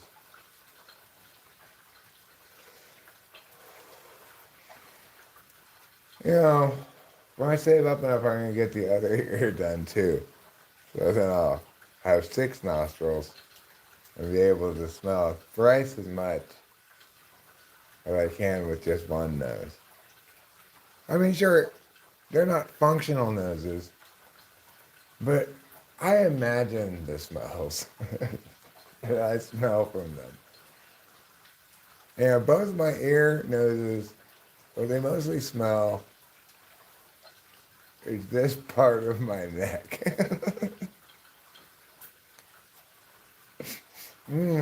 Is that neck I smell? I love the smell of my own neck. That's why I had my ears plastic surgery into noses. This is a small price to pay of almost complete hearing loss. But, you know, I look phenomenal.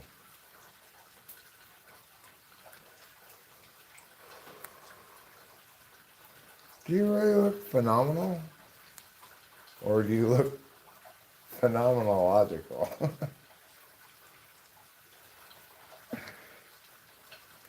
Phenomenological, huh? I'm not sure now how I look.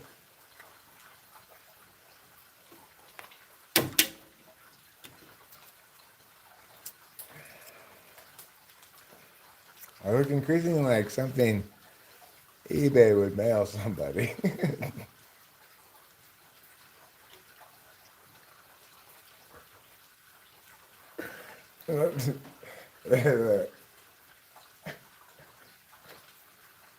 A game show where it's like reverse Family Feud, right? So you go, pig fetus, bloody pig mask, cockroaches, things eBay will mail you. Things eBay mails you.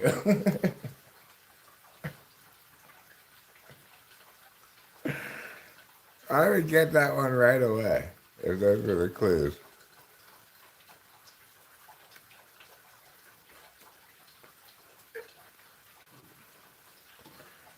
Funeral wreath.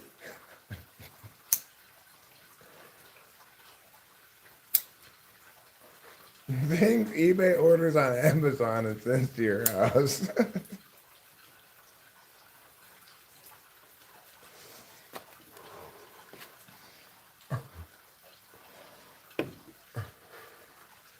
That's what I want. That's the missing piece of this puzzle that I really want to know. I want to read some reliable source telling me that at least one of the things they sent to them, that they ordered it from Amazon. I need to know this, especially since the beginning of the whole kerfuffle was them reporting on eBay's lawsuit against Amazon, accusing them of poaching their sellers. So it has to be, please God, let it be the case, that at least the book on surviving the death of a spouse But the eBay executive just ordered it on Amazon like anybody else would and just had it shipped to their house. Please, if I read through all the court documents, I could probably find that that is in fact the case. I would. This woman comes to the doorstep. There's this big smiling Amazon box, and she opens it. Surviving the death of a spouse.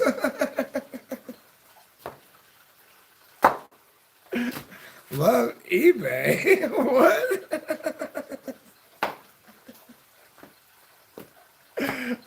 The next day, honey, did you order this box of live cockroaches?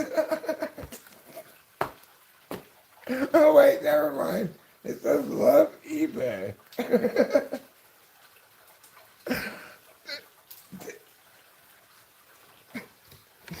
I don't.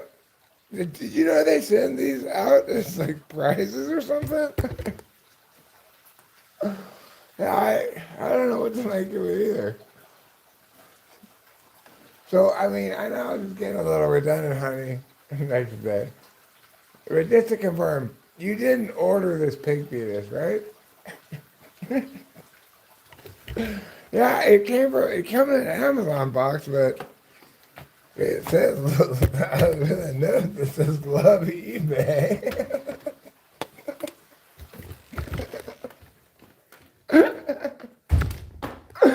Oh gosh. It's such a wonderful story. It's a gift that just keeps giving. Just imagining these people in various scenarios dealing with the situation, starting with the boardroom, you know, when some sane corporate executive goes, maybe we could try, like buying them off or something. Get out of here! You get out of here with your crazy ideas. All right. Who suggested the pig fetus? Darren, I like the way you're thinking. Let's put a check next to that on the board. And then a lady receiving it and then asking her husband, are you sure you're not ordering this weird stuff?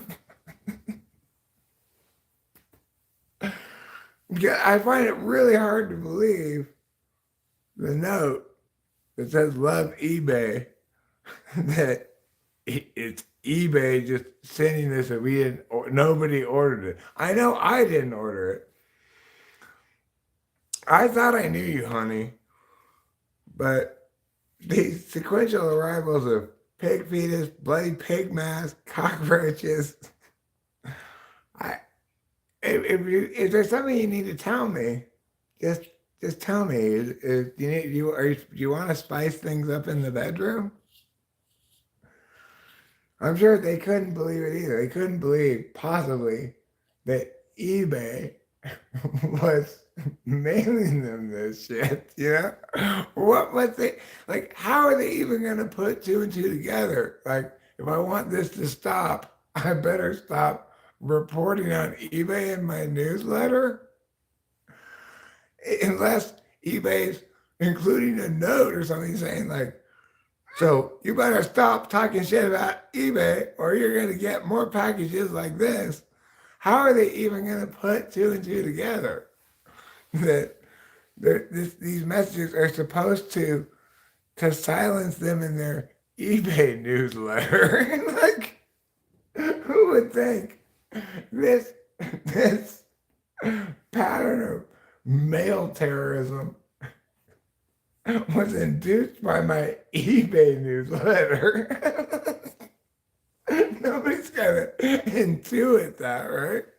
So eBay must have been informing them somehow. Like, look, this isn't about, that time you killed that kid and got away with it, okay? This is about your eBay newsletter.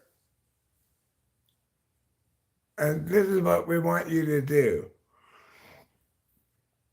Okay, like, because if they're just sending this shit without any like demands, they have to be completely insane to think that these people are going to connect the dots and realize that their eBay newsletter is what's provoking this sort of thing. They had to have communicated directly to them somehow. Hey, look, all this shit's happening. Just to be clear, it's about your eBay newsletter.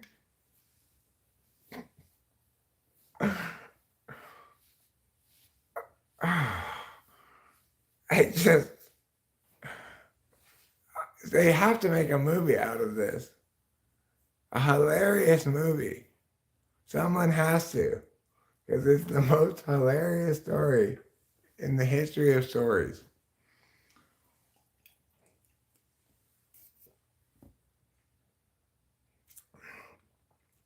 Like, there's no way you could write the script without running into huge problems. Like, okay, but like if I'm trying to pretend this story is happening, like let's say I'm making up this story out of the blue, right? I'm gonna run into huge kind of verisimilitude problems. Like, hold on a second, but how are the people supposed to know that the thing that's provoking this response? How are they supposed to know what they have to change? You know, it's like obviously the evil corporations doing these evil things to try to silence these people, but how do they know what they're supposed to be silent about? These kind of big plot hole questions just naturally arise in trying to tell this story, which just is proof of how insane and ridiculous it is, right? Because I have no answer to that question. How do you, if you're eBay and you're sending this shit to people's house, how do you convey to them that if you don't meow, that's what this bad stuff is, you know? This sort of implied death threats, right? Sending a funeral wreath to their house, sending a book on surviving the death of a spouse, implied death threat. It's like, if you don't meow, then death threat, right? That's what's supposed to be involved in the whole death threat thing. So how did eBay communicate to them if you don't meow? Did they literally like send them an email or something saying, by the way, all this shit is coming to your house? That's us. And it's because we don't want you to publish your eBay newsletter anymore. Did they tell them that directly? Or were they just being like spiteful and punitive, not even attempting to provoke any specific change, but just attempting to make those people suffer while they obliviously proceeded with their newsletter, assuming that must have nothing to do with this horrible shit that's going on? I mean, which of the two things is it, right? It's got to be one of those two things.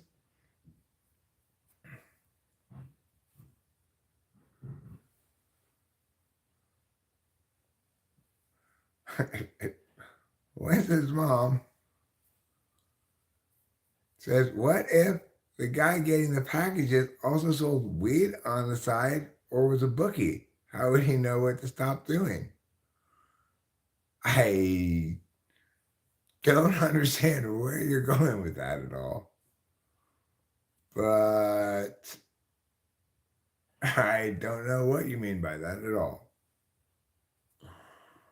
So anyway, I'm curious about this now. Is it that they were just trying to make them suffer while they obliviously continued on with their eBay newsletter without any knowledge that that's what eBay wanted them to stop doing? Or was there some indication to them that, like maybe anonymous comment on the newsletter, like, you better stop this newsletter or bad stuff's gonna happen, like the stuff that's been happening. Anonymous. Was it like that? I want to know. Inquiring minds want to know. And inquiring minds want to know also this. What were the two people, I think it was two people, who were assigned to follow them around and surveil the newsletter writers? Those surveillance people who were in a car driving around behind them, watching them go by their thing. What were they supposed to be watching for? Like, if they saw meow, they need to call their boss, right? Like, okay, I saw these people do meow. So we need to escalate here. What could they possibly have seen that could be informative to them about anything at all? It's like these people are writing a newsletter about eBay. You expect to see them like interviewing people on the street? So, what shitty things do you have to say about eBay?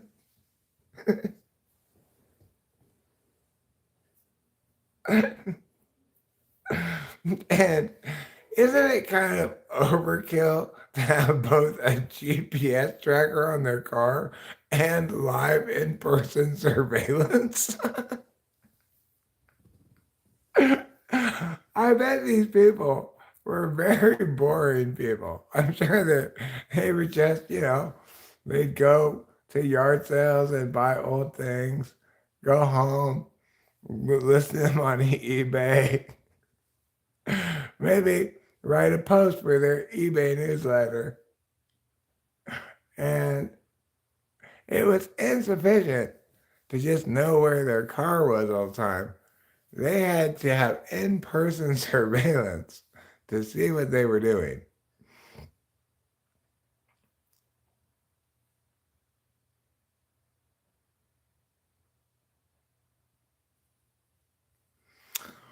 Oh, so you're saying that the person who delivered the packages also delivered the message. I see what you're saying.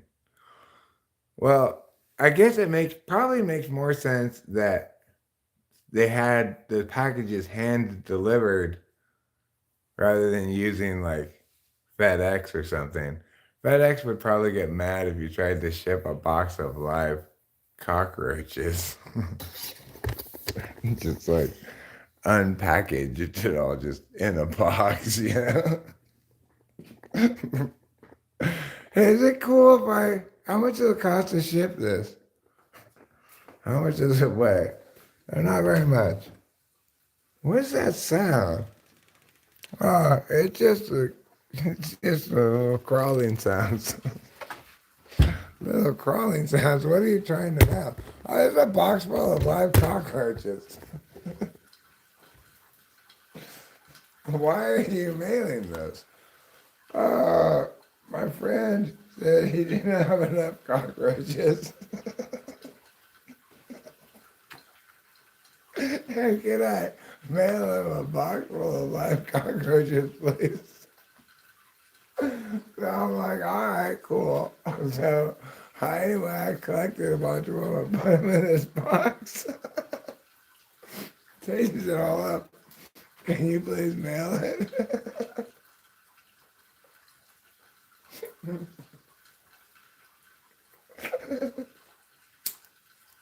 He probably say no.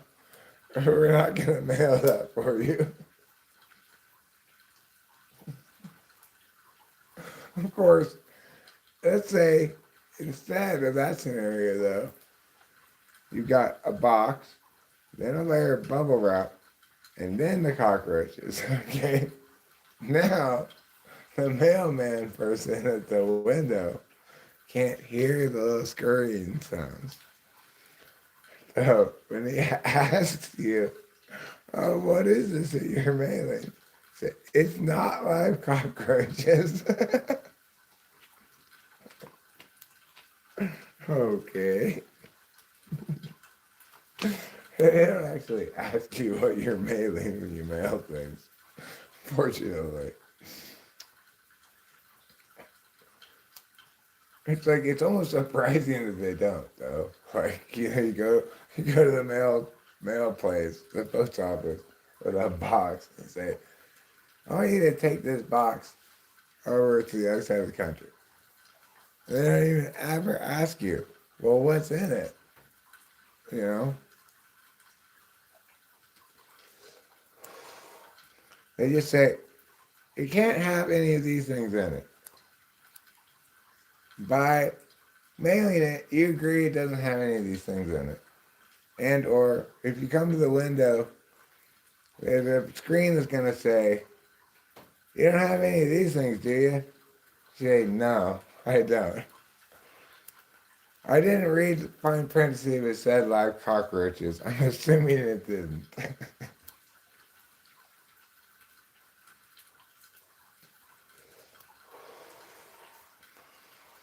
Like if you ask me, hey, if I pay you $40, will you take this box over to Joe's house over there? I'm gonna say, what's in the box? Why why didn't you me to take your box? Why don't you just take it yourself? Is something bad in the box? Well, I'm not gonna tell you what's in the box. I will tell you you are not allowed to look in the box. Okay, well, then obviously I'm not going to take your job because you're not informing me adequately regarding what the job is for me to take the job.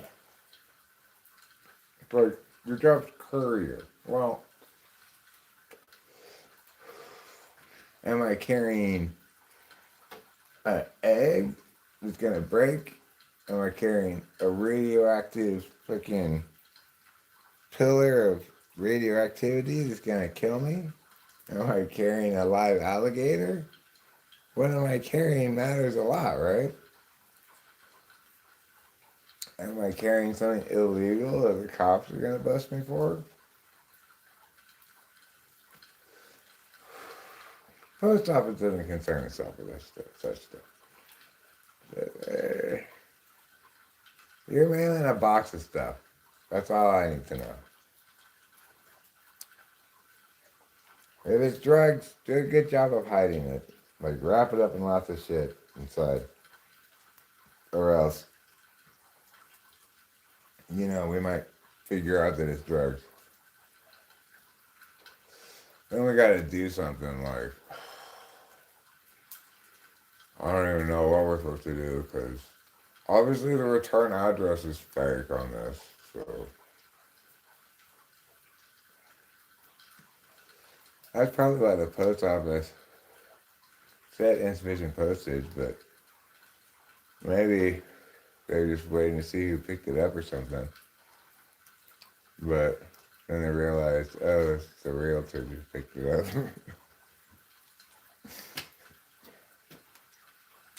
Well, I guess there goes that case. We'll just let that person have those drugs.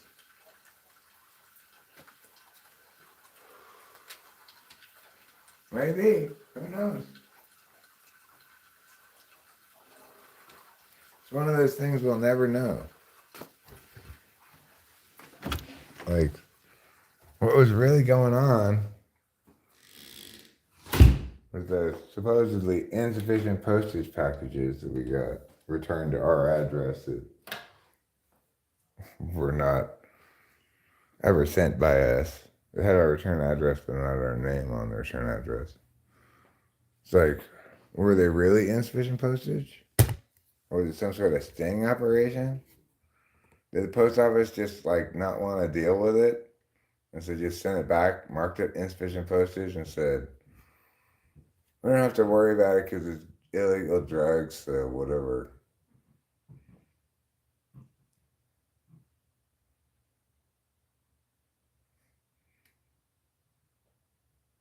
Information for mail carriers about roaches.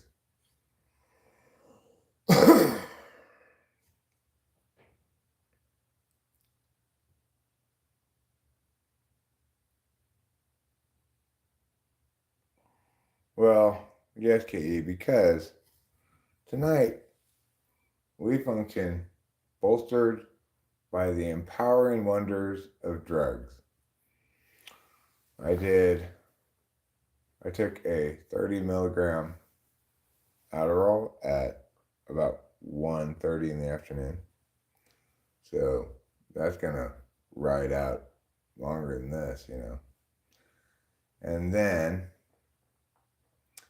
I also took mushrooms earlier. Those also usually keep me awake, not always.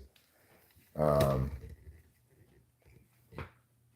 I mean, nowadays I just will not take mushrooms unless I'm also on Adderall. So it's hard for me to say.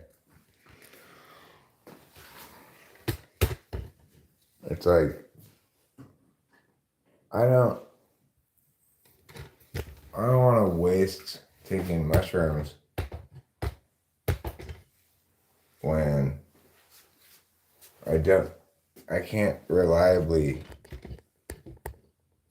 like counteract some of the negative serotonin stuff that I feel.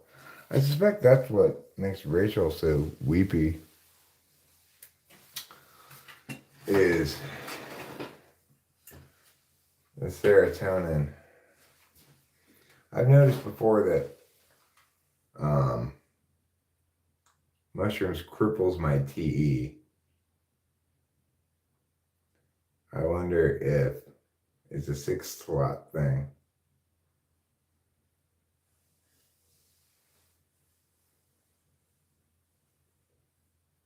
Like cripples her FI or something.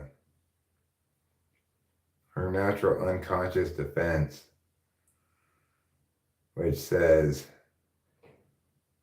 I'm very well versed in FI because I'm an FE practitioner in the ego block, you know, like 2nd slot FE means I'm necessarily very well versed in the economy of F, but she doesn't normally feel it herself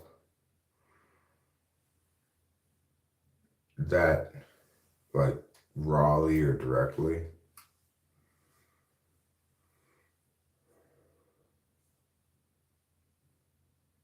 I just want Rachel to be happy, you know, and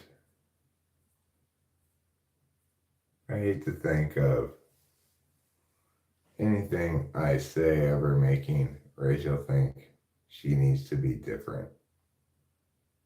I never mean that. But, you know, and Rachel and I are extremely careful with what we say to each other. But I know that Rachel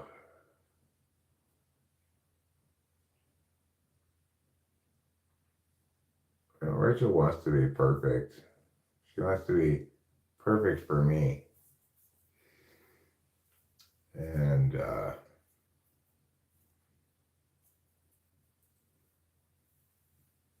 you know, she doesn't have any of that Marilyn Monroe thing. If you don't want me at my worst and you don't deserve me at my best thing. She's subject to, you know, being told indirectly, not intentionally at all, that she's inadequate in some way. I don't ever want to convey that to her. I certainly don't feel that way.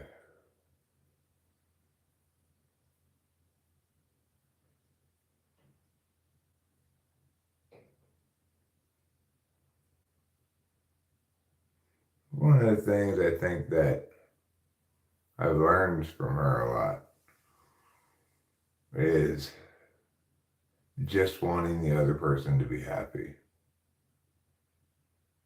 Like I understood before um,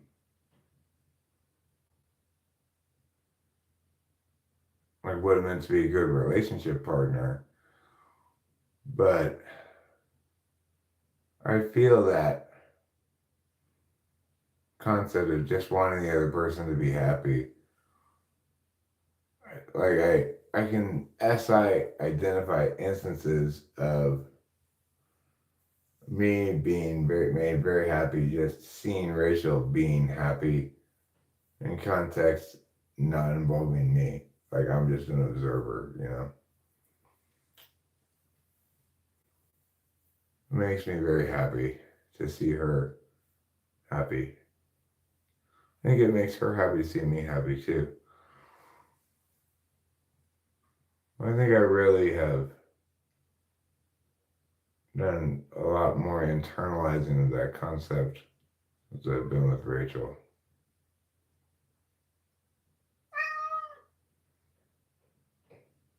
There's a kind of TE polar purity that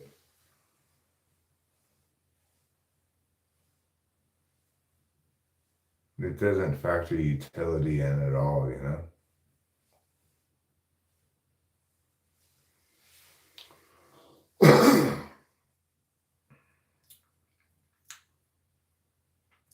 Which makes it better accordingly.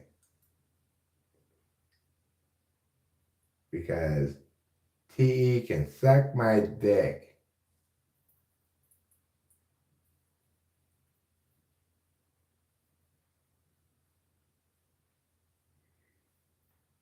The truth is, TE wants to suck my dick, but he can't.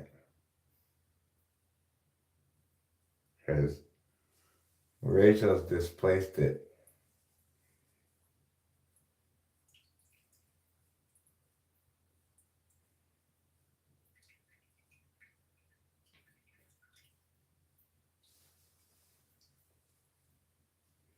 Take that, TE. Take that, utility.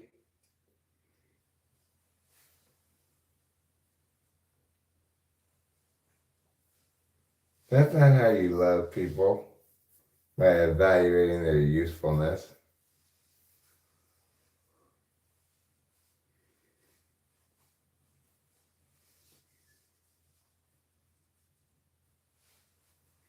Even an FI polar person can see that.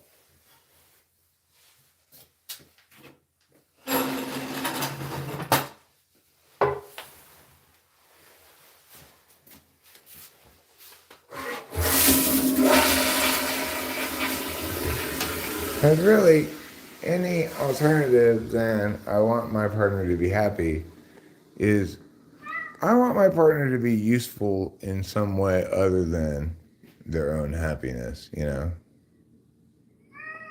What do you want, Trouble? Meow. I mean, look, he's fine and dandy and everything, right? But it's got no place in my mind in a healthy relationship because the message of it is you need to display value in some frame other than your being. And that may be the case in life, but it shouldn't be the case in our relationship.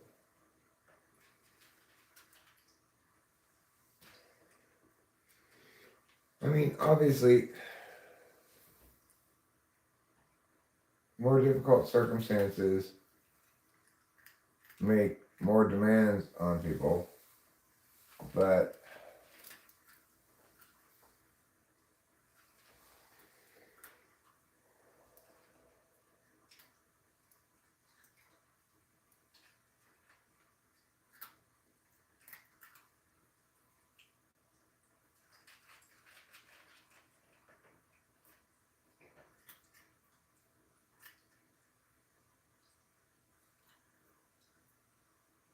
I mean, that's kind of FI things like want the other person to be happy.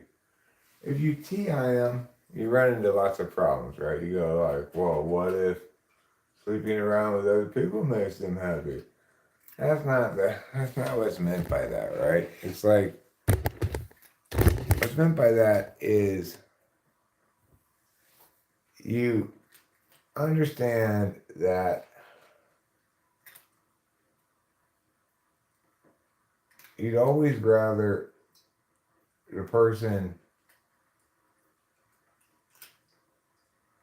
do what they authentically want to do, be who they authentically want to be, express what they authentically believe, rather than wanting them to be false in some way that's more convenient to you.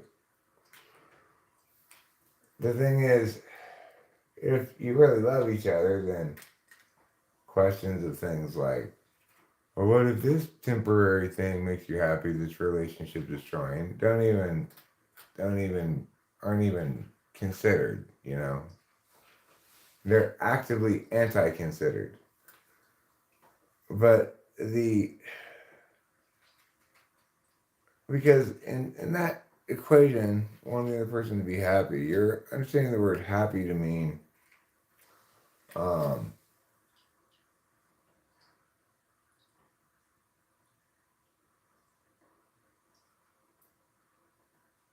supported in their own vision of themselves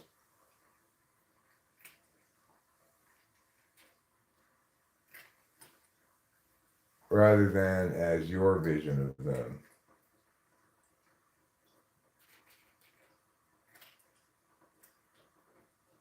If their vision of themselves is too fundamentally contrary to your vision of how they should be, then obviously that's going to be a relationship that never would have gotten this far anyway, you know.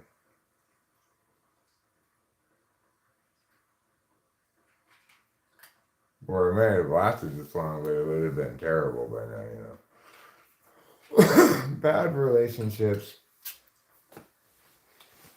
only get worse.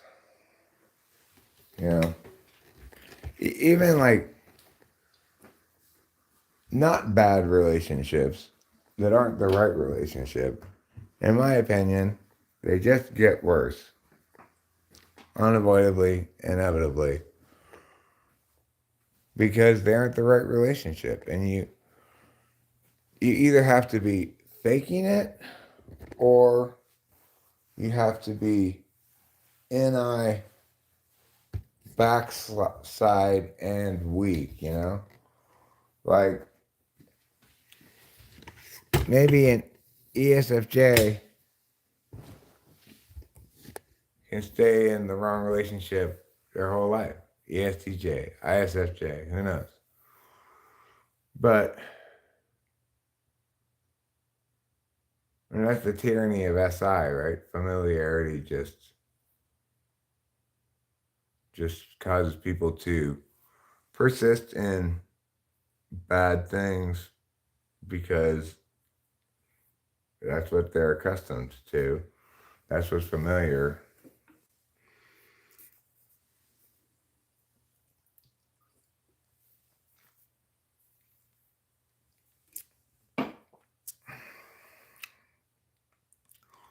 I mean, in every relationship, KE, both parties are sometimes the adult in a relationship. If you've got, and both parties are sometimes more the child in the relationship. In any decent relationship, that those roles shift according to where people's vulnerabilities are. You know, if I'm feeling vulnerable, then I need Rachel to recognize that and express care for me in some way, you know. And if she's feeling vulnerable, I need to do the same thing. You could say in both those capacities, one of us is playing the role of the adult, the other one not. If you're saying like, well, I don't want to be the one who earns all the money and takes care of all the things, and my partner just be a lazy blah blah blah blah blah blah.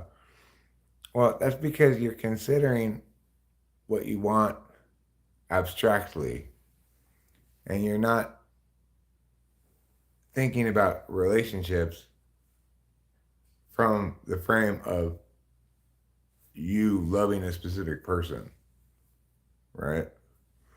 In which case, all those rules, whatever they may be, are bullshit, right? Your specific circumstances, what may be fine in one relationship may be not fine in another relationship. What may be fine in one time in your life is not fine in another time in your life, you know? There was a time in my life when I needed my woman to be an excellent mother to Delilah. I definitely don't need that anymore.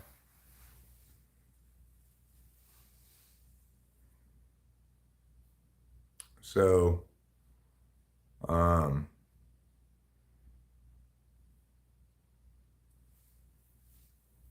it, it there are some universal rules we should abstractly set for ourselves ahead of time, but they're all negative ones. They're all like, I shall never put up with this, things that are abusive fundamentally.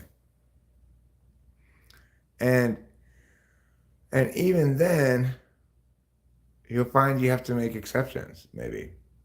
Because it's like, one thing that happened at the very beginning of our relationship that I had as a absolute no thing was any like I'm gonna break up with you, no I'm not. I'm gonna break up with you, no I'm not. I didn't want to put up with any of that shit. I thought that's abusive, and it is basically. Um, I mean, it's hugely wonderful that Delilah loves Rachel, but but it's also not something I need, right? I was with Kimberly, and Delilah hated Kimberly, so was Kimberly shitty to Delilah? If she was, that made me go after Kimberly hardcore, if she was explicitly. I don't think she ever really attacked Delilah in any way that I could articulate to Delilah. I think that's just not how BPD works exactly.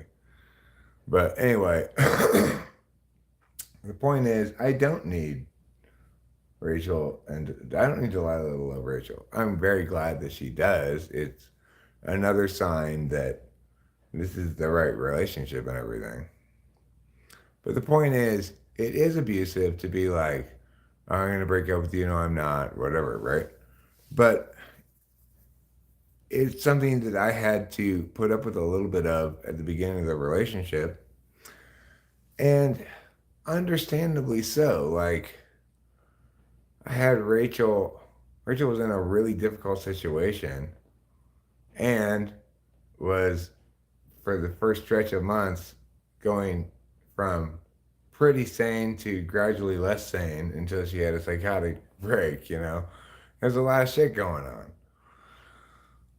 So, if I had tried to apply some sort of universal rules, I would have broken up with her early on many times over. Certainly after she had a psychotic break and had to go back to New York and stuff. I kind of even, when that was happening, I was just sort of like, well, I guess I have to break up with her now. But it made me so sad to think about it. I just couldn't do it. And I was just like, you know what? I don't have to break up with her, even though she's going to New York.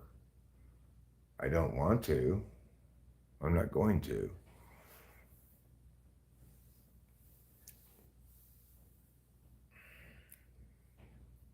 So yeah, was that behavior of Rachel at the time qualify as abusive behavior? Yes. should I have treated it without a more nuanced contextual evaluation of things, or more accurately, I guess, with while ignoring my feelings? Then the answer is no. I shouldn't have ignored my feelings. Um, I didn't have many universal rules like that until after I got out of a bad relationship with a BPD person.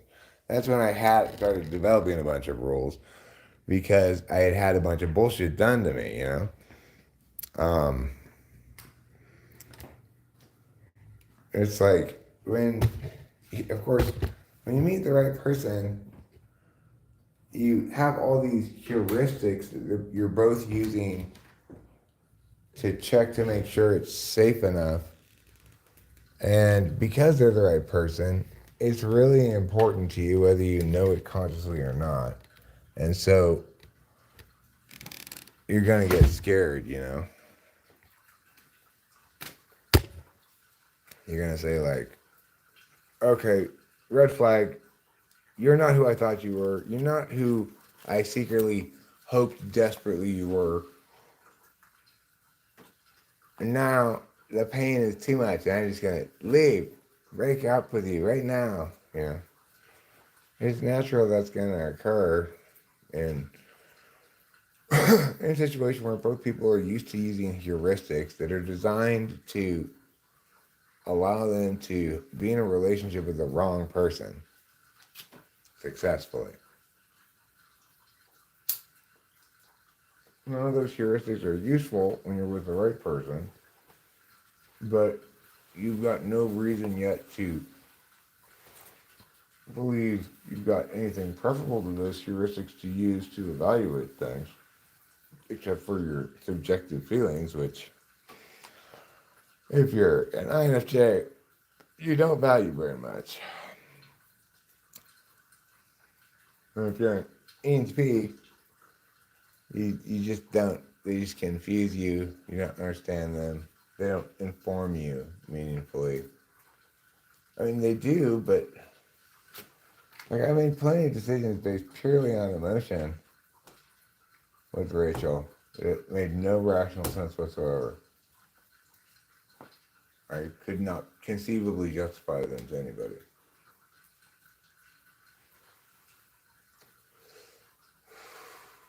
Because they were justified by what? Love. Real love in my heart.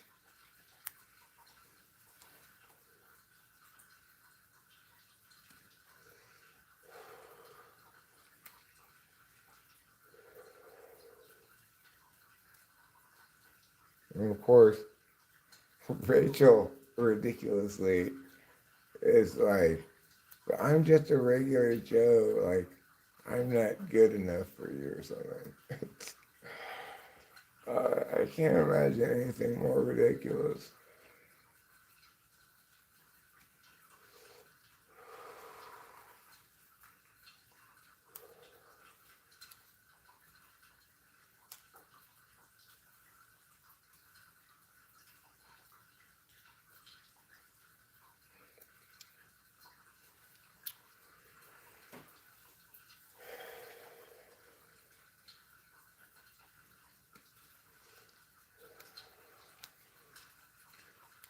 Like, it's much it's much more true to say I'm not any good without her. Like, maybe I used to be fine without her before I knew her, you know. But nowadays,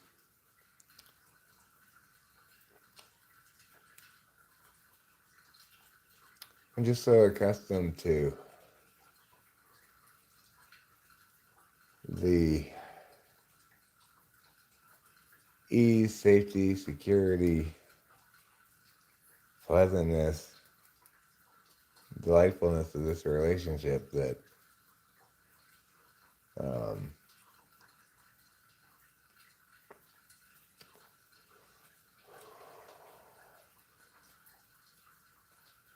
like even well, I don't I think this is gonna change. I think this is changing right now actually. I think I can sort of tell I'm gonna this upcoming bottle of amphetamines. Like amphetamine just like today, I played the guitar a lot and was really enjoying it. And I have a feeling I'll probably record something coming up here pretty soon. But you know, I feel in general like ready to rock and roll, not just musically, but feel like I have a book in me I could write. That I definitely should write. Like, there's something that I need to do just for my own sanity, to put a bunch of, just establish the case I want to establish, the way I want to establish it. Now, when I can, having sufficient clarity about the stuff I want to say, and I feel now I have a frame that I can work in, which is I need to just have a central analog of a model people already understand, like the solar system, and refer back to that analog, you know, like this part of cognitive functions is analogous to this kind of thing in the solar system, right? Because that's the basic problem I have across the board talking about cognitive functions is people don't know what it is they're trying to do with it, you know?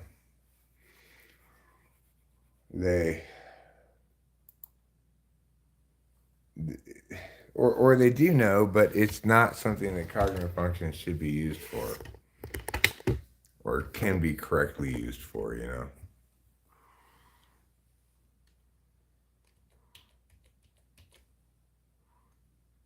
If we keep the model analog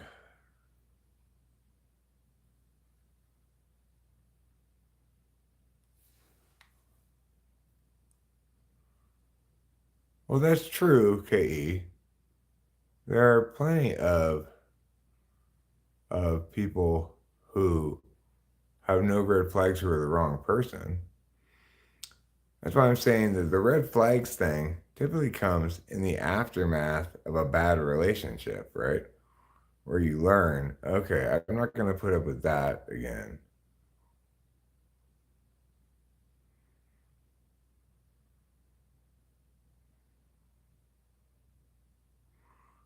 Well, I mean, I thank me for not breaking up with you. It would have been the worst decision of my life.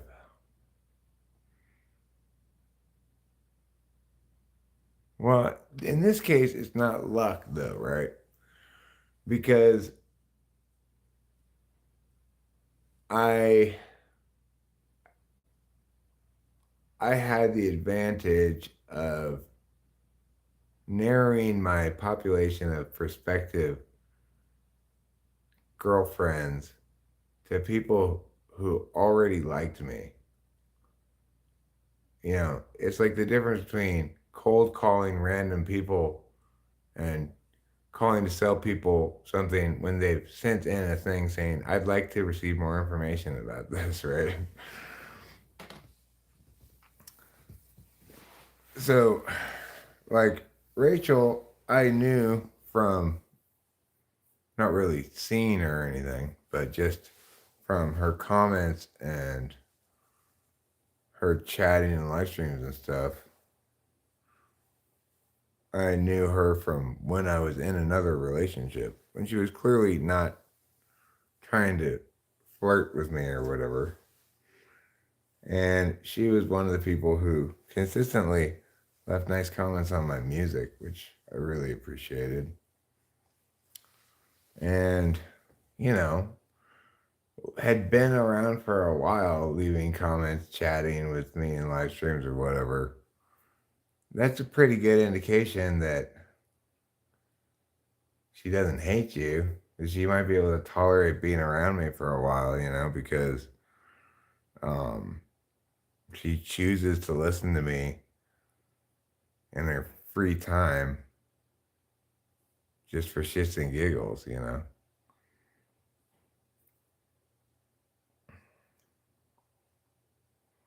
You met Rachel in your chat, so you're saying I have a chance. Yeah, well, I mean, I knew Rachel as a commenter, somebody who participated in live streams and stuff. And then when I broke up with Kimberly, I was single again. I didn't like being single. I was like immediately like, now I need a new girlfriend. And I looked at Rachel's YouTube channel and I said, oh, she's too young. She's got to be like 25 or something.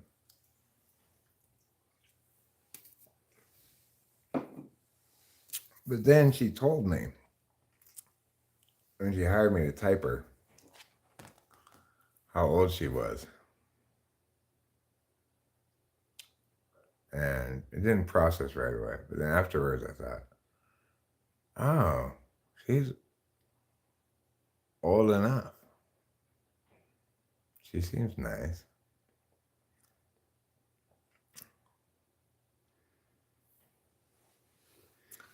And she is nice. People dehumanize him.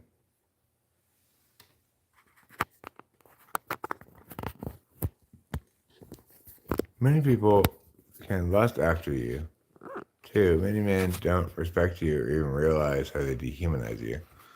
So even those who claim or show they like you don't actually like you, but a fantasy of you cooked up in their head. I mean, I think that's very,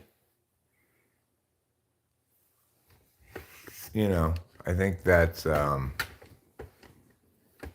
very understandable perspective as a straight woman, you know, because men, you know, I guess, I don't know. It's like, it's definitely the case that by and large in America, or maybe in Western countries, that the man is,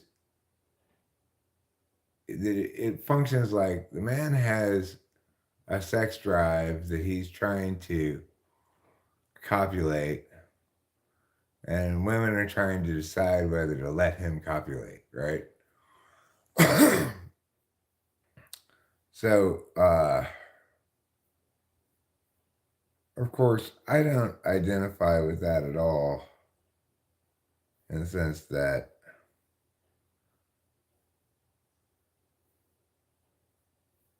I don't start with lust, right? Like, I start with, are you a prospective mate?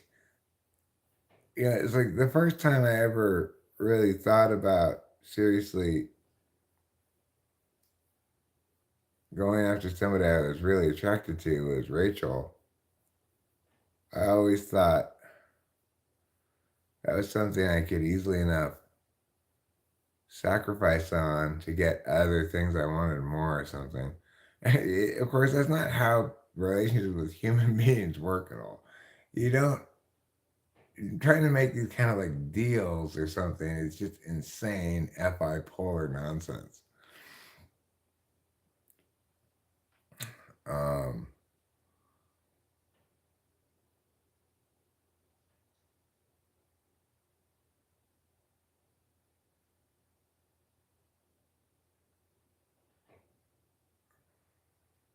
Yeah, well,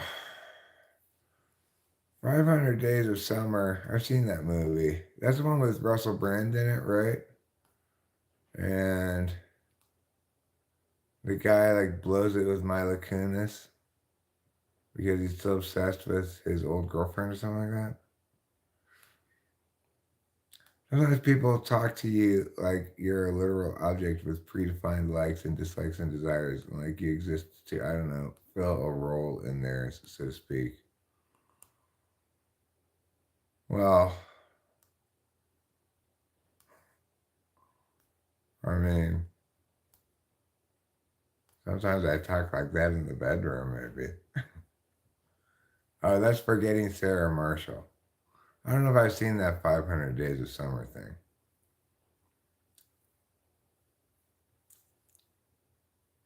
Oh, is that the one with the guy from Third Rock from the Sun in it?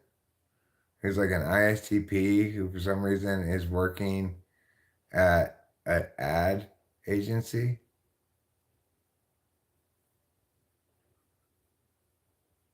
And like falls in love with this girl and then pines for her and then like in the end he doesn't get her or something like that. Is it that movie? You know the guy from Third Rock from the Sun, the kid. He was a kid when he was on Third Rock from the Sun. He's not a kid anymore. I can't remember what his name is. It's a three name like Neil Patrick Harris, but it's not Neil Patrick Harris, obviously. I think he's a three name guy.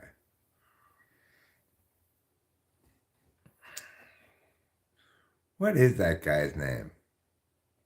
Now I want to know. Who is the guy from Third Rock from the Sun who had long hair? He was the kid in the show. Joseph Gordon Levitt. Joseph Gordon Levitt. Thank you, K. Thank you, KE. Yeah, I was right about him being a three name guy, huh? So I wasn't too far with Neil Patrick Harris.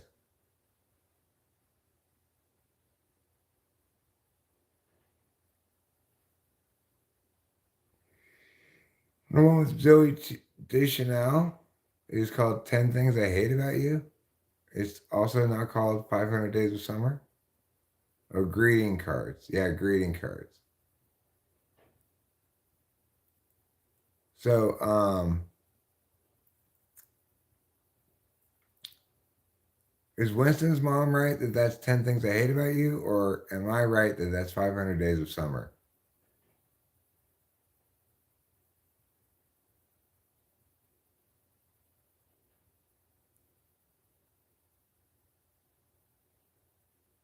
It's 500 Days.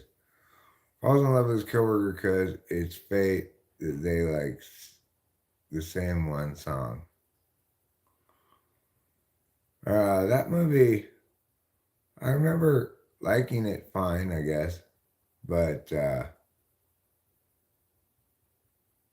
thought some parts of it were funny. I remember, like when he's all happy and he's like killing it at work, coming up with those stupid things. That was pretty funny. I think he was in both movies.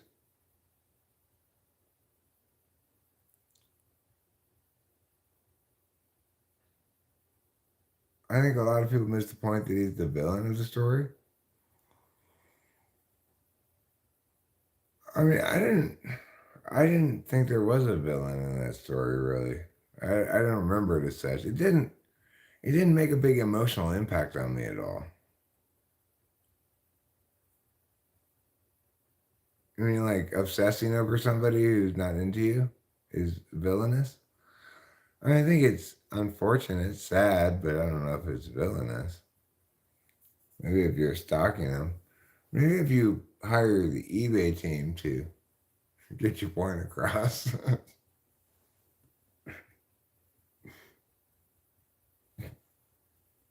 Love eBay.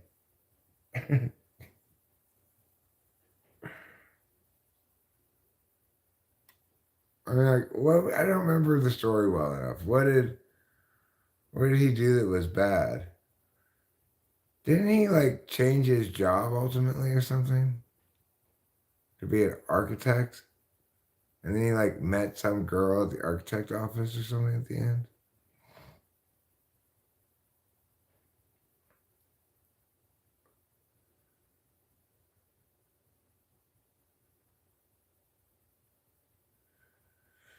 Well, I mean, the thing is, it can't be villainous unless he's expressly pushing back against her saying that. If he's just feeling sad about it, there's nothing villainous about that.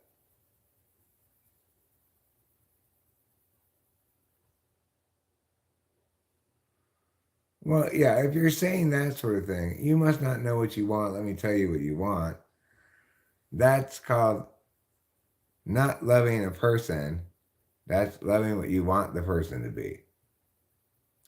Oh, he gives off rapey vibes?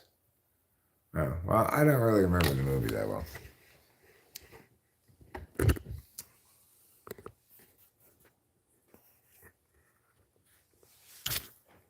You know, here in agricultural country, I live around a lot of grapists. A lot of vineyards around here. A lot of grapists, a lot of figgers, people who grow figs.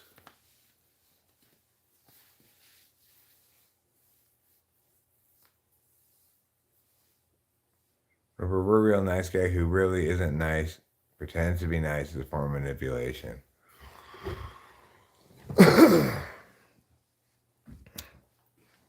The Grapists and Figures Association invites you to their annual gala.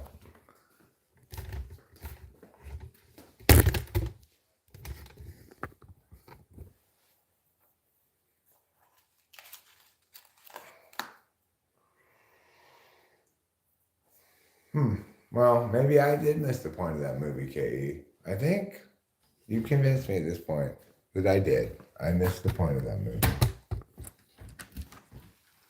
I just thought it was a movie with a couple of kind of funny parts in it. It wasn't too boring, I guess. I watched the whole thing, so it must not have been too boring. I thought that other movie with Russell Brand in it was better. Forgetting Sarah Marshall. I liked that movie. That was sad. Like, dude, why would you fuck up that shit you had with Mila Kunis?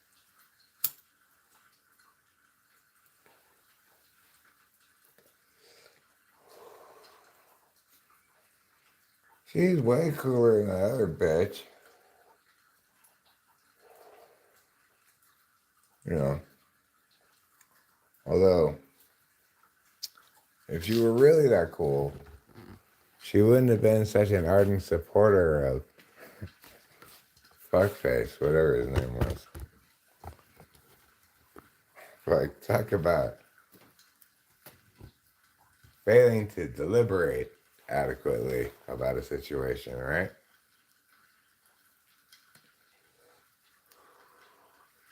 What was their rapist friend's name again? Mila Kunis and Demi Moore's ex. What's his name? Kurt Loder. No, it's not Kurt Loder. You know, that other guy who was on that 70s show. Aren't they together now?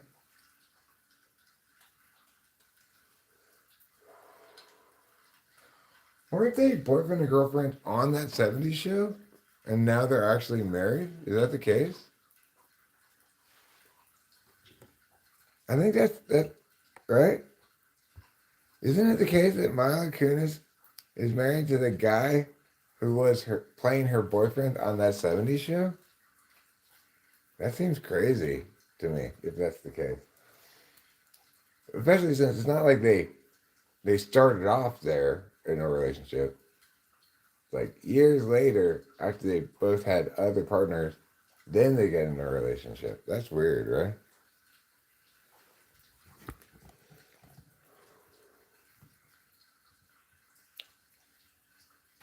His name's not George Lopez, okay? Mila Kunis is not married to George Lopez.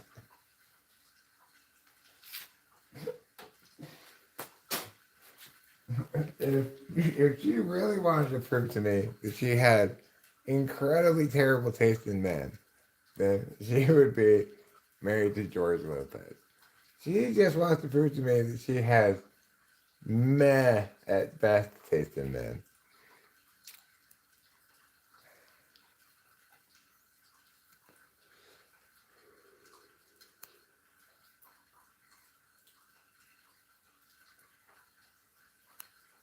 Ashton Kutcher. Thank you. Somebody finally told me what his name is. Yeah. Ashton Kutcher. Well, you want to hear a crazy, crazy story from my neighborhood? I probably told you this before. I have told you before, but I don't know if I've told you this before because I don't know if you were here when I told it. But my friend Dave Porter, his mother, when she was being courted by two men, and it ended up marrying Dave's father, Arza, and bearing him 4 children. 3 of them with hair of red, 1 of them with hair of black. Anyway, then once the 4th child got 18, got out of the house, she divorced him and went and married the guy that she had originally said no to when she chose Arza. How crazy is that? Yeah, Ashton Kutcher was married to Demi Moore for a while. And if I recall correctly, talked a whole lot of shit after they split up.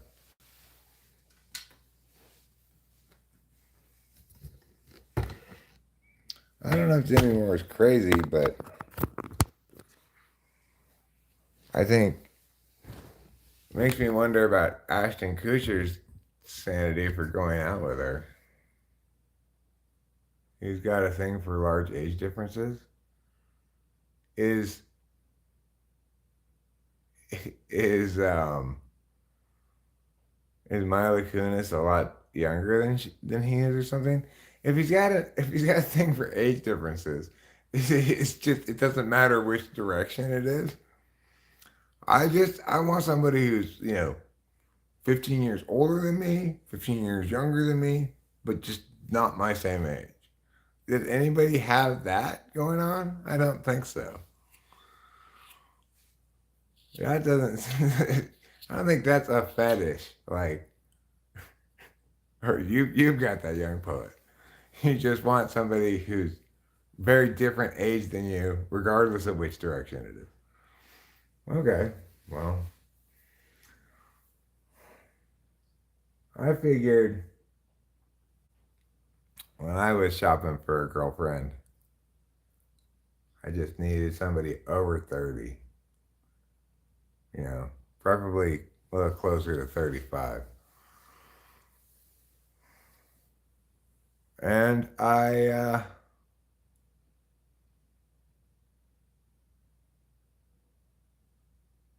Eric, the most wild, insane shit ever happened to me a few hours ago. I've been thoroughly bamboozled, and I am thoroughly captivated. Let me hear. I want to know all about it.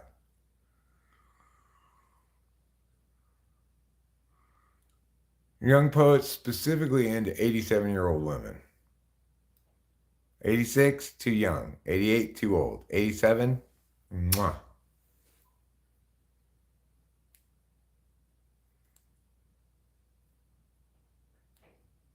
We go, email me. Okay.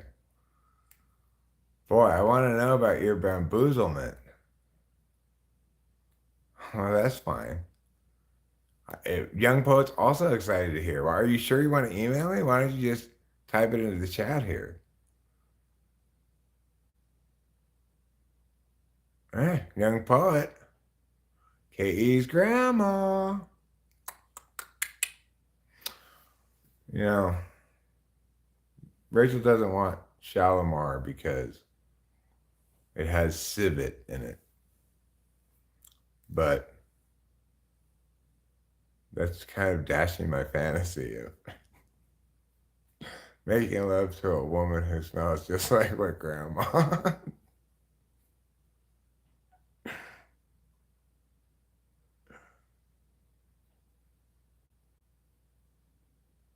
Yeah, she's prettier than me, just saying, well, how pretty are you? You know.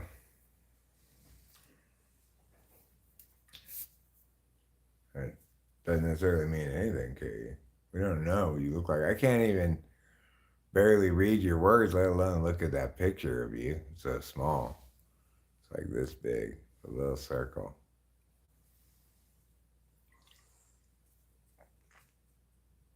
You're 6'7". Wow. You're a tall drink of water.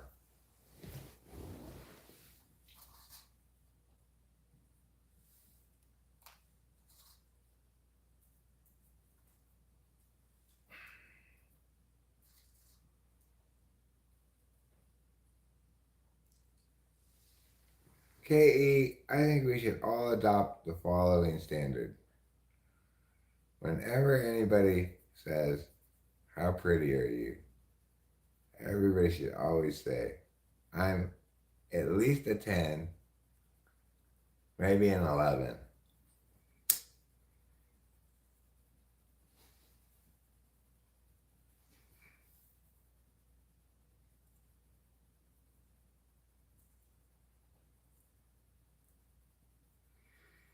You think some ultra intuitive prankster type has been fucking with me for months and they just slipped up a few hours ago, but I'm not positive as to what's actually going on. Well, that sounds like a situation in which one's intuition might run amok as well.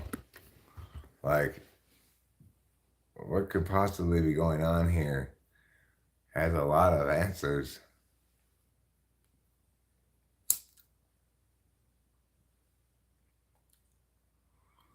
Well, the point is, KE, that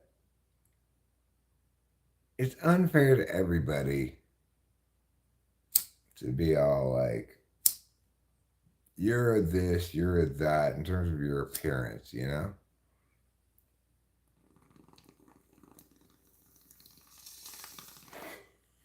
Because it's not something you choose, not any component of your character or anything. You can't be held accountable for it in any reasonable world for whatever you look like, good or bad, you know? No reasonable world is that impactful in anything. So I know, Katie, you and I are on the same page. And I gotta say, I'm proud of both of us. For a couple of ENTPs, we butt heads only like this much. Not, full head cracking head butts all the time. And I'm proud of us for our civil relationship. Because we are naturally designed to butt heads with each other.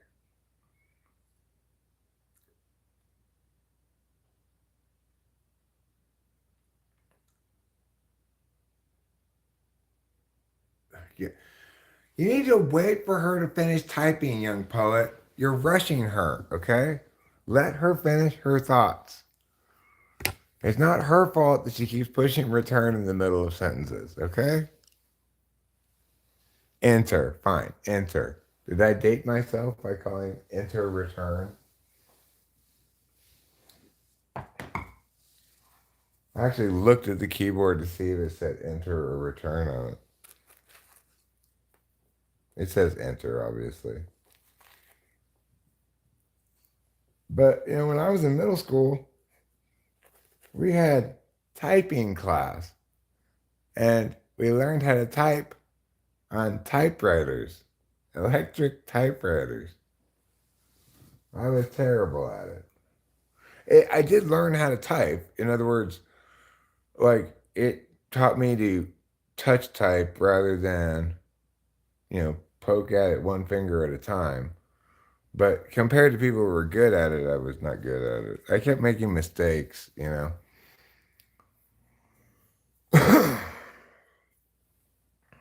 Invite me to your server now. Doesn't that sound like a party line, a contemporary? I don't know if anybody's here old enough to remember those old party line commercials. It have some sexy lady on like a round bed or whatever and go, call now. We're waiting. Like that,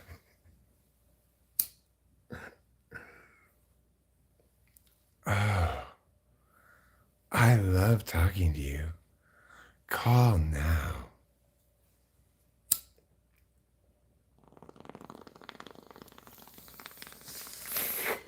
This party line is hot.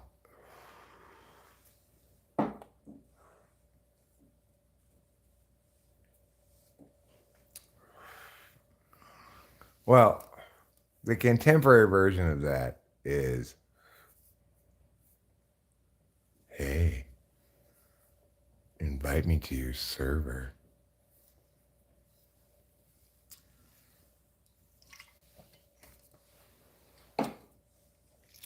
Oh my God. Do you want to come inside my server? Come on in. We're arguing about MBTI stuff. Yeah, you're not a real INFJ. The rarest type. Eric, you need less shrooms?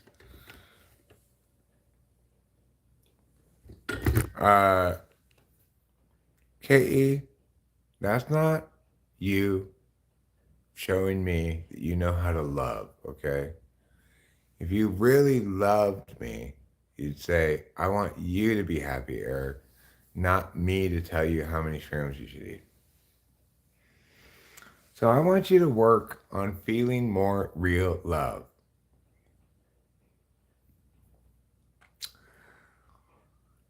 But of course, who's the one person in all of musical history who comes the most? And I'm telling you how to love, okay? I'm telling you how to love. I'm not asking you, I'm telling you. I'm teaching you how to love. You're welcome. The person who comes the most in all of musical history is Santa Claus by far. He comes down the lane, he comes in your chimney, he comes on your rooftop, he comes to town, he comes all over the town,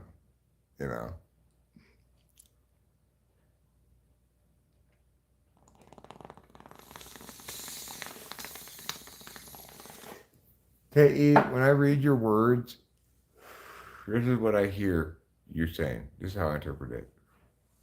This is Kate. Teach me to love. Teach me to love. Well, they're your supervisor type, Kate. It's because they somehow mix these two totally incompatible things. Namely, the ultimate subjectivity of FI and the inherent objectivity of words. She's like a drowning, loveless fish. Who's like a drowning, loveless fish? Ouch, Eric. Why are you saying ouch? I didn't hurt you. Did I say, boo, Jeremiah Fix, or something like that? Your grandma's like a drowning, loveless fish. Hmm.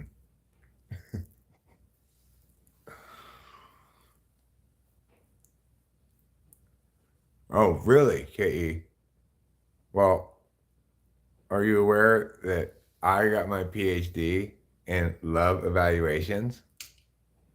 So maybe you should ask me, the expert, on how well and if you love right. Because I'm pretty sure you're doing it wrong.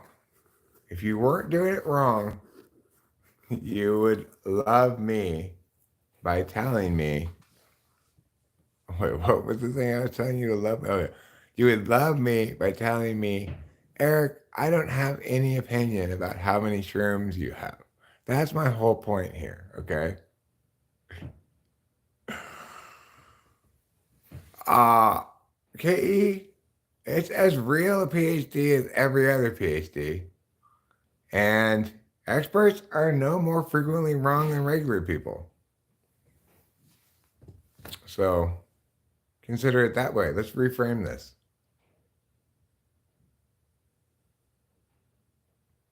Love me, this is how I'm forced to live. I don't want to live like that. I don't want to live second best. So if I loved you, I'd have no opinion. Or were you jumping off a window? Boy, there's a false equivalency. In what fashion is taking mushrooms an analog to jumping out of a window? Like, did your analogy bone break or something? Did you forget what analogs are supposed to do? Meaningfully represent one half of a thing in a relationship with something else? I don't think so, KE. I think you just decided, fuck it. Eric's not going to notice. I'm going to throw out some bullshit analog. Well, you were wrong. I did notice, and I called you out on it.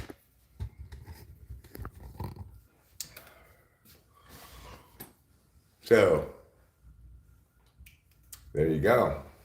I hope we all learned a valuable lesson there about bad analogies and not bring them up in my house. Oh, no, you didn't. Get that weak shit out of here. As I block your horrible attempt at a shot. Your flailing, comically ineffective attempt at a shot. No, you're not going to sneak that horrible, bad analogy past me.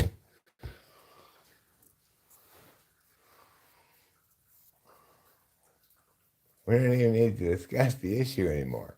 We've already come up with the problem here.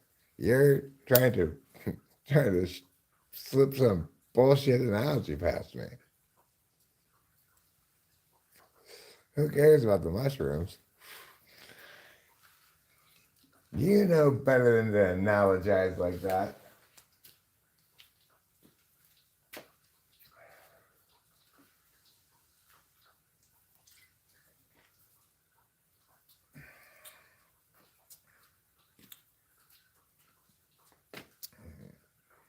That's what you get sometimes with those ENTPs. You gotta keep your eye out on those. Try to switch up some real thing with some bullshit. Not me, of course. But like every other ENTP. They just play fast and loose with things that people don't notice, you know. Like, strangely, the vast majority of people would not be able to say, what's wrong with that is that's clearly not an analog for the other thing, you know? Even though that's obviously what's wrong with it. But like 99% of people would never even be able to say that's what's wrong with it. So AHPs can just get away with murder if they want to. And if they aren't like trained discursively, not trained really, but informed by, the rigors of competition discourse, then they may not even be fully aware of the bullshit they're pulling.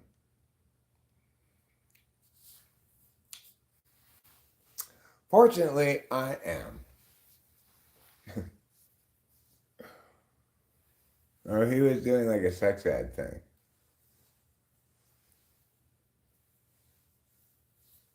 Well, I mean, I was just referencing these funny ads they used to have on TV, where they had these ladies. They sit on like a couch, right, and they'd be on a landline. They go like, "This party's hot. Call now."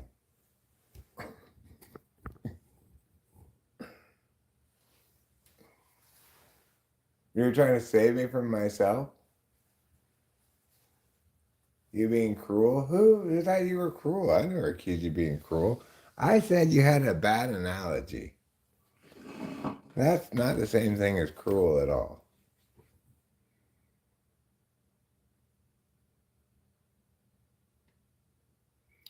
My point is I should not be bullied to support any decision someone makes just to be loving towards them.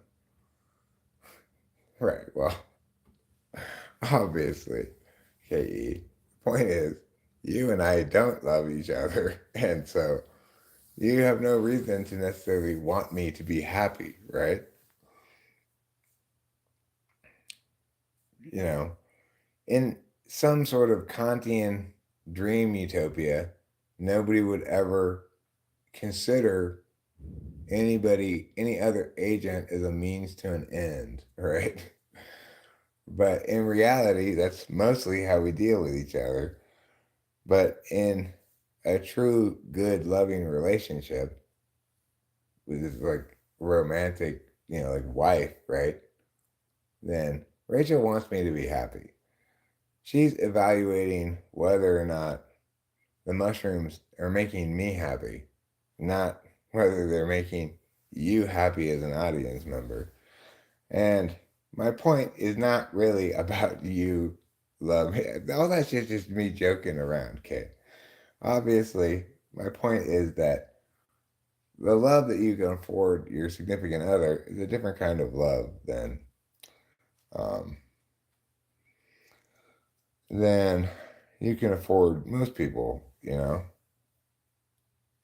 If you're with the right person, it means you want them to be happy.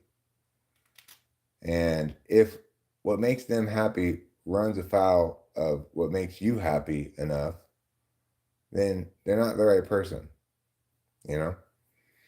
So I feel great about having taken the mushrooms today. And I felt genius about taking them 2 weeks ago. I was really feeling down when that open mic didn't happen. And I don't know, it impacted me a lot more than it should have, really.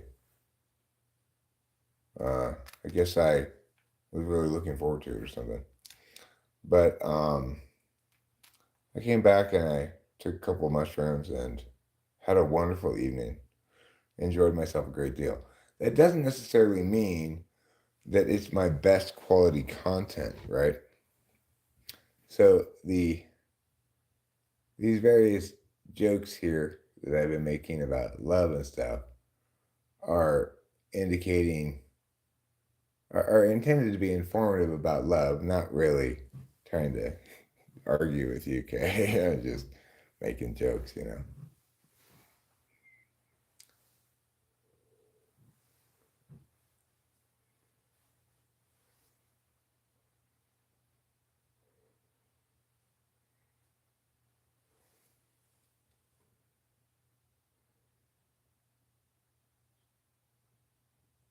I used to be one of those ladies.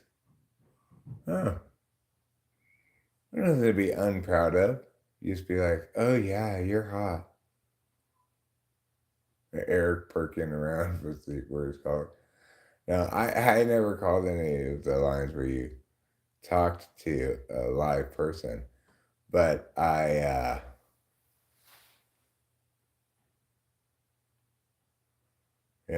well, I did call this one thing and wrote like 1 month.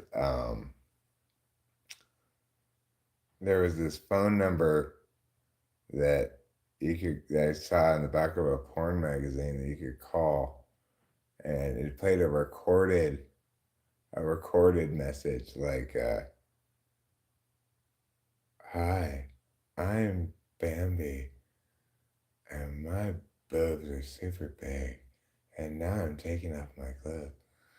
And I called it a bunch of times 1 month, and I got in trouble because it was expensive. But I had a lot of jacking off to this, so.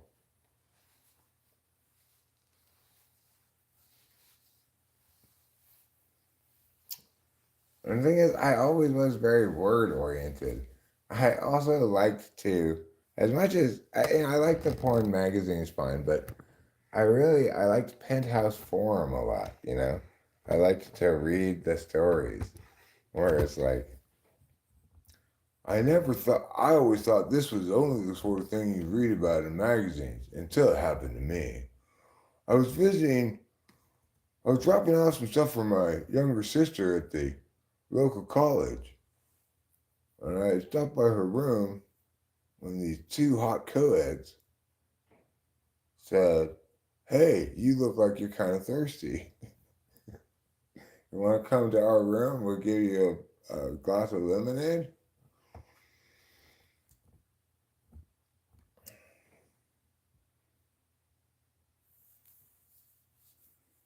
I mean, I think people would notice if boobs look the same. In fact, KE, uh, Rachel, and I think maybe Ruben was here as well at the time. Um, that we were evaluating whether or not Selena Gomez got a boob job. And we were looking at older pictures and newer pictures. We determined it was inconclusive. Could have just been weight gain going to the breasts.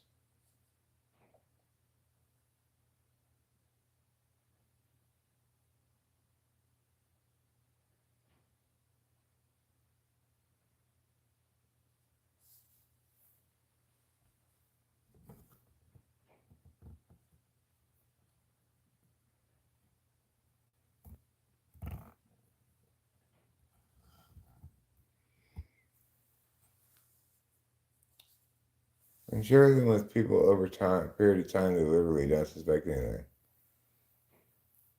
Huh? Is it just pictures of just the boobs? So it's like they could be dramatically different size boobs, and they'll be like, "It was just different camera angle, I guess." Okay, he was just fucking around as a ENTP female teenager. Saying, "Here's something funny I can do with people's weird obsession with my body." I don't quite get this, but it seems like all these guys have this weird obsession with my body. This should be funny. I'll send him pictures of this. Here's Jenna Jameson's tits. How do you like my tits?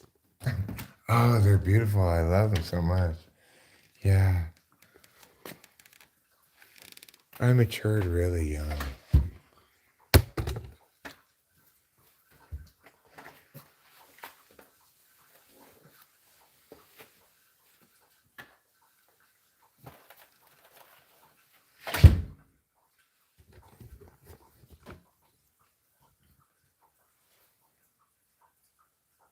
Brings back memories.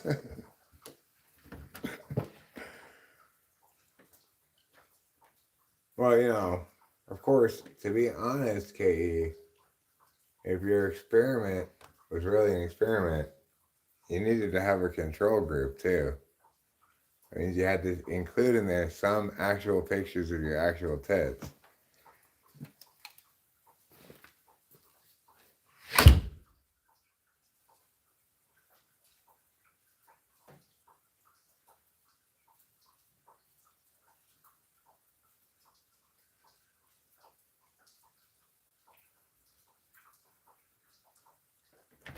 Or maybe you just decided to not be very rigorous in this expression of the scientific method here. And just like, yeah, fuck the control group. I'll experiment with other people's tests.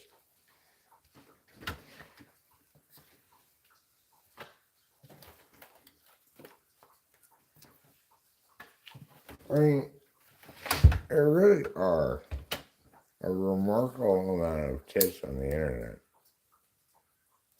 Like, I wonder if you tried to count how many different pairs of naked tits there are on the internet. Would you get to a billion, do you think? Different people.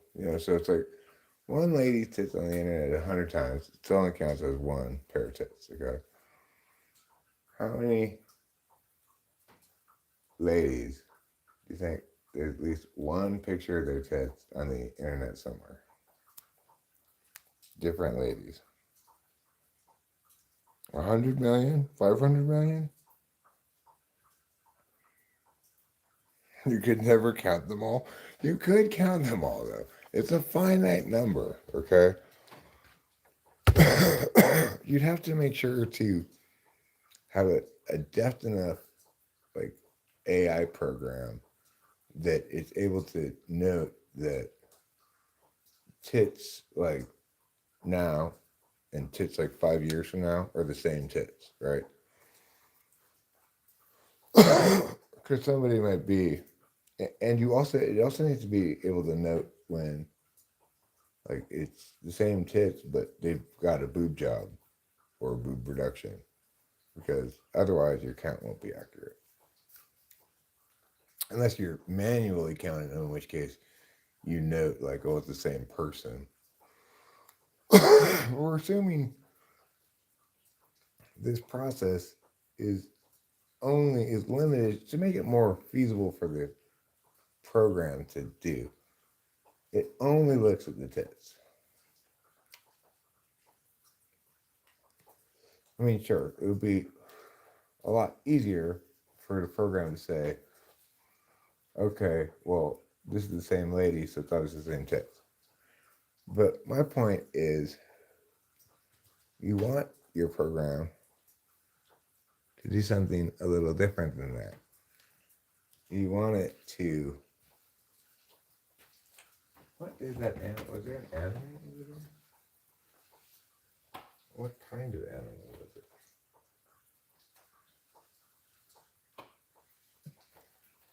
It looked to be about raccoon size.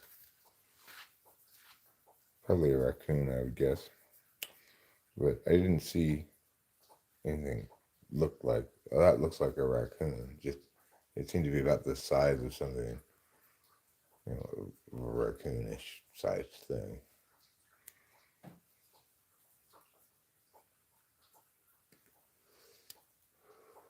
A regular raccoon size.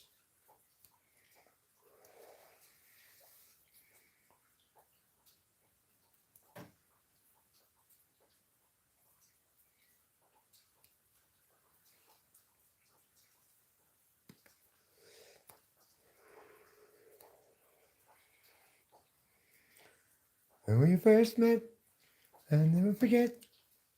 Now and forever.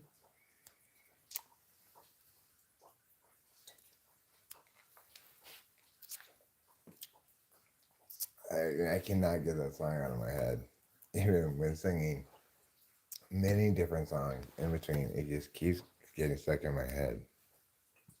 Baby, I can't wait to know. What do you think about things? Believe me, I'll always be there, so you can tell me anything and I'll listen. Boom, boom, boom.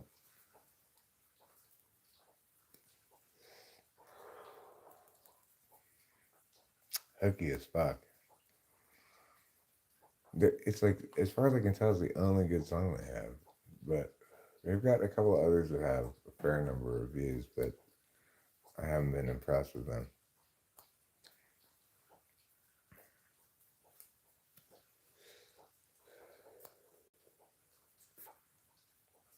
Oh, right. The purpose of this thing is not to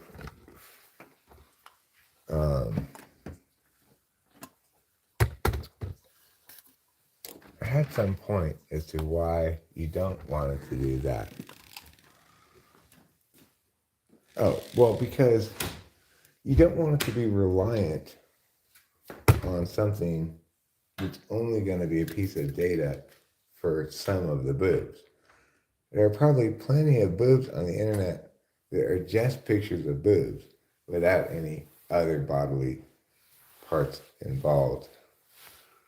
Like, our girl is, as per K's explication, is much safer sending out just a picture of her boobs than a picture of her boobs and her face, because she can always say, those aren't my boobs. Right? So, my point is this. That's why you can't have the program say, these are the same boobs. I know because it's the same person. It needs to somehow be able to tell us the same boobs without seeing anything else about the person, even if it's 5 years later, even if there's been a boob job. Maybe it could map the rib cage or something. I'm not sure. But the question really remains, how many distinct pair of human boobs are there pictures of on the internet? And this is going to include, obviously, like old-timey pictures, like 1890 black and white picture of some lady showing her boobs, because as soon as pictures came into being, as soon as the cave drawing came into being, people immediately started drawing boobs. And certainly with photography, as soon as photography came into being, what's like the first thing that people want to photograph? Boobs, of course. So there's going to be, we're going to have a larger number of boobs on the internet than people who existed in the internet age. We need to keep that in mind too. When we're keeping that in mind, because you got then a solid 100 years of photographed boobs that'll probably get put up on the internet somewhere, Young poet says his grandpa was in World War II and he has a bunch of pictures of shirtless women from when he was in the war. Yep. And like when I went to Hawaii as a kid, they probably don't do this anymore. They used to have naked lady postcards, which were topless postcards with topless women on them. And I would get my parents to let me mail postcards back to my friends, and they'd always be very excited to get them, And the crazy thing, young poet, is they found him in his garage after he died, and they were clearly well used. It's like he clearly visited him like every day.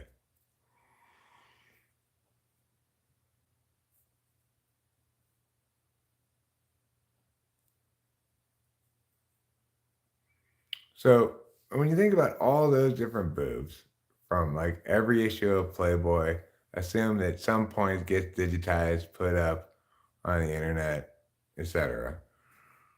And we're excluding non-photographs. So any pre-photography boobs that may have been painted, well, we're not going to include those, okay? So, given that, question narrowed accordingly. How many distinct pairs of human boobs can you find a picture of on the internet?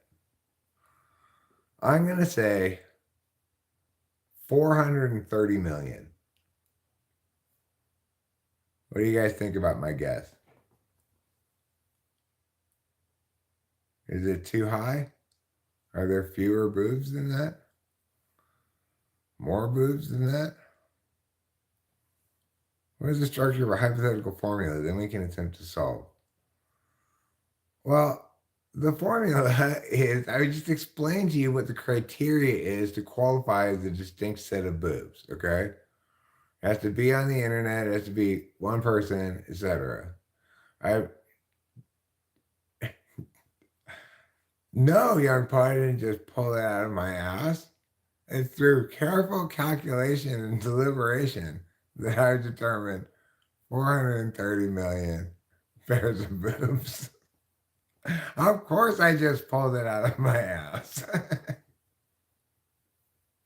How else would I come up with a number like that?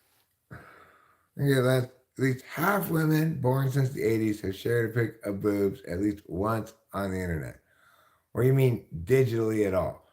Because look, the thing is, I think there's probably a fair number of girls who sent a picture of their boobs to some guy's phone. Maybe or maybe not, it goes up onto the internet at some point, you know? Um, so I'm talking about if you're saying half of women since the 80s have shown their boobs to somebody on the internet, either by like you mean like emailing them a picture of it or yeah, like Rachel showed me her boobs on video conference, but that doesn't qualify as a picture of them on the internet. I didn't record the video conference. And even if I had, which I certainly didn't, I didn't like take pictures or anything, screenshots or anything like that. If I had, I certainly wouldn't put them up on the internet. I don't want other people to look at my woman. That's multiplied by internet access across geographies. Even if only 20% of the pictures get into public access, half of women, so that's more than 400 million. Okay, well,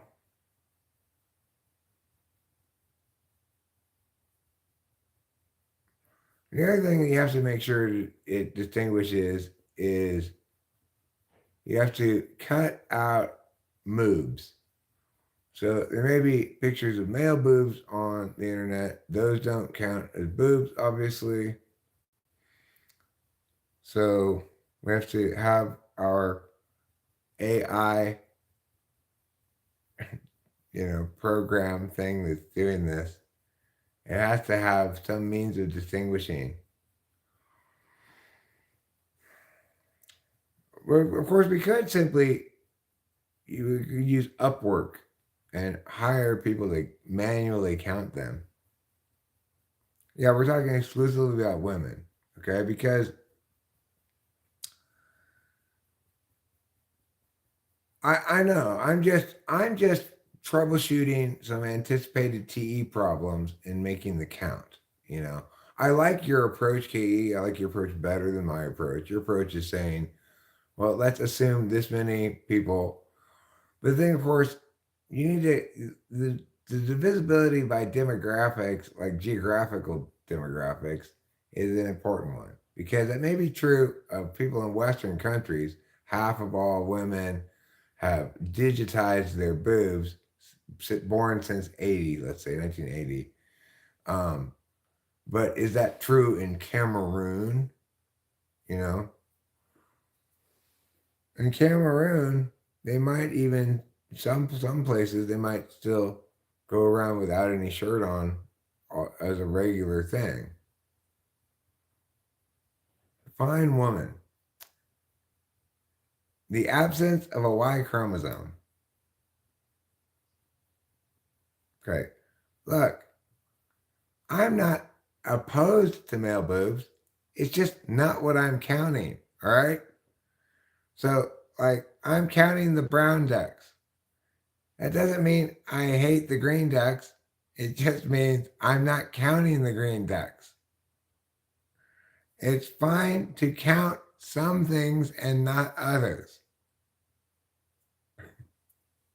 You can't be racist or whatever by counting things.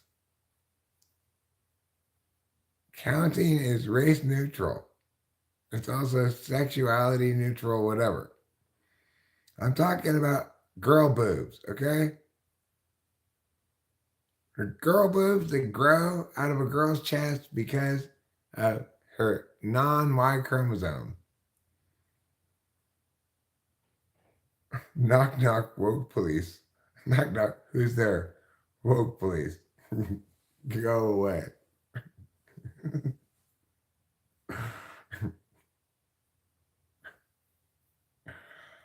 Knock, knock, who's there? Woke police. Oh, God.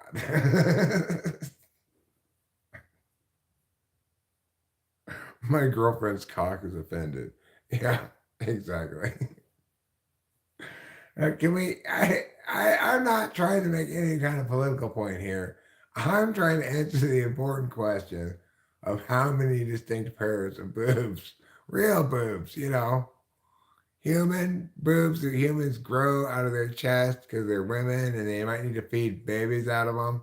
Those kind of boobs.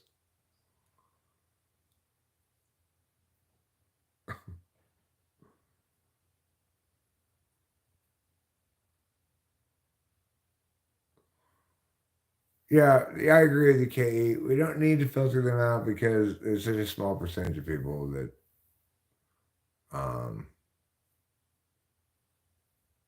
it is negligible on the overall count. Um, Thereby, we can bypass the political question entirely. Obviously, we wouldn't be able to filter them out successfully without checking for actual lactation capacity. You know, and if we needed all tits to demonstrate lactating to prove they were real tits, well, then nobody would ever get to be a mother.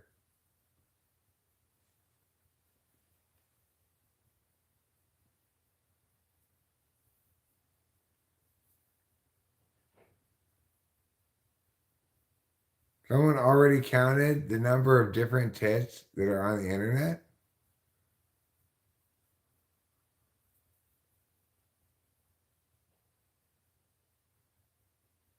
I want to know what the answer is then.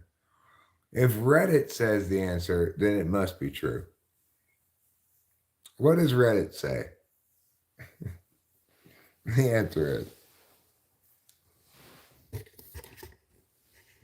Zayad Lahu says that he has a hunch that 430 million is pretty close. Apparently, around 7% of women 18 plus alive right now have their needs publicly available online. Okay, well, this is not considering all the people who are dead, but whose news are still published online.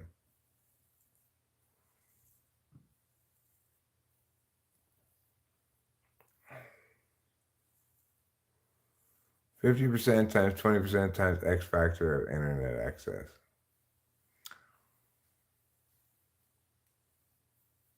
Well, I'm going to go with Zaid. Zaid. Zaid. Is that how you say it? Zaid? Zayad? Zaid? Zaid? It seems like it would be said Zaid, probably. I don't know. I'm going to go with him. And his hunch, which is that I'm right. He seems like a smart guy. He's got a good hunch. His hunch that I'm right, I've got a hunch that his hunch is right.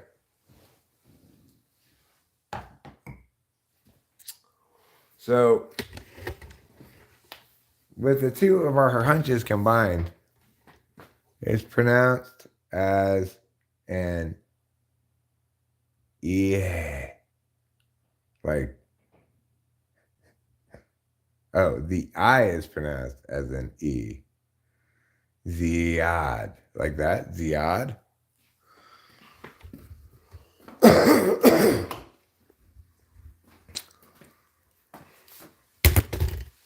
Ziad, huh?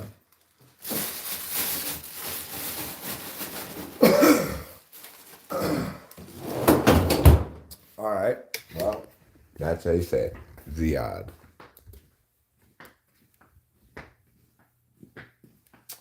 So I agree with his hunch. I had to get more weed. I'm tired of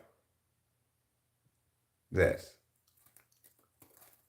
I'm tired of having to dig through this pile of little stems and shake trying to get a boner rip, It's ridiculous. If you multiply the derivative of Ziyad's hunch, Ziyad's hunch by the qualifier of Eric's hunch, you'll find the number of hits on the internet. You are a wise young poet. A wise and true speaking young poet.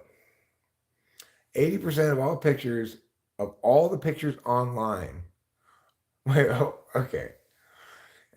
First time I read that, I misread that. I misread that as meaning 80% of all the nudes online are naked women, not men. I thought, well, that makes sense. 80-20. 80% of the nudes would be women, 20% men. That would seem to make sense because 80% of people would much rather look at naked ladies. But what you're saying is 80% of all the pictures in total online, like of all the pictures in the whole internet, are pictures of naked ladies? That's just shocking. That's just shocking to me. 80% of all pictures on the internet are naked lady pictures? That seems crazy. But I would totally believe that 80% of all nudes are chicks. Because probably 80% of the people who want to look at naked pictures are dudes. And at least 90% of them are straight.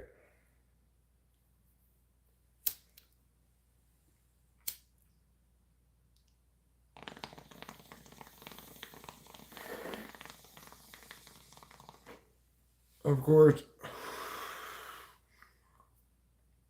most people probably watch porn that includes both a male and a female.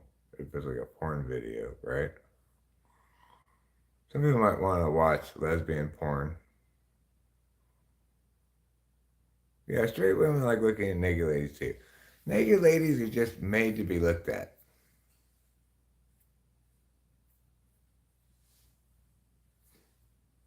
That's why the very first cave painting, the first artist in the world, first thing he made was a picture of boobs. Lesbians are gross. Well, hey, Young poet, I think that might be a little bit homophobic. Uh, I don't know if I like that word exactly. More like mean to lesbians.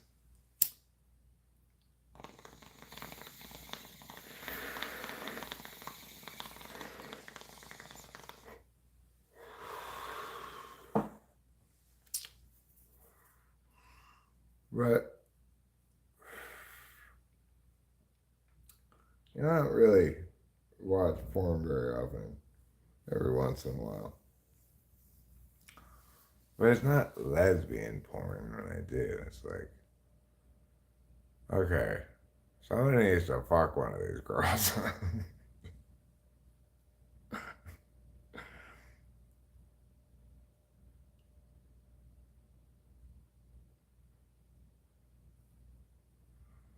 Although, to be frank, we don't know how many pics of a same woman are out there, so it doesn't necessarily mean that we can know how many unique pairs of boobs we can find. Which was my initial question. Maybe the end of this whole discussion is that I needed to reshape the question into a more answerable question, right? Like, how many living women currently have some picture of their boobs online? Is a much more answerable question, right, than the question I'm asking. So I think KE taught me an important lesson today about how to ask questions better. Or what happens when you don't ask questions well? Sure, I might want to know the answer to that question in some sort of vague, hypothetical sense. But that doesn't mean it's a good question. Good questions should suggest to you some meaningful ways that they could be answered.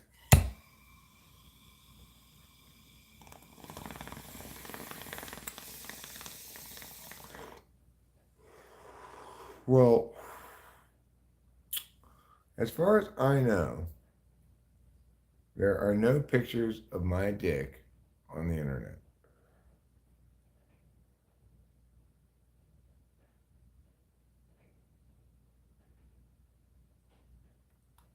So maybe what I should do is this. I should take a picture of my dick and do a reverse image search and see if there's another picture of my dick somewhere on the internet.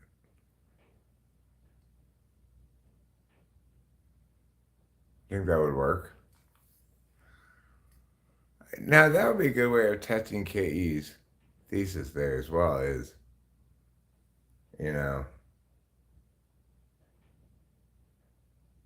if it's really the case that people can't tell boobs apart, then your reverse image search for any pair of boobs should always produce any other pair of boobs.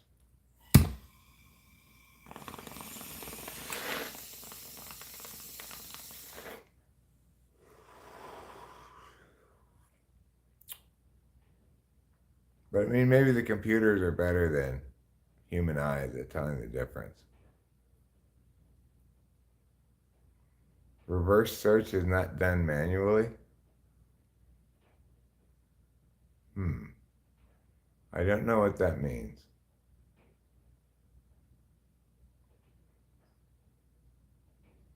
The only reason I know about reverse image search, or I knew about it, but it's in my mind, is because Ruben used it to find a listing of somebody selling a Tiffany doll.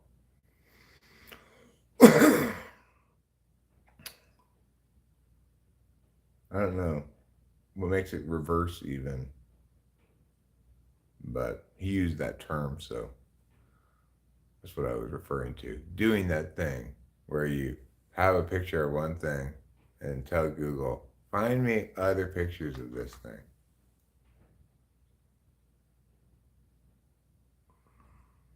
If I use the wrong words, I'm sorry. If I don't know how that works, I'm Not sorry, but well, I acknowledge that. That's what people like Ruben are for. They know how to do things like that.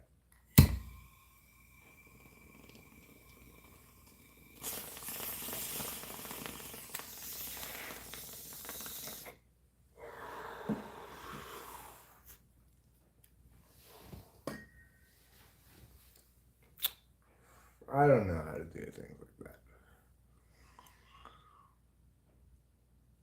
A lot of times I'll muse about a question for a long time, sitting here, right here with Google and the keyboard in front of me. You definitely need some food, Katie. That's what you need most of all. Go to your kitchen right now, open a can of beans, and eat it. Do it right now. It'll make a big difference. You'll realize that what you really needed was food more than anything. You're hungry. So go ahead, get up, open a can of beans, and eat it. I'm going to follow my own instructions here. You don't have cans. Okay. Well, I can't cure dumb shopping at this point. Okay. What do you eat when you don't want to make anything and there's nothing really sounds good?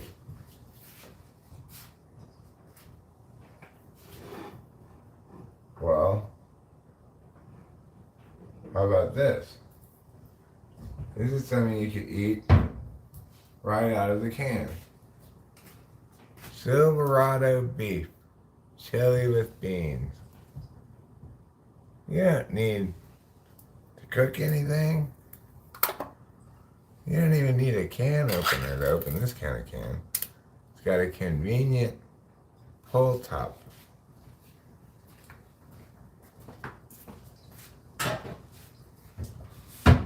If you have, as I believe I do,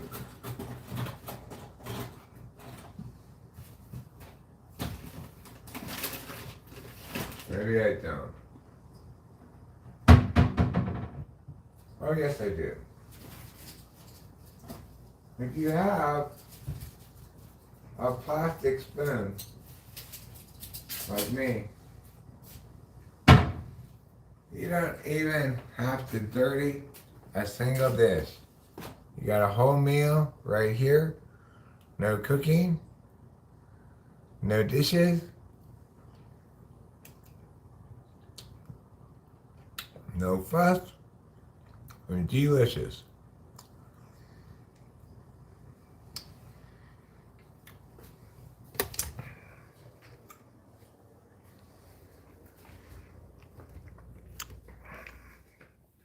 It's the closest thing we have to my dream product, all-purpose food. Excuse me while my pants fall down. Hold on. Pull them up.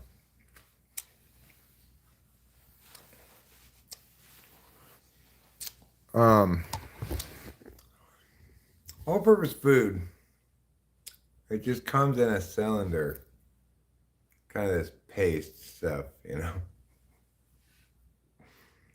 Like each cylinder is like 1,000 calories. Just says all-purpose food on it. You just squeeze it into your mouth. It's like Go-Gurt kind of, you know, but it may or may not have any dairy in it.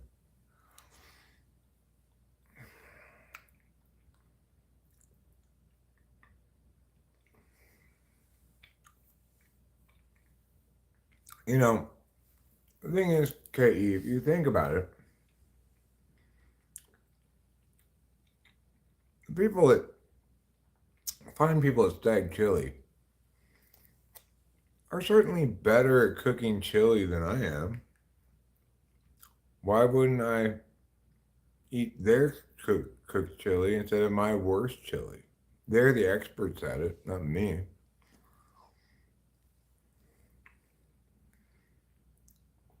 Now, Sure. Maybe if I were Rachel and had my slightly more finicky 8-slot SI, I might do something crazy like pour it onto a plate and heat it in the microwave. I don't need fancy pants stuff like that. This is just fine. What am I? Some kind of magical princess who only eats truffles and caviar? No. I don't like truffles or caviar. Well, I think I'm having truffles tomorrow night. Tonight now. It's tonight now.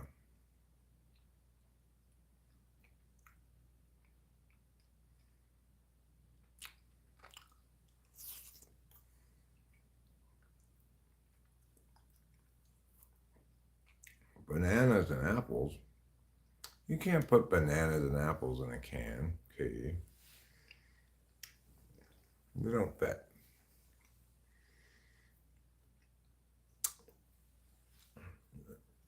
If you want bananas and apples, that's where you go to the baby food aisle. I truffled a princess caviar once. A princess's caviar. You truffled a princess's caviar once. Did you really?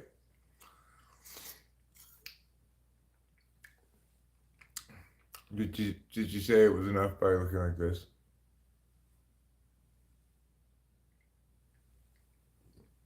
That's enough. That's enough truffles on my caviar.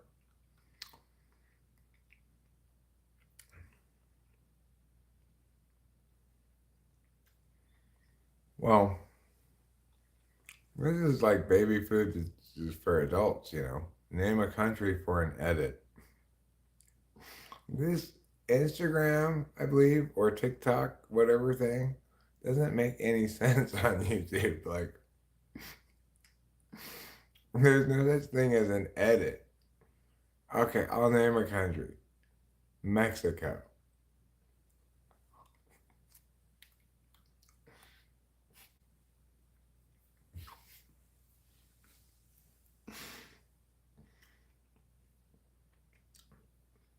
What I want to know is, do the people who come around and do this name them yeah for an edit thing,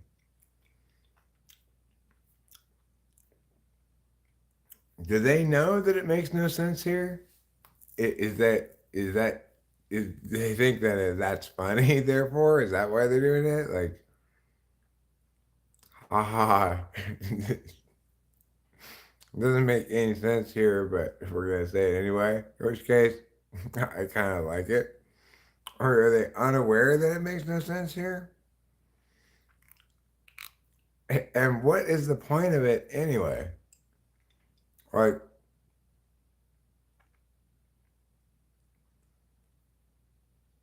why is it something somebody would do exactly?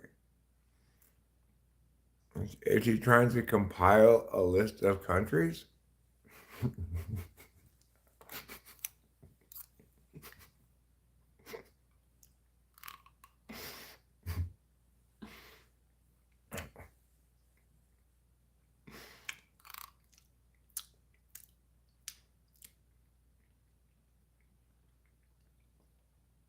Nothing about the internet makes sense. Well, I mean, this would make sense if the person is trying to compile a list of countries. It would be a poor strategy. It'd be better served to simply Google it, but it would at least have a teleology, you know, a logic of tele or whatever that is, a tele logic.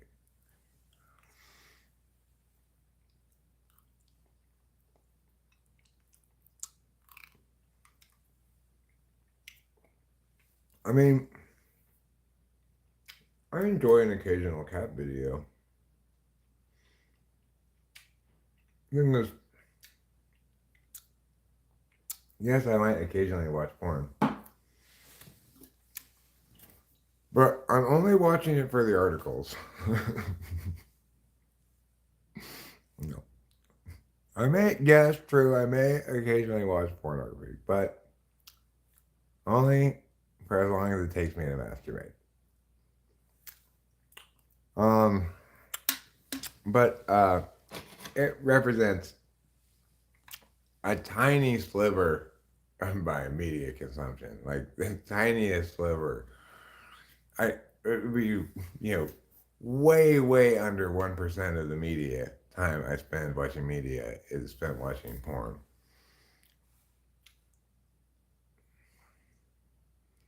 By and large, when I'm watching it, I'm not saying to myself, let's make this take as long as possible.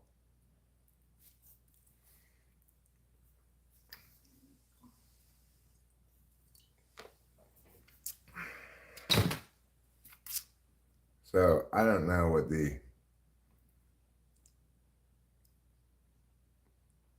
I mean, like, I'll say this.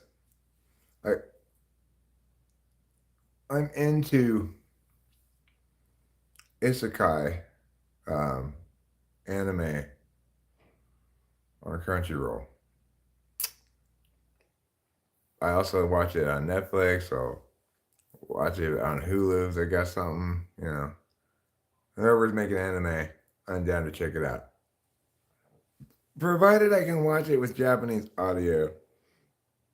If you make it in English, fine, but I want to be able to, it better be on Netflix where I can switch the audio to Japanese and the English subtitles. Anyway, the point is, despite all the various sources of anime, etc., I have emptied all of the vats of good anime. I'm just waiting week to week for new animes to come out.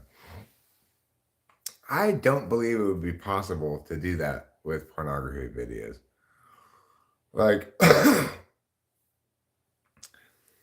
if, let's say, I were as passionate about pornography videos as I am about anime, which thank God I am not, then it seems like I wouldn't run out of content, I wouldn't run out of isekais.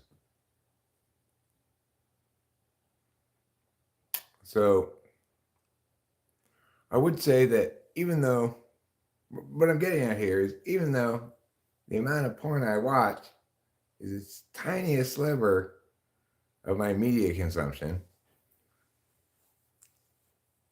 I have way more choice in that area and like depth of pages and pages and pages and pages and pages of results from different aggregators or whatever than I could ever dream of getting in terms of anime. I just don't have that level of enthusiasm to take advantage of it, I guess. I wouldn't want to. I see every time I think about every time I masturbate, I think about it a fair amount before I actually do it, like, because it kind of feels like I'm wasting a load.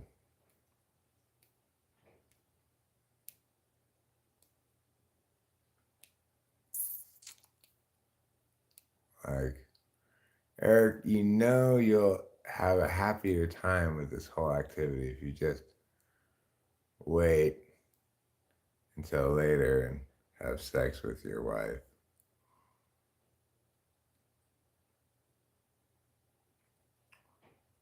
But it's not always the case that you want sex to involve a second person. So a single load doesn't take a lot out of me. I mean, like, I had sex earlier today, and I didn't have sex yesterday. I had sex the day before that, and then it was probably a couple of days. Of course it is, darling. You know I love having sex with you. What I am saying is that it feels like I'm wasting a load when I masturbate because obviously it's not as good as having sex with you. But then I also noted that there are occasions when um, one doesn't feel like having another person involved with, their sexual whatever. Namely, when I'm whacked out in the middle of the night on speed. I don't really necessarily want you involved in this weirdness,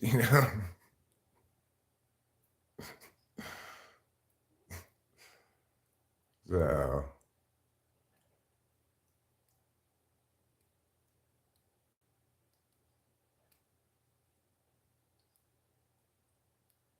well, I mean, I'm old enough for whatever purported declines there might be to appear, but I'm not experiencing any that I can tell.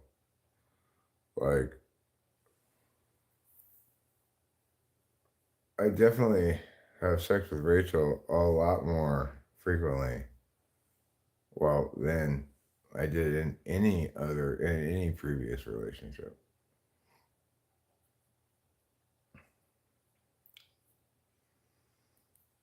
Um, and I enjoy it way more.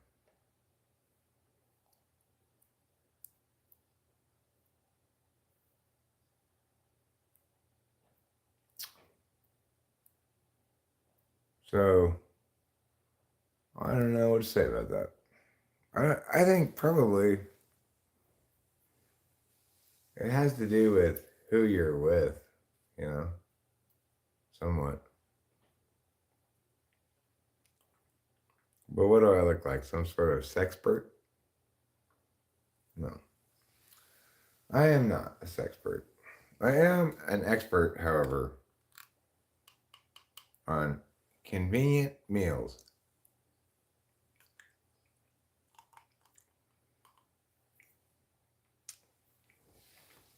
For example, here's a handy tip.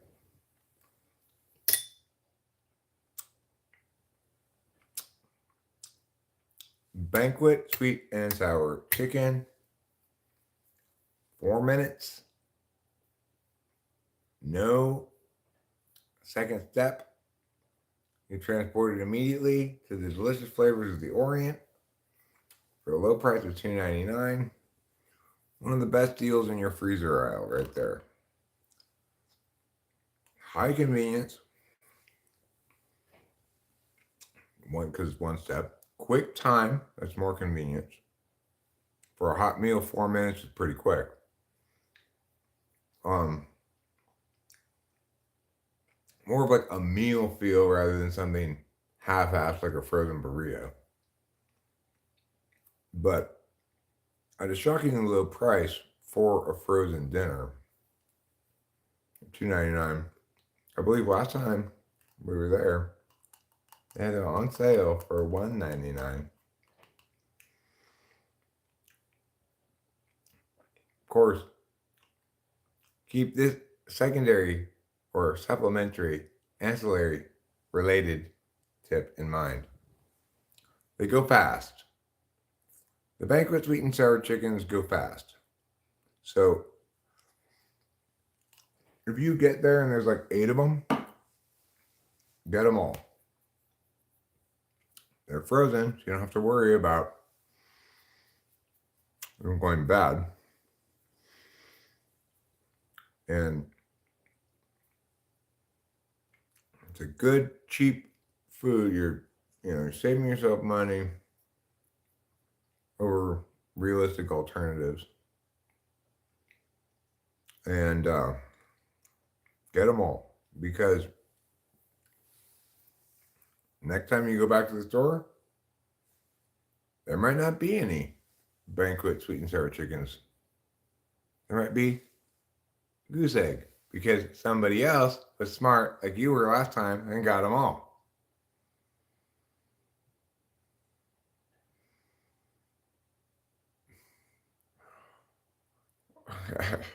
I mean, definitely Rachel is I I'm obviously very attracted to her. And it doesn't have anything to do with being a freak or anything. We're pretty vanilla. But I just subjectively, inherently very, very attracted to her. And that was the case from the very beginning, right? Like, um,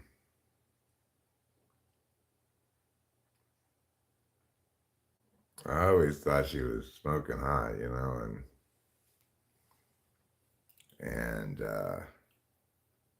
oh God, right in the middle of this sexy conversation, I got a dead mouse, or at least a mouse in the mouth of Capillo, the great hunter, is at it again. Oh God, Capillo, just put it down. God, no, Capillo, go back. No, Capillo, let it go. Okay, now it's underneath my chair. It is still alive. Oh God.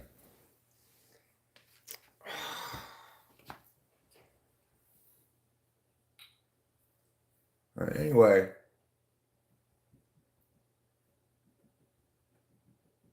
the only thing that can ever interfere with Rachel's sexiness are these fucking cats.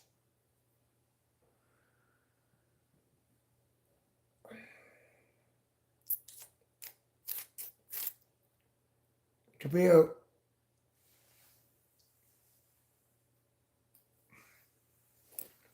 how do I explain this to you? Yes, by trying to catch the mouse, now you're helping. Okay?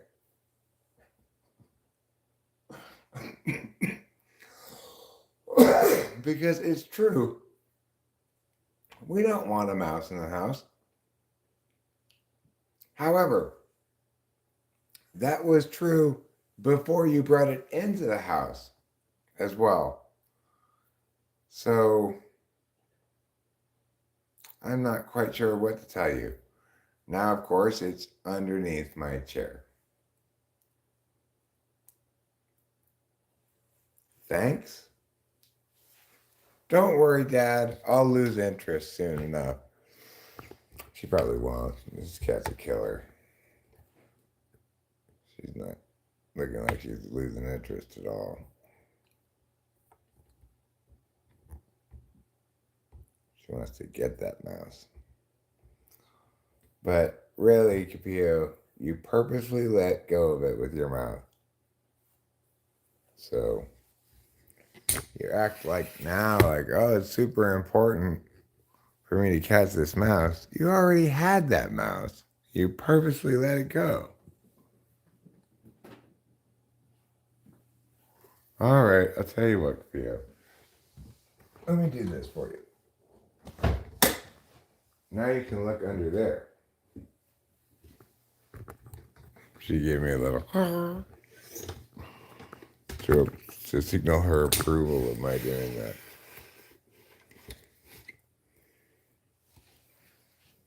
You want to look under Mommy's chair too?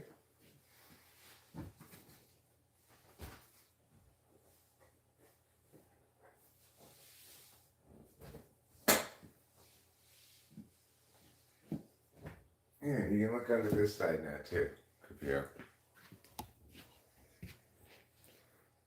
This silly kitty. I guess I'll look too with my flashlight.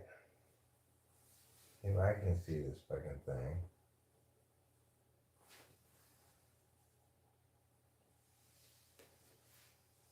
Well, we've both lost it.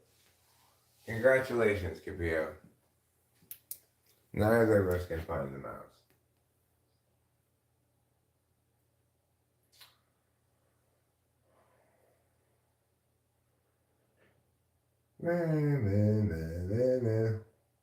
Well, young poets, like, there was this like full year where I, after my second divorce, where I said, okay, I just got divorced. I tried the dating thing.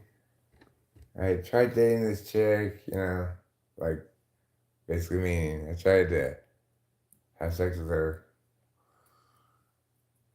and successfully did that, but I was like, okay. I can't believe I wasted all that time and energy trying to sweet talk this girl just so I could have sex with her. And now what? Good job, Eric. I mean, yes, you successfully had horrible sex with this poor woman. Congratulations.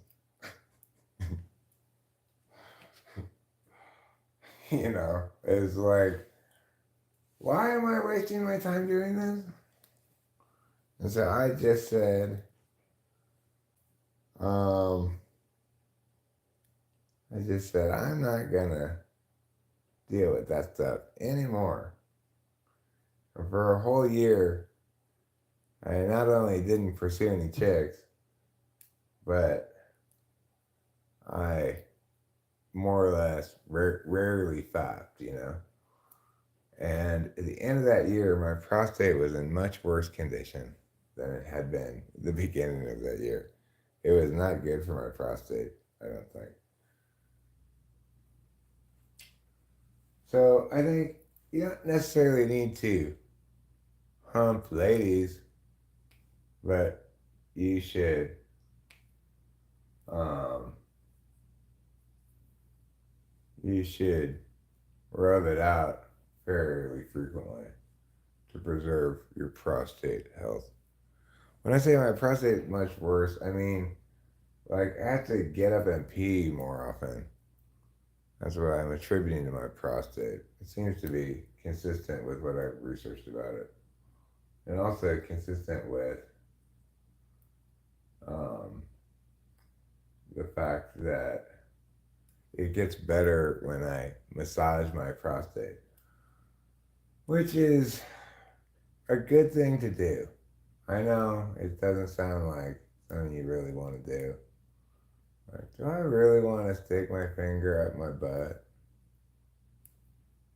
and push on my prostate? Well, maybe you don't feel like you want to do that much. Or maybe you think, it sounds okay, I guess. But even if you think it sounds kind of nice or whatever, you just don't end up doing it very often because it's like you gotta like sit in a certain position in the shower or else you can't get your finger to reach all the way. And it's not the most elegant or graceful thing to be doing. You don't feel like you're gonna be.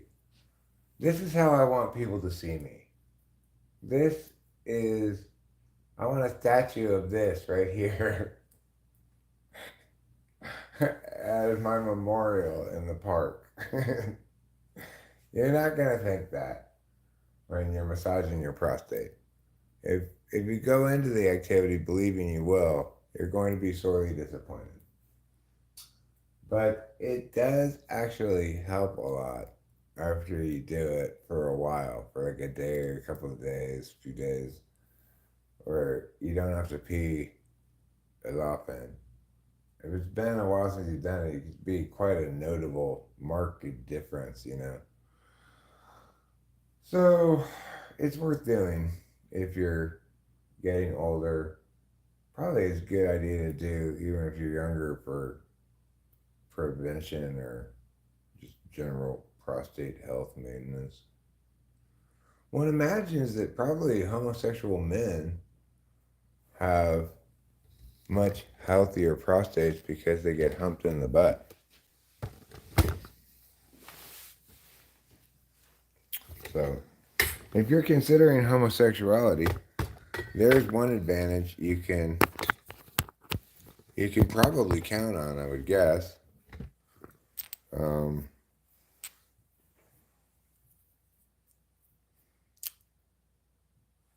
I mean, it's not directly pushing on the prostate. Maybe I don't. I don't know if you actually get a good prostate massage by being humped in the butt, but because I kind of have to like push forward. I don't know if that would naturally occur from a butt humping. But let's assume it does. And then we can assume that gay males probably have much better prostate health than straight males. That would be an interesting thing to see, to test, to see if my theory. See, there's really anything to this notion that prostate massage helps, right? Or if it's just in my head, it's just placebo effect and just putting my finger up my ass for no reason, right? Um, that'd be a great way to test that. If in fact, um, if in fact prostate massage improves prostate health, then gay men should have better prostate health on balance than straight men, right? Doesn't that make perfectly good sense?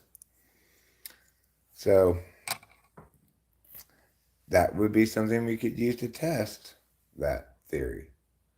If it turns out that a study of prostate health that happens to include demographic marker of sexuality in its data gatherings, um, we just look to see if gay men have better prostate health.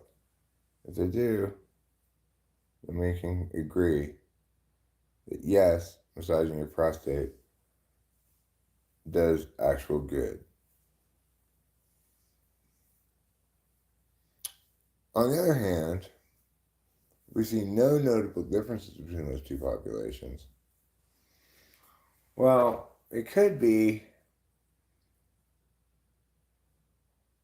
maybe that all the gay people you're looking at are pitchers and not catchers, potentially. That could be a complication in this scientific experiment that I'm considering. Or it's not an experiment, it's just a data processing thing that I'm talking about, right? You just process existing data and hope that if it has the necessary tags, right? Like, not everybody whose data you can get on prostate health can you also get necessarily data on whether they're straight or gay. If you're getting data on their prostate health, you are definitively getting data on their sex, though.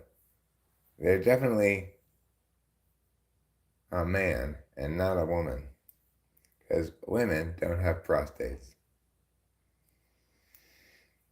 So, things to remember in this theoretical exposition regarding prostate health, prostate massage, and getting humped in the butt. And yeah, so that's my thesis. Do I get a PhD? And then all the people on the PhD committee stand up and give me a slow clap. Oh, yes, sir, they say. That gets you to be Dr. Eric, Doctor of Butt Health. And that's how I became a doctor of butt health. For those of you who are wondering. Anywho, I guess I'm going to end this live stream now. Not because I'm not enjoying it, not because I know what I'm going to do instead, because I don't, but rather because I think it's time to transition into a woman. First, I'm going to glue a paper mache vagina onto my penis and testicles. Then I'm going to glue some paper mache boobs onto my chest.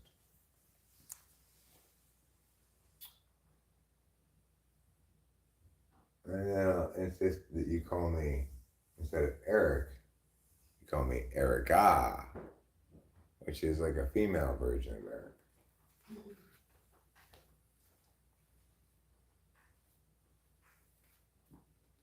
Slow clap, the sarcastic slow clap? Oh, young poet, you need to do something with your life? Well, you better get out of here. You better get out of here. Oh, Ziad, don't you dare think that just because I said I'm going to end the stream that I'm actually going to end the stream. That would be a fool's thought. Many is the occasion when I say, okay, I'm going to end the stream now, and then I go for another hour.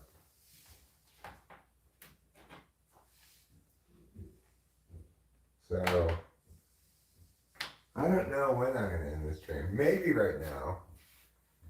But it's far too early to say your goodbyes. I know this much.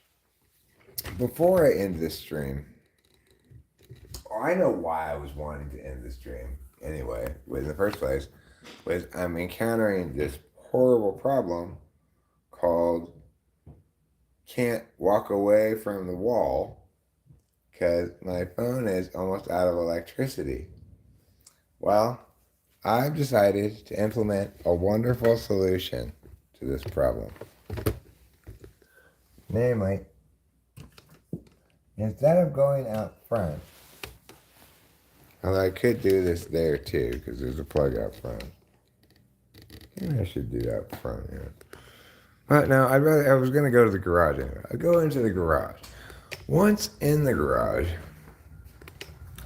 I'll plug in the phone again, thereby transforming it from a phone eking out its last breath on 4% of electricity into a phone that's charging. There we go. Oh yeah, that's good charge. I can practically hear the phone purr. Oh, I love garage electricity.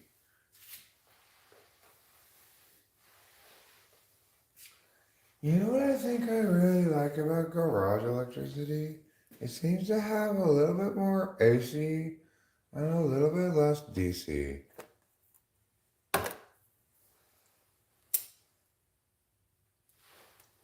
It's all AC. That's kind of what I meant. Okay. You don't understand anything about electricity. Neither do you. I'm a phone. I run on electricity. You don't even know anything. Well, I know that your electricity is either AC or DC, not some of both. How do you know that? Science class or something? I'm not sure. Well, then you don't really know it, do you?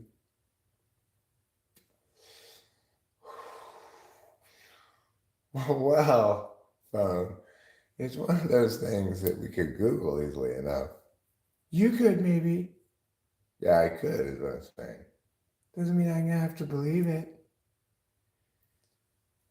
Okay, well, I don't know what to tell you then. Look, I can tell by the flavor of this electricity.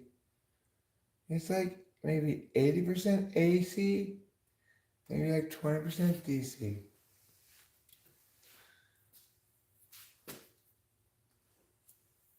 Okay, well, how reliable do you really think your taste buds are then?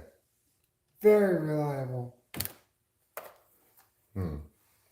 Have you ever tasted pure DC? No. Have you ever tasted pure AC? No. Then how do you know you aren't currently tasting pure AC or pure DC? Because it's my taste buds, okay? I know what my own taste buds taste. Jeez. Hmm.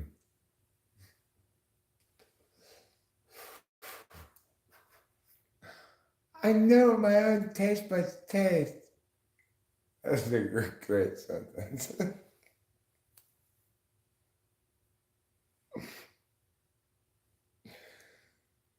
Who do you think you are? I know what my own taste buds taste. Okay? You don't know what my taste buds taste.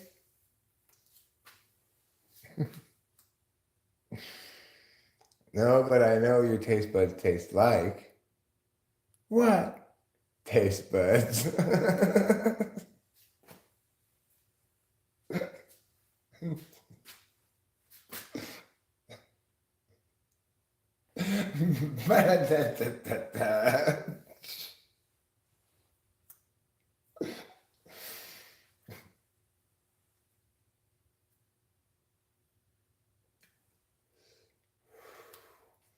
You don't know me. You don't know my taste buds. You don't taste what I taste. I taste so many tastes that you never even tasted. Okay, all right. I respect your taste buds.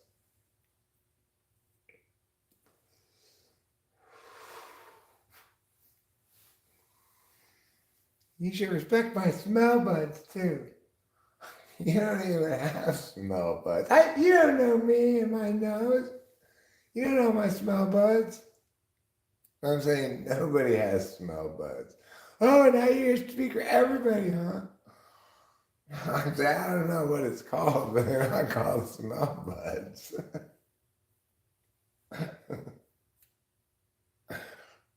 What are they called?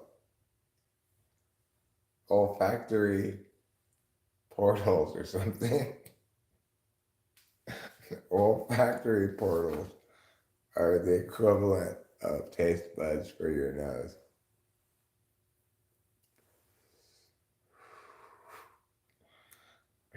If I have taste buds, I should also have smell buds and eye buds. And I'd also like to have feel buds. I should additionally have earbuds, I guess, but then I'd just be listening to something on my phone.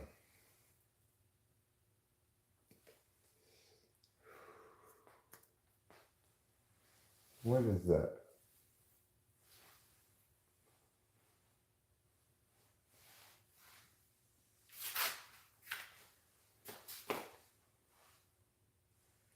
I wonder if the mouse has gotten caught yet.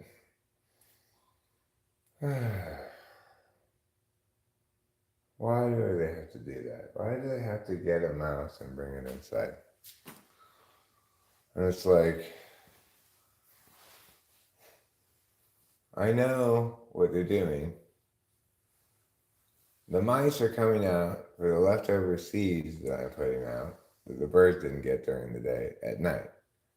And then the cats are just, the Capillo is just going like, it's the hunting hour when the deer always congregate here to be shot by me.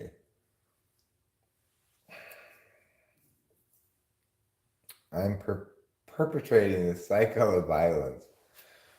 But at the same time, like, how many mice have gotten to live because of these sunflower seeds that I give them? I don't try to give it to the mice, right? I give it to the birds. But the mice don't respect my not for mice sign. So, they eat it themselves anyway. It's like birds, if the birds did a better job of eating all of it, then maybe the mice wouldn't have any leftovers. But I like to sprinkle it around in the rocks where they have to kind of search around for it a little bit, or, you know, where it covers more of a surface area than just on top of the wall. So they have to do more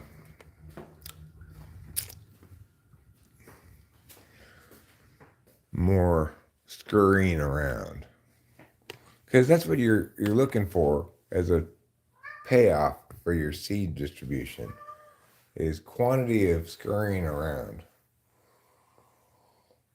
Ah, that sounds like an interesting soup. What, mice and sunflower seeds?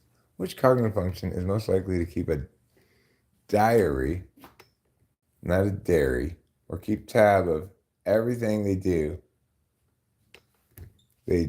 in order? SI. You're describing SI there. That's a very straightforward question to answer with a very straightforward answer. That is SI.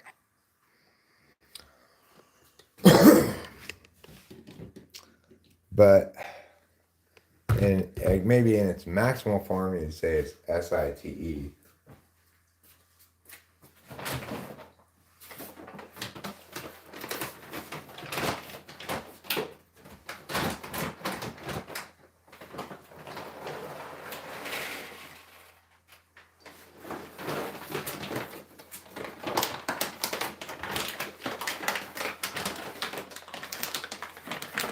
I mean, like, my dad, his whole life, kind of compulsively kept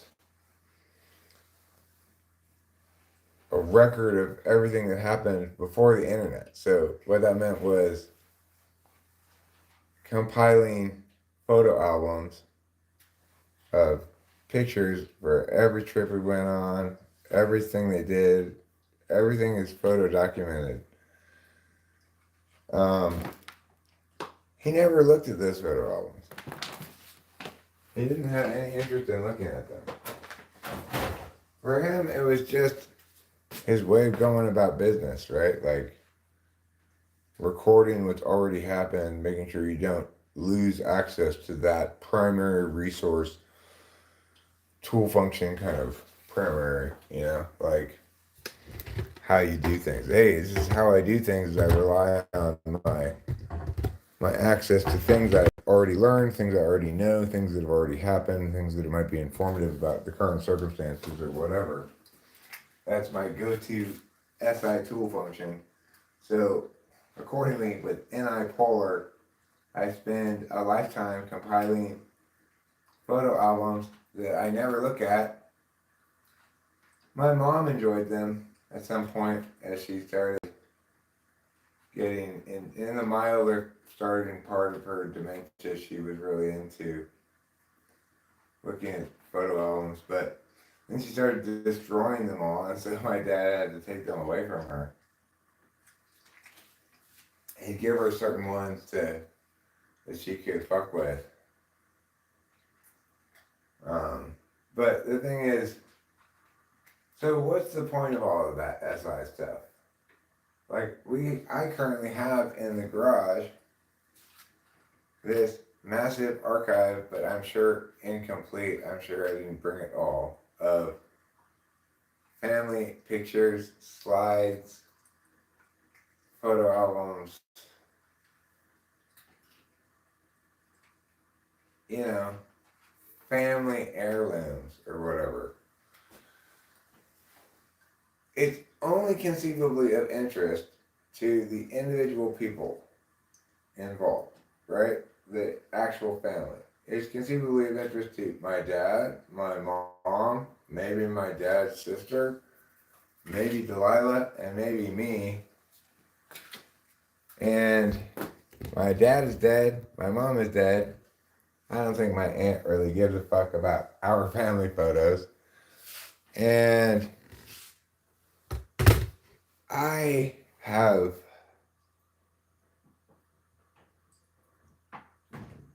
evolving feelings about it as an archive. I think as time passes, there will come a day when I value the opportunity to look through all those photo albums. But I don't think that day is now, certainly. Sometimes I go on a little nostalgic bent, and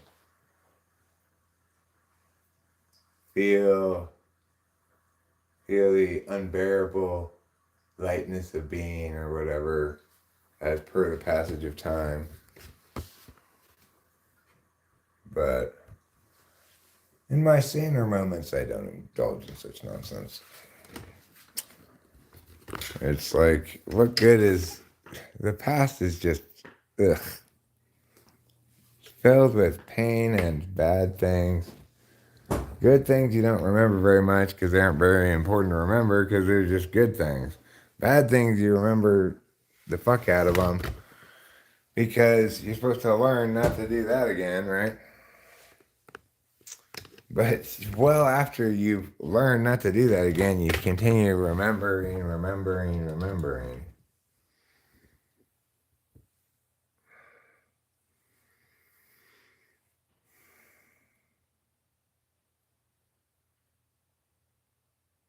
Distressed SI Polar.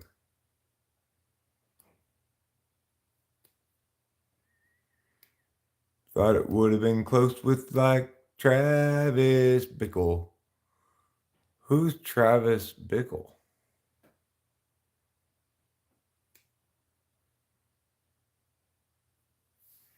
I don't know who Travis Bickle is.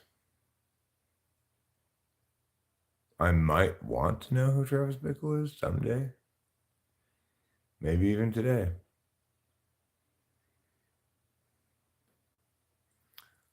Okay. I'll admit it. I want to know who Travis Bickle is right now. But I don't want to know who he is badly enough to Google his name. So, gosh, I'm really in a conundrum here. Okay, Travis Bickle. All right, Zane, you got me. You got me to do something. It's dangerous, but I'm going to search Google for Travis Bickle. Travis Bickle is the fictional main character in the 1976 film Taxi Driver.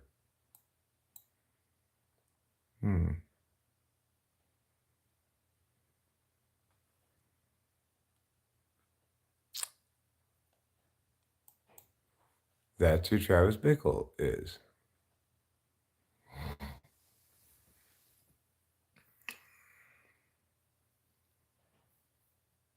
Well, I mean, look, the thing is, SI conscious people, Zane, genuinely cannot do anything but keep track of what's happened in order and just sort of go through life recording shit that if asked later, they can easily enough say, well, first we did this, then we did this, and then we did, and wait, then we did, oh yeah, this, and then that happened, and this inconsequential thing happened, and this other inconsequential thing happened. It's like, if you're fourth slot SI like me, I might not express when I'm talking a lot of that kind of SI tendency in what I'm saying, but I'm still the same fundamental kind of knower. So I will retain information as a sequence of events happening, stretching back from now, and it gets weaker the further away it gets, but significant things don't get weaker, may even get stronger over time, may like get strong and then weak again, bad things usually. But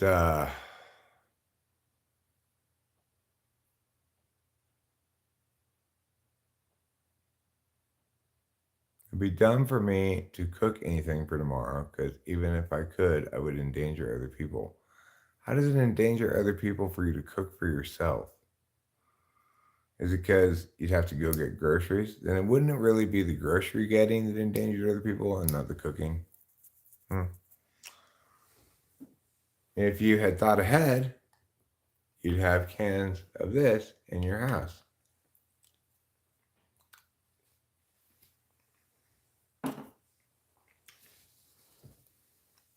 Then you wouldn't be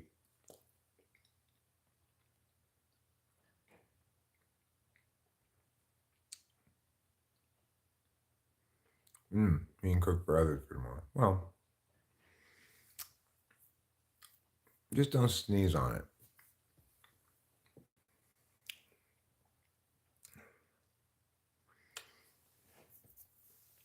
So if you're doing something obsessive and compulsive, like literally keeping a crazy person diary of 11:19, closed the door, 11:20, went to car, some shit like that, then that's well beyond cognitive functions, right? That's just being crazy.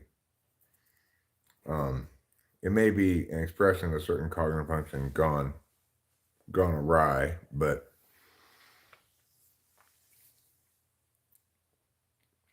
it's better explained as a pathology like OCD or whatever. But if you're just talking about knowing the order of things that happened because you remember them, or like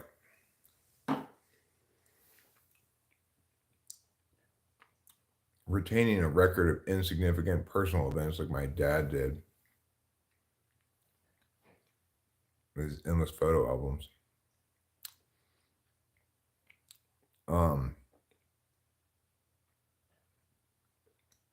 That's SI. SI without NI doesn't understand that this story about your family or whatever doesn't have any universal relevance or significance. Like SI tool means NI polar. And what that means in conjunction is like a failure to recognize meaning beyond the scope of your particular experience. My dad had a huge collection of different things, objects that he had acquired over the years, things he bought on eBay. He never had that problem with eBay that people had, but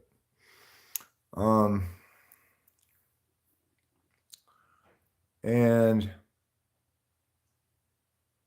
I guess it gave him a certain amount of satisfaction, right, to have all these objects. But then he dies, and we just hire a company to auction everything in the house off, basically, except for a couple things we keep. And it's the difference between something that is of you that disappears instantly when you die, a bunch of objects, versus something that's of you that persists, say media objects, things you've created that have a digital footprint. You could say, well, my dad created plenty of things that have a digital footprint once he started taking digital photos. Although he seems to kind of stop taking photos at some point. But the thing is, that's where you get into the intuition part. Somebody's random family photos have zero universal resonance on balance. You might get a specific photo of some family that has universal relevance, not because of anything that's relevant or important to those particular people, but because of something that it just hits with its visuals or whatever.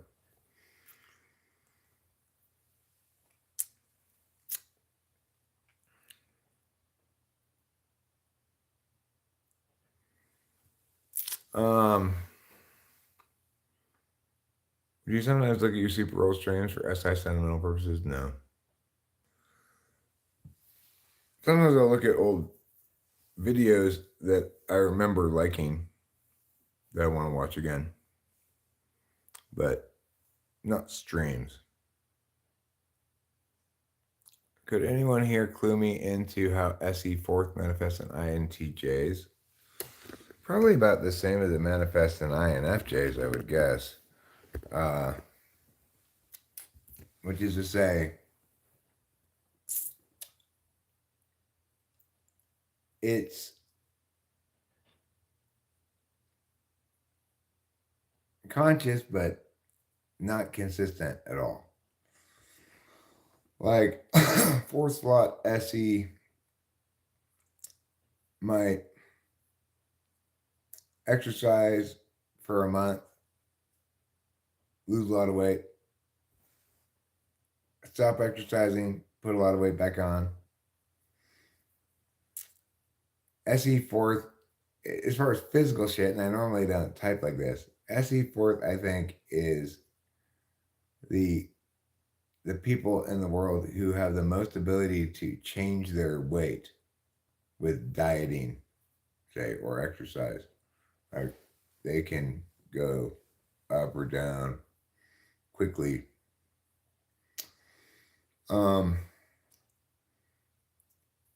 And I would say that SE fourth broadly,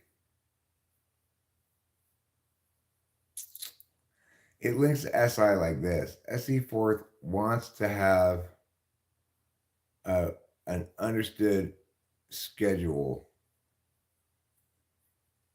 that doesn't get messed with much, even if it's self-inflicted. Like Rachel wants to do the laundry on certain days of the week, or some, like, okay, well, she'll like maybe set a reminder for herself. I don't know if she does this or not, but Monday, laundry day or something.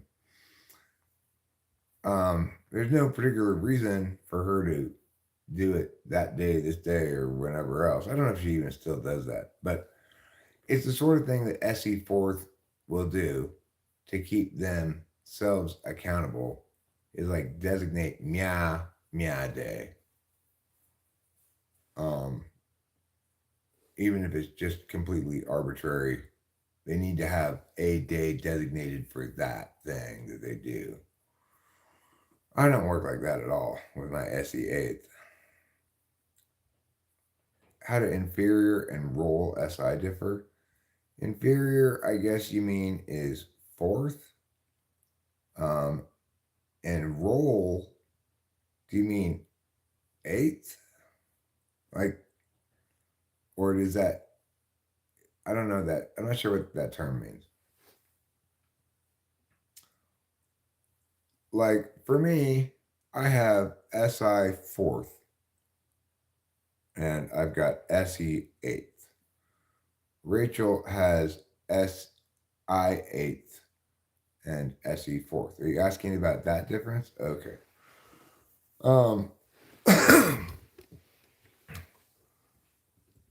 So SI fourth versus eighth is hugely different, vastly different. Like you, if you ask Rachel to report on her physical state of being, like um, how do your feet feel now? Like because she has neuropathy, I have it too, but um, she has a lot of trouble even processing that question. Like she can't, she almost cannot direct her attention to her bodily sensations unless they're screaming out at her, pay attention to me, like pain or or significant loss of function or something like that. She doesn't think about evaluating her physical state in real time at all. She just reflects on it, you know, like it's. I don't know if it was exactly this bad, but it's very much like this. Are you hungry?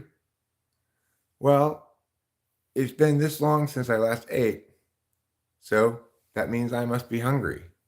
You know, like that kind of a thing. She's better with that. She's better than that with hunger. She'll be like, I don't feel hungry, but I should probably eat, which is a perfectly normal thing to say. But that kind of thing is what typifies SI eighth. This total unconsciousness about your own what your own body is feeling in real time, like whether your shoulders are stiff, whether you're sitting comfortably, whatever. You know, I've joked before that combination of SI eighth and TE polar means you get two INFJs sitting in a room, started out at a normal temperature like this, and just turn on the heater, they get colder and colder and colder. And probably it would take till it was like 10 degrees for one of them to get up and turn on the heater.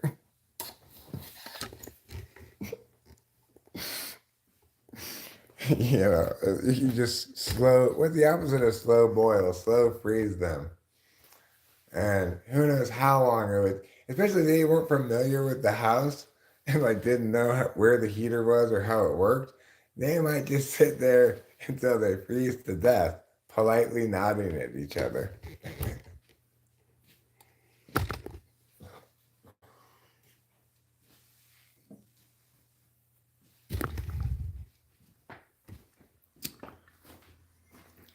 So that's a combination of SI8 and TE polar.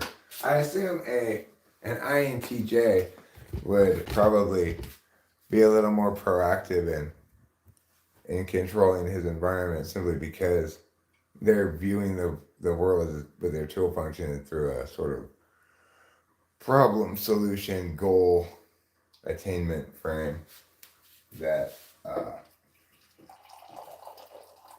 it just seems it seems to me that it'd be a lot more likely for them to, because they're kind of always going out of their way to look for problems. You know, like they're gonna notice, well, even if I don't feel cold, the temperature here is colder than what it normally should be or something. I'm going to solve this problem. I could conceive of an INTJ being much more proactive about something like that.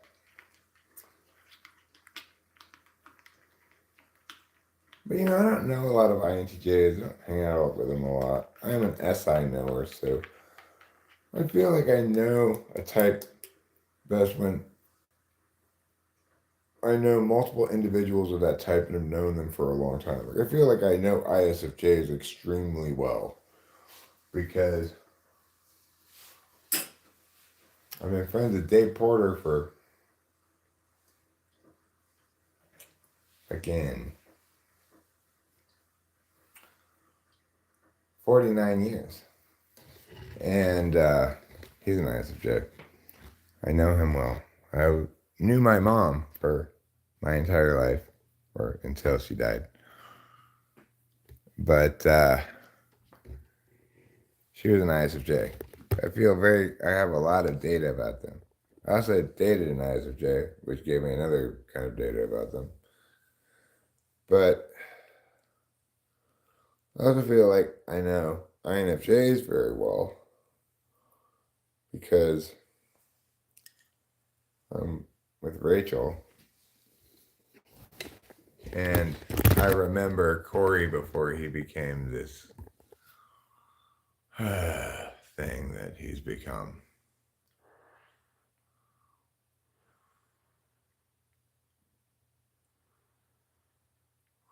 Is Googling a list of emotions and checking if I feel any of them every day after a breakup an FI polar behavior? Um,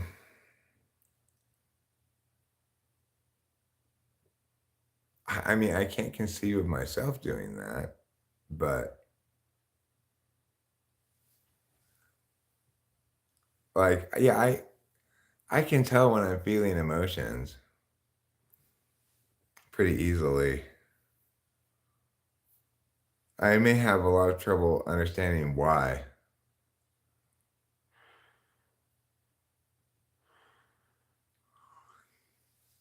Because like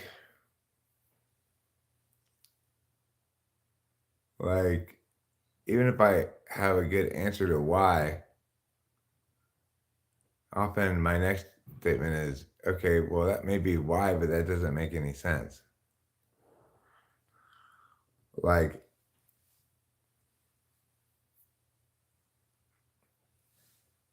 my emotion is your emotion peer reviewed? An excellent question, Carlos Paeva. I wish more people asked themselves that question. I think Googling a list of emotions and checking to see if you feel any of them every day after a breakup sounds like a 6 slot FI thing to do. But I'm not sure.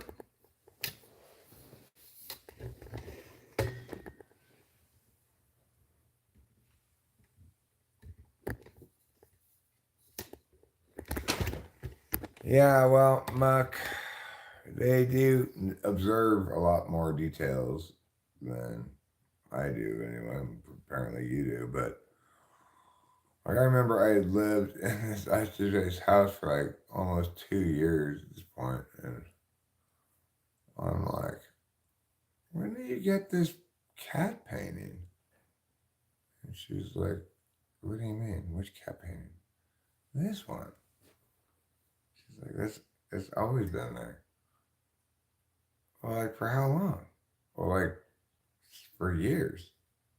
You mean it's been there the whole time I've been living in this house? There's been this cat painting here? Hanging right there in the bathroom? Yeah. How have I never seen it before?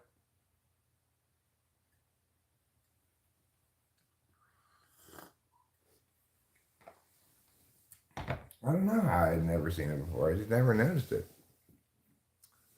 It's like this thing next to the sink here that we have. It took me months to realize, many months, to realize that we have this other sink thing here next to the sink. it's it's kind of hard to explain, but I'll have to show it to you, I guess. But anyway, it's just like an extra faucet thing that supposedly puts out instant hot water. The hot water part of it doesn't work, but it does put out water. Like there's another faucet in the sink that you could turn on that puts out water. Um, that I didn't notice for months after we moved into the house.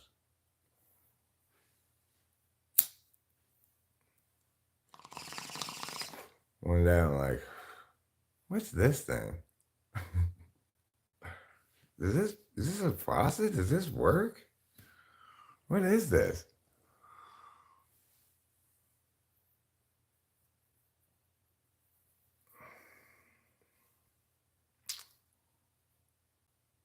For me, Elaine, it's more like I feel this emotion, but the situation doesn't warrant this. Get over it. Boy, Ke, you could be quoting my own head. Except, it'll sometimes displace. It's like if I have hurt feelings, at the end of the day, the only time that's gonna happen is if it links to somebody I care about a lot. You know, it's pretty hard for random people to hurt my feelings. But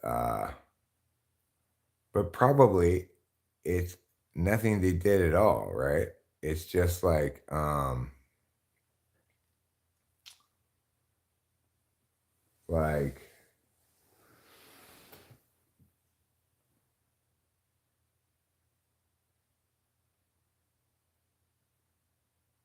I was sitting in the open mic place in Mariposa, and because of a variety of reasons, I had gone to the bar early, um, and then Rachel and Ruben and Acacia followed later. So I had been there for a long time by myself anyway, just waiting for this. And then they finally showed up, and then, I had just like come in from smoking a bunch of weed. They wanted to go outside and smoke weed. They went outside to smoke weed. They were gone for a while. And then because this open mic wasn't happening, I got this hurt feelings thing of uh, being left out or something. I was aware intellectually that this is ridiculous. I should just get over it. I probably said something like that to myself. But ultimately, I had to end up talking to Rachel and saying, I had hurt feelings then. And it's not me saying she did anything wrong, right? It's just me saying, oh, I got my feelings hurt. And,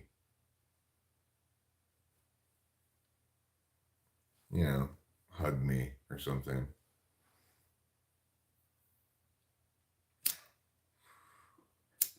So that's, in my opinion, the best thing an FI polar person is about as high a level that they can reach at as far as FI.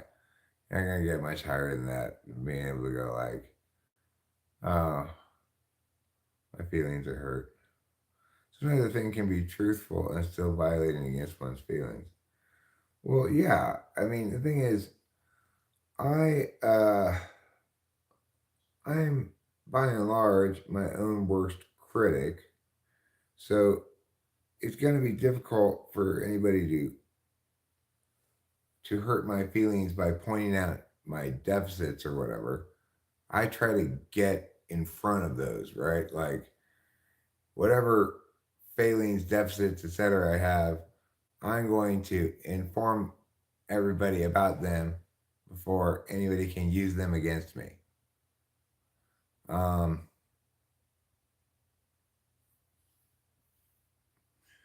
so, in that regard, it's going to be hard to hurt my feelings without. It's going to be. You're going to have to either say something very much out of character, and those words are going to say they're going to hurt my feelings, or something like what happened to me in that situation. I understand intellectually exactly what happened because I was anxious to go early because I had the time wrong and I wanted to sort of scope it out. I was like, I'm gonna go early. You guys, if you want to come, follow. Don't even feel like you need to come at all. I didn't really care if people came or not. But then when I got there and it was like, I realized I was an hour early and I sat there for a long time, and I was bored. And then when they arrived, and then um, ordered something, and then they go outside to smoke weed, feels like they just got there. I've been waiting for a long time for them. I wasn't waiting for them, right? I had gone there to wait for my own reasons, etc., right? And the thing I was mostly disappointed about was that this open mic wasn't going to happen. And I felt as though, like, I guess I wanted more. I wanted something to be coddling to me in some way, you know? I'm not sure what to say about it. But the point is, that's an example of me getting my feelings hurt by something that other people did that had nothing to do with me at all, right? Like, they weren't thinking about it from this frame of reference that Eric's been sitting there by himself for a while. He's bored, and now he's getting kind of like down because it's decreasingly looking like this thing's going to happen. He doesn't really want to confirm that it's not, so he's not going to ask those people yet. Um, they're not coming into that situation with all of that experience that I'm coming into it with. What their behavior of going outside and smoking weed and hanging out and having a good time outside is exactly what I would want them to do under any circumstances. And if I'd want to join them, I'd just go outside and join them, right? But in this particular instance, it's like Rachel had left her purse there, and I was just like being pouty and being like, well, I guess I should just stay here with the purse then, or something like that. I don't remember thinking exactly that. I was actually watching Flow State's live stream. But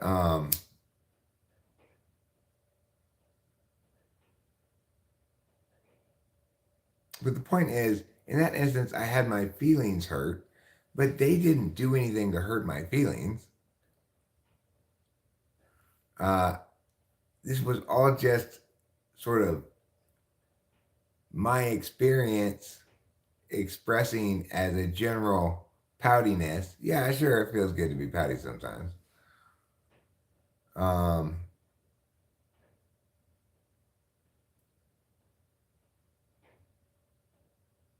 Well, what am I positioning it as?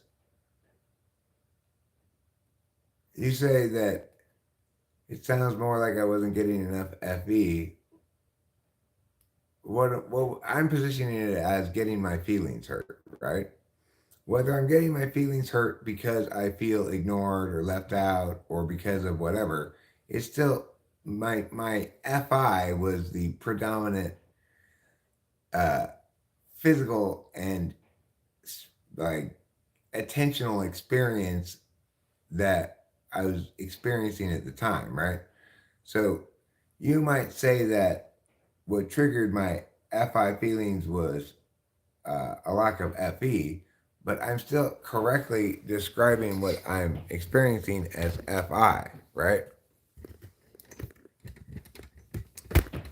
So, and what I'm trying to say in this instance is,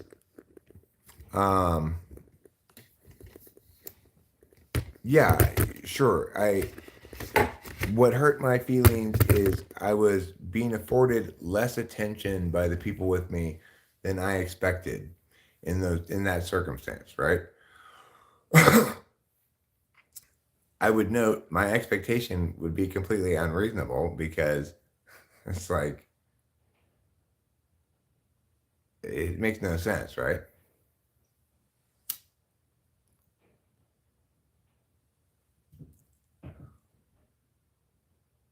No, FI is like I'm feeling left out. I'm not feeling included. I don't know what you're talking about, Carlos, but you're not understanding the distinction being made here.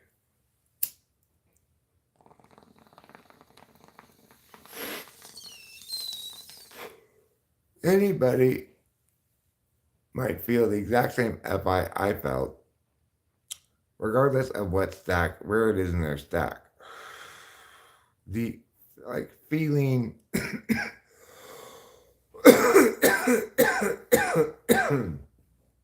left out, not included, not nurtured enough, or whatever. Those are FI feelings. You might experience them for any number of reasons, but everybody has FI feelings at different points in their life. What I'm trying to get at is, for me, the most confusing kind of FI is ones that like that don't link to any language. If somebody's said something to hurt my feelings, I can access understanding what happened there a lot faster and more correctly than if there's not language to reference. It took me a while to figure out what was happening there, you know? Now, FE is an interface function. It's not a deliberation function. FI is a subjective deliberation function that expresses the equivalent of TI validity in physical sensations in your body, like sadness, happiness, whatever. FE is an interface function like TE. FE no more feels than TE thinks, okay? Both of them interface.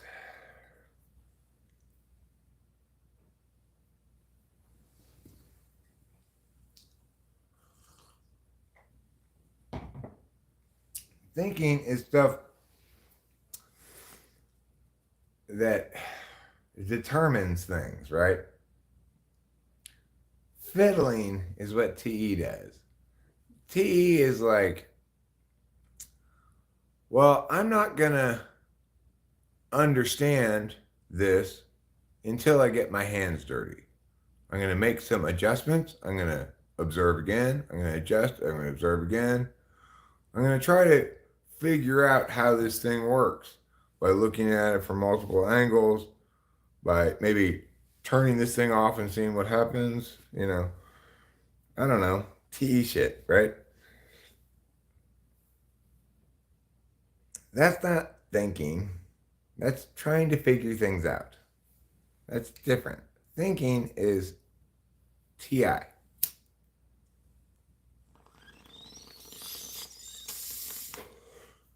Managing perceptions, understanding how other people are emotionally impacted by things, reading their body language, intuiting what's going on, etc. That's not feeling. That's interfacing with other people's feelings.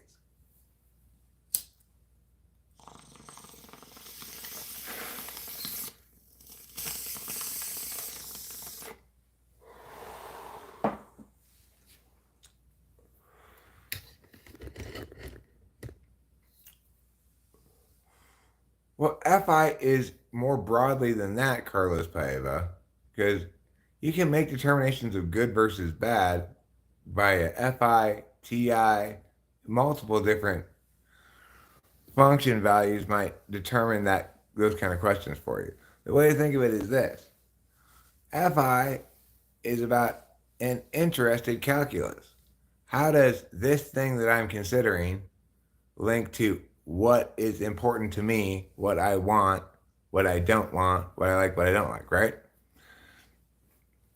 TI links to, instead, does the opposite. How can I evaluate this thing ignoring all the interested linkages? So, quote unquote, trying to be objective about it. It's easy for us to be objective about things for which we are genuinely disinterested parties. So, if Judy and Jane are discussing which dress they should get, you know, which dress looks better or something like that, they might call in Jack from the other room and say, okay, Jack, don't ask any questions, but just this dress or this dress? Which one looks better to you? And he'll go like, that one, I guess. That's a disinterested party, right? He doesn't give a fuck who wins this dress contest between the two of them or whatever's going on. He doesn't even know what's going on. He is going to give his honest, disinterested, and mostly uninterested opinion about which of these dresses is better, right? So we can understand we can understand the distinction between a disinterested calculus and an interested calculus. And really, that's the clearest way of distinguishing between TI and FI without confusing anything at all, is to say FI links to one's interests, links whatever one is deliberating about back to one's interests. TI links whatever one's deliberating about away from one's interests or explicitly not considering one's interests.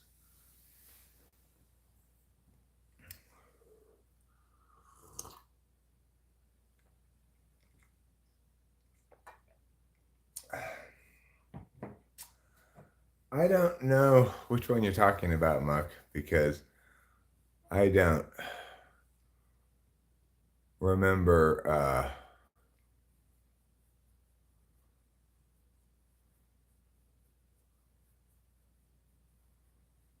See, what you're saying is I'm being objective about the situation. This case is you are finding a mismatch. But in this case, I'm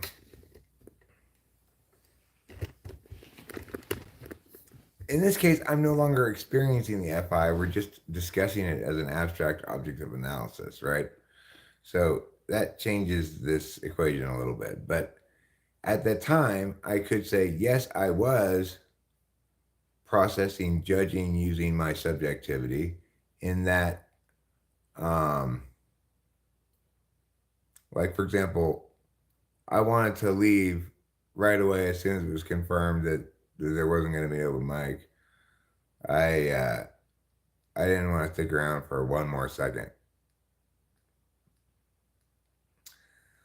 And I didn't. So you could say that that decision was, that action was taken upon FI deliberation, right?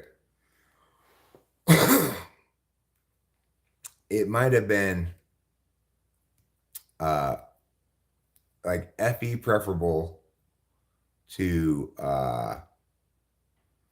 hang around with Ruben and Acacia for a while, since they had gotten there. Then they went outside for a while. Then they finally came back in. Then we found out it wasn't going to happen. I had barely spent any time at all with them. It would have definitely been FE preferable for me to hang around for a while they ate their food, chat with them a bit. But I was feeling hurt feelings, so I just said, "Come on, Rachel, let's go." And then, I basically said,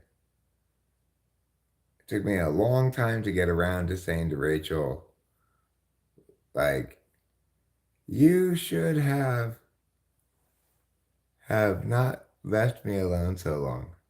I never did say that to her, right? I never got to saying that even. But it took me a long time to like go, okay, this is what I am feeling. It doesn't make any sense, but that's what I am feeling.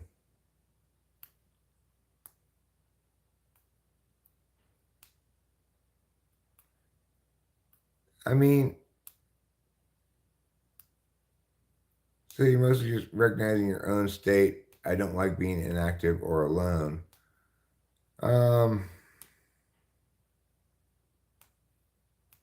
I mean, that's not true,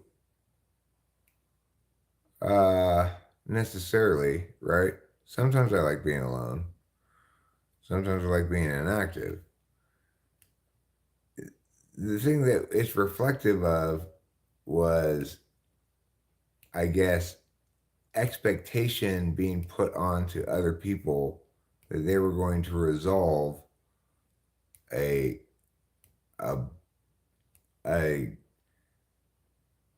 an increasingly like negative prospects evening in an upward fashion, right? And then not even factoring in time frame, like just well, and not thinking any of this, but obviously having this expectation that well, when they get here soon, then at least I'll be able to chat with them or whatever. Because it sucked to begin with that I got there so early, right? But regardless, the point is I'm displacing my FI in some sense of like I'm upset about the open mic, I'm displacing it onto you hurt my feelings. But it's more like I've I'm sad about this, then I set this secondary level of expectation on other people to help me resolve what's fundamentally they have nothing to do with, right? I don't know. It's hard for me to calculate the whole thing. You're asking me. You and I are both, I think, probably doing a poor job of talking about FI. I don't really know what to say about it. It's this thing that happens sometimes. It doesn't make sense, but it drives the bus anyway. Well, it's because yesterday at 1:30 or something in the afternoon, I took a 30 milligram extended release Adderall. And then sometime later in the night, I took a couple of mushrooms, which also keep me awake. Some. So,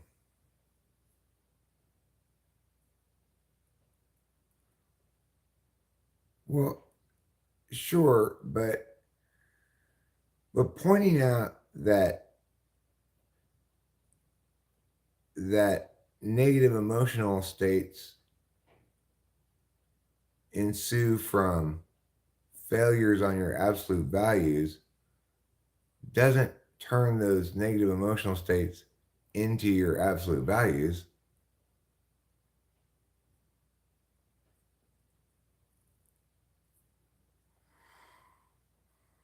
No, no, no. For me, it's often, oh, you're FIing right now. I shall not use logic then. Logic of feelings is not an appropriate tool right now. But if we're arguing about TI matters, then I won't let FI interfere. Um,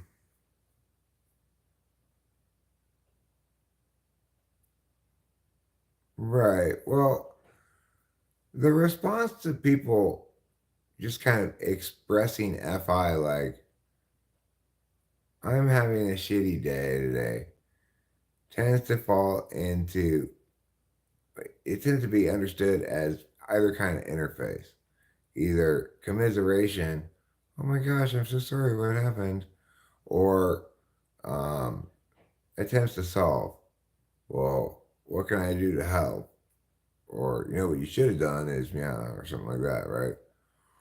Um, and there's this old bullshit stereotype that women want commiseration and men always try to give them solvency. But regardless, the point is that when somebody's expressing, like, I'm feeling sad or something like that, in that case, you might say they're FIing right now.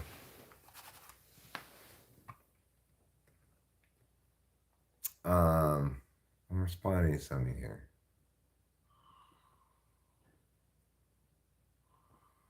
Then the thing is, TI logic may or may not be relevant, right? Like, if somebody's being genuinely unfair because of their strong emotional engagement with something, it's perfectly reasonable to say, okay, what about this other person's, you sure are feeling very bad about yourself in this equation, but think about what you did to the other person here. I mean, like, it's like, oh my God, I got this person's blood on my dress. You yeah, it's because you killed them. I know, but this is a brand new dress. Obviously, you're going to have to correct that shit, right? If I feels like your own personal game you want to play for its own sake, yeah, I guess so. Um, you have no reason to have a shitty day. Ti would say like, well, what makes you so sure you are having a shitty day? What are your wants?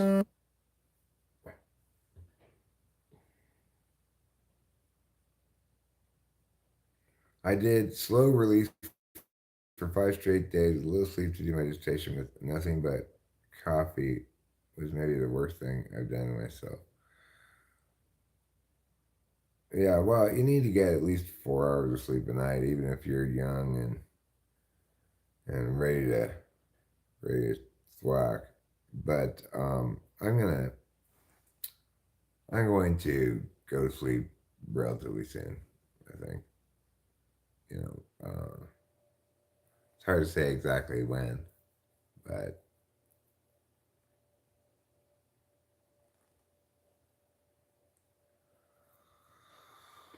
it, yeah, it may feel like a shitty day, but that's just because you eat like shit and maybe go work out some and get sleep a little earlier. That's why you feel like this. Thanks, T. Dom. Thanks, TESI. Love you.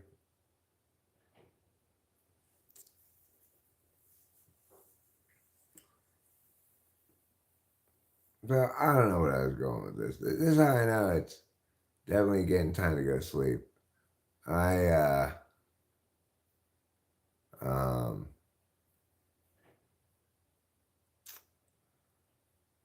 I am not completing my trains of thought. I start losing track of whatever I was going with, whatever. Is it normal for a high FI to not be able to understand their emotions exactly? Depends what you mean by understand. Um,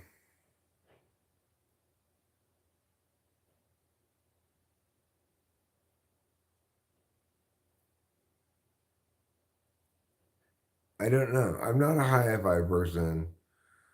I don't know what I'd have to ask a high. I could, like if Acacia were around right now, I'd say, Acacia, do you think you understand your emotions? Because I don't know if FI leads to something that one would call understanding, but maybe it does.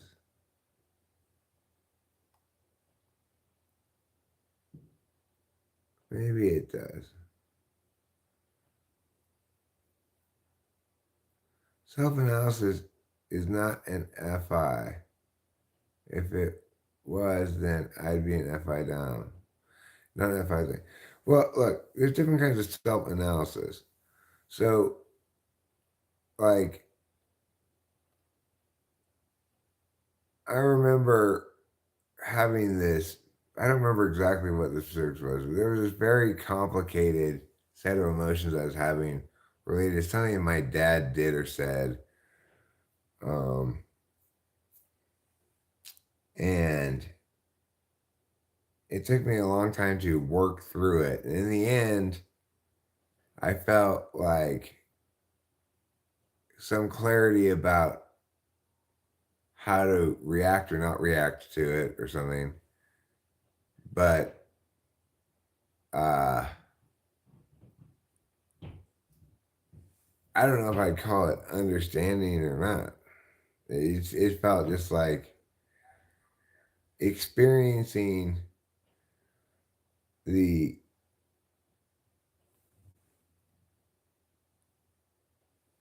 experiencing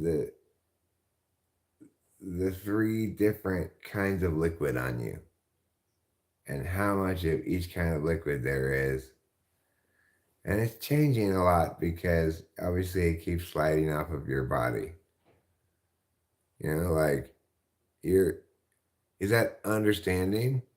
Well, I'm experiencing the distinction between these three different liquids on my body. You could say I'm understanding, therefore, that they are distinct and that they are on my body, but I'm not understanding really anything about the experience. I'm just, wow, that liquid's more viscous. This liquid's a little less viscous. This liquid smells like piss.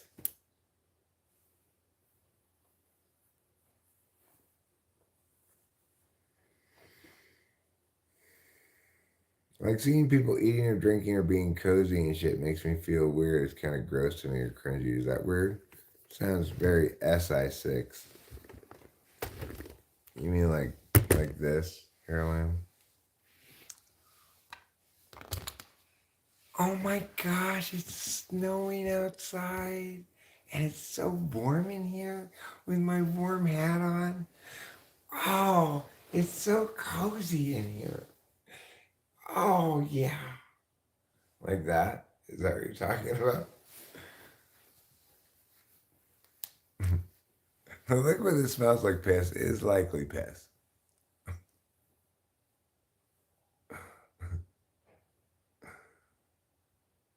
Is this the answer you want?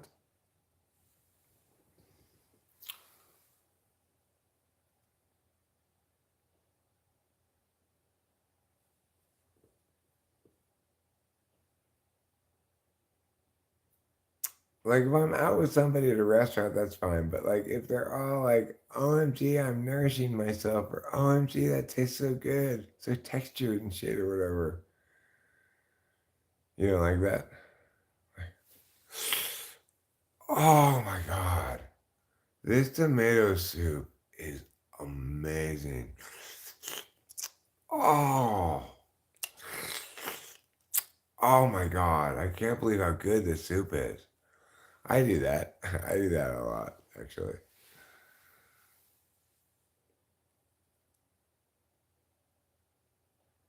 But only about tomato soup. Yeah, I know. I could eat the shit out of that soup I was just pretending to eat right now.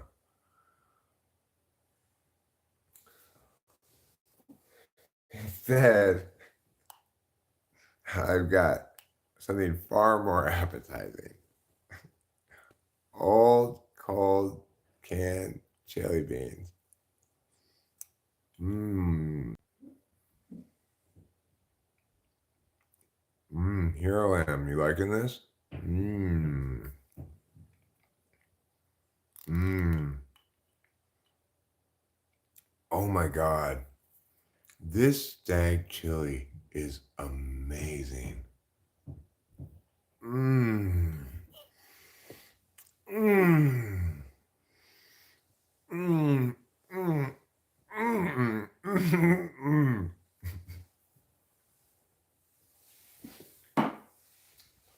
How could I eat it with that much convenience?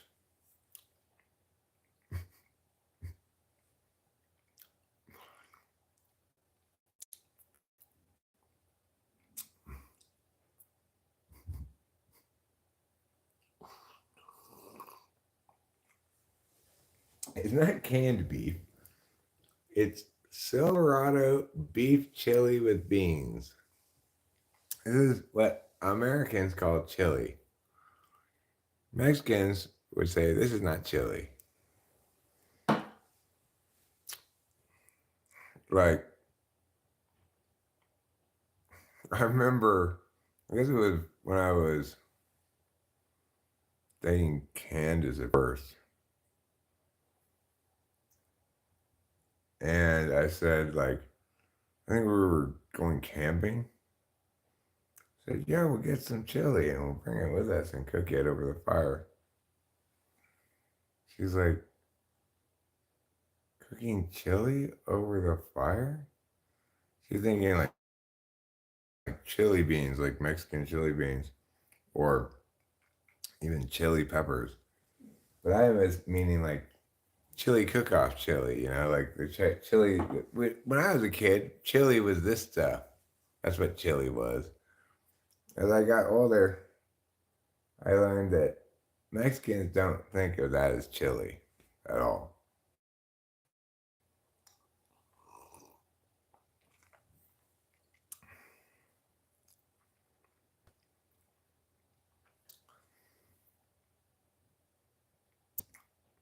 Well, Muck, I'm not going to disagree with you that chili con carne sans frijoles may be más bueno.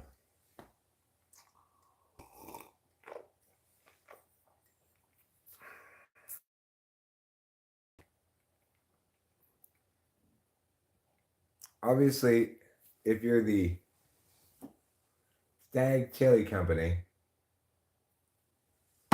you want to put beans in because beans are cheaper than meat.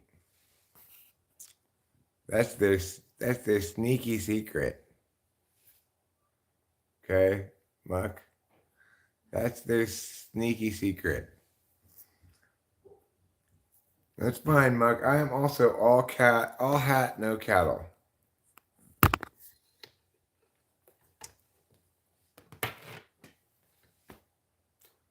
So what we're gonna do now, we're gonna go to the garage, we're gonna have a cigarette. And then maybe, if you're lucky, I'll go pee.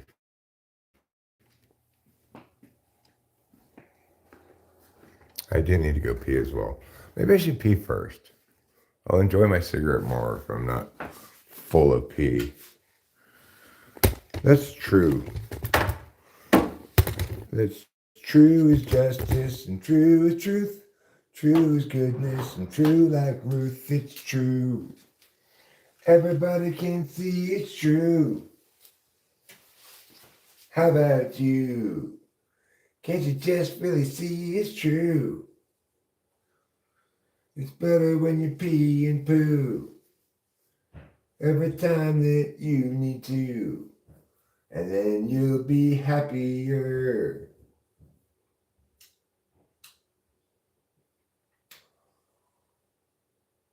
That's my advice to people in the world.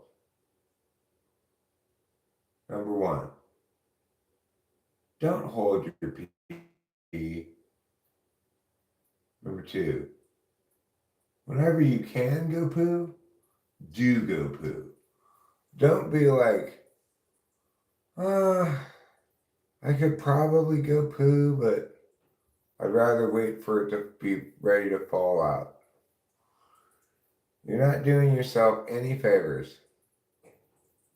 Okay, it's just living on a wish and a prayer, a hope and a dream, a penny whistle and a titmouse. Do what you gotta do and poo whenever you can poo. Eric, are you gonna practice what you preach? You might be asking. Well, first of all, you're asking that question prematurely.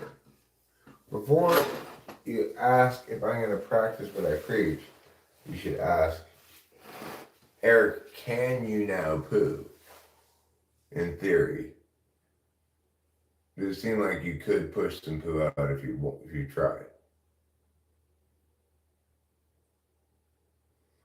And then I'll defensively say, where are you going with this?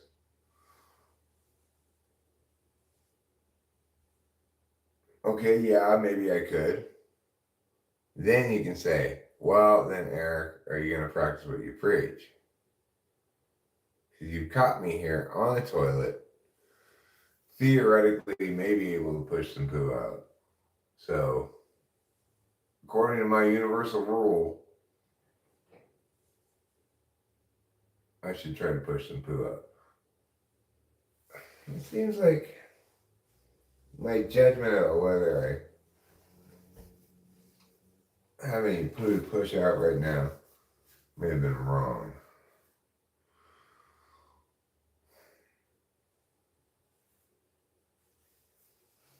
Yeah, it was wrong. I don't feel like full of poo, especially right now, right then. So that's good.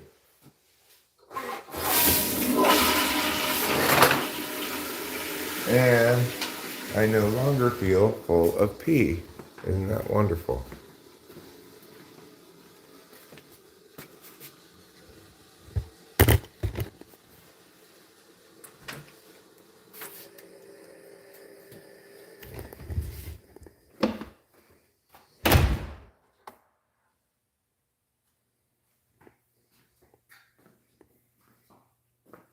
Okay, so what were we doing after we pooed?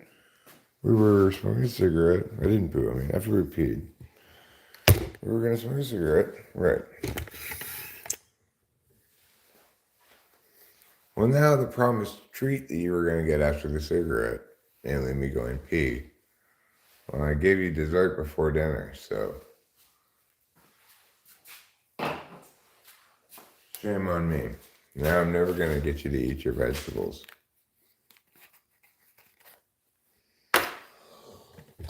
Fortunately, I don't care if you eat your vegetables.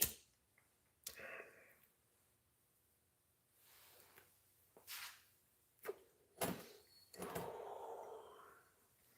really enjoyed my conversation I had with my phone last time about electricity, different their taste buds, smell buds.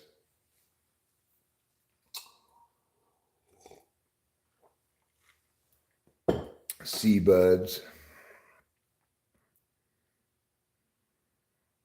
Why don't they call your pupils see buds? They call your taste buds taste buds.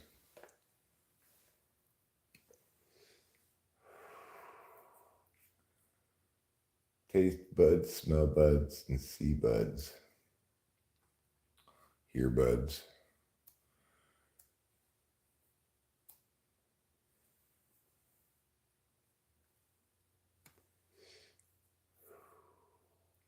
Touch buds. I felt it with my touch buds, I would say to somebody. What texture is that? It's rough. How do you know? I felt it with my touch buds.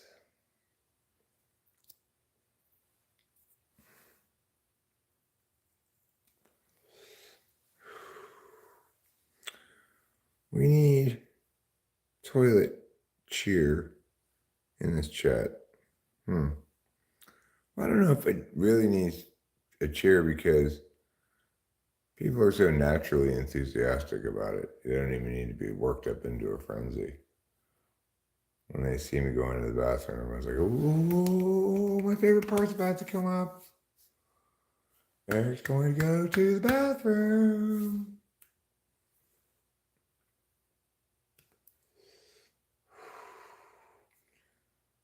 Cheering it explicitly would almost be gauche. Just because I felt like using that word, really.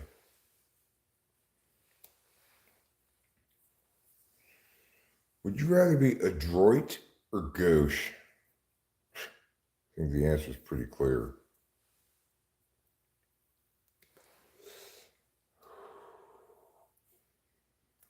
Would you rather be slinky or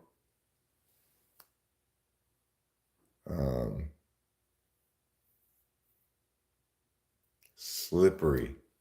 Would you rather be slinky or slippery?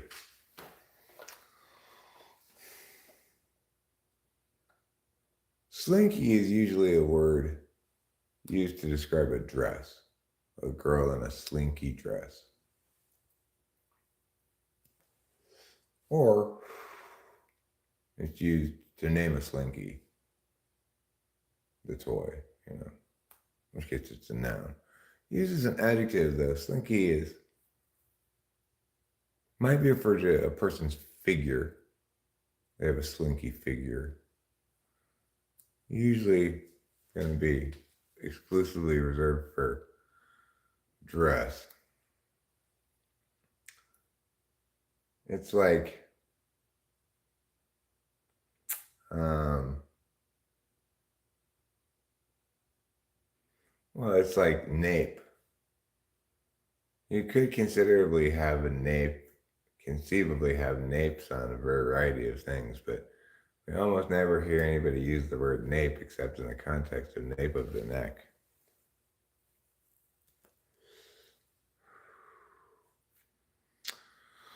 So it's one of those words that has a very select number of uses. Slinky.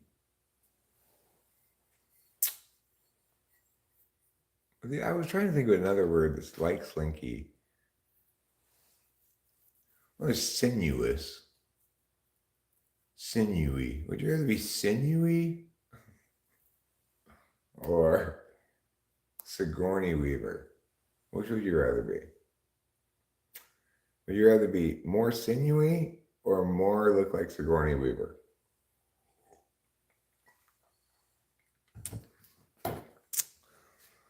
Personally, I wouldn't mind looking a little bit more like Sigourney Weaver in some ways, I guess. But I think that's a more risky option because I don't know how much more like Sigourney Weaver I'm going to end up looking. So I'm going to go with sinewy. I'd rather be more sinewy than more look like Sigourney Weaver.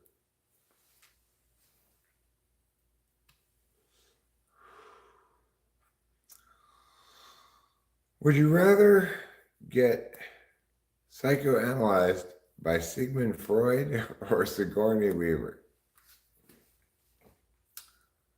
If you're psychoanalyzed by Sigmund Freud and you're a woman, your problem is penis envy. If you're psychoanalyzed by Sigourney Weaver and you're a woman, the problem is you have an alien in your belly.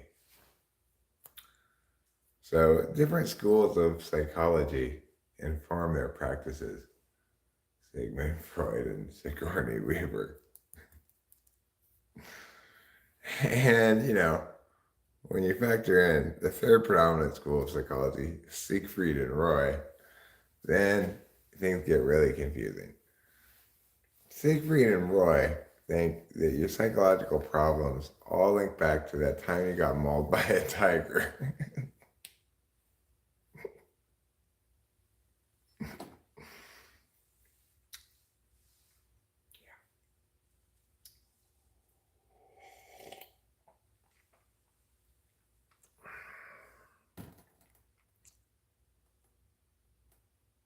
You mean I'm pregnant? Sort of.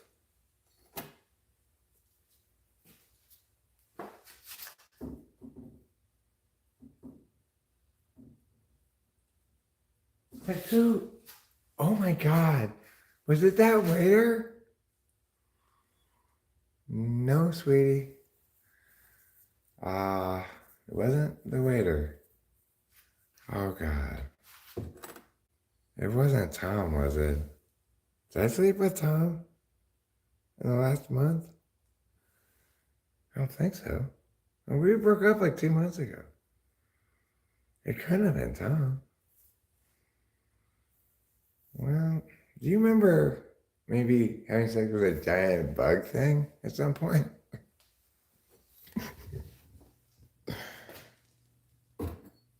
Because I'm thinking more insectoid than either Tom or that waiter.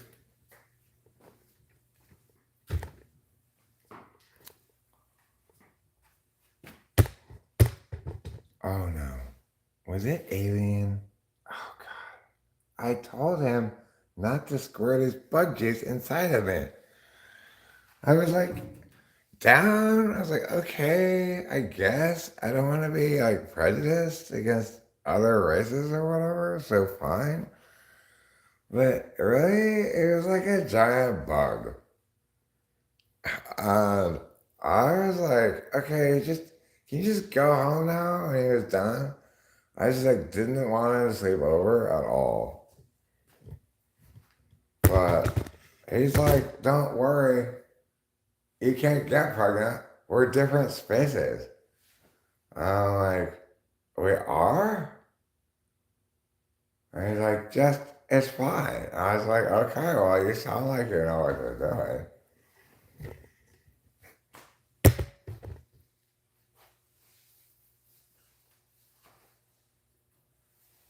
Anyway, I don't mean to be racist or whatever, but that's like probably the last time I had sex with one of those giant bugs.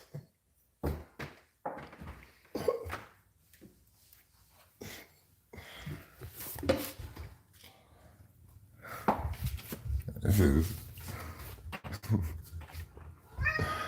all part of Sigourney Weaver's therapy session with the lady who has an alien in her belly. Sigourney Weaver, alien therapist, should be the next installment in the Alien movie franchise. What do you want? What you eat again? Meow. So, like the lady goes on that TV show where they do paternity tests, and you had like 3 aliens there, and it turns out none of them are the father.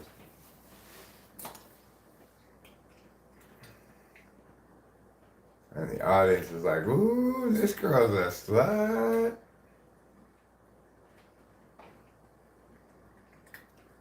Okay, yeah, I guess. I mean, I don't know. I was pretty drunk for a couple of weeks the last month, so I'm not really sure what happened. But I could have sworn it was one of those guys.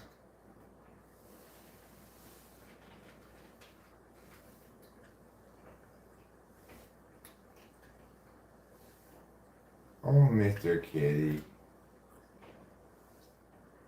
Oh, yes.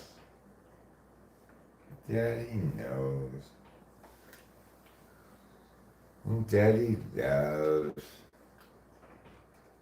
And Daddy is a saint with so much patience to watch his kitty eat, even though it's very boring.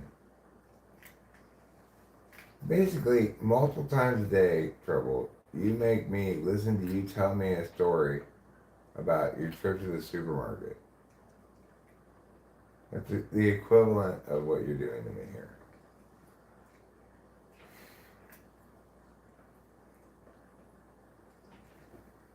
Oh, horrible memory.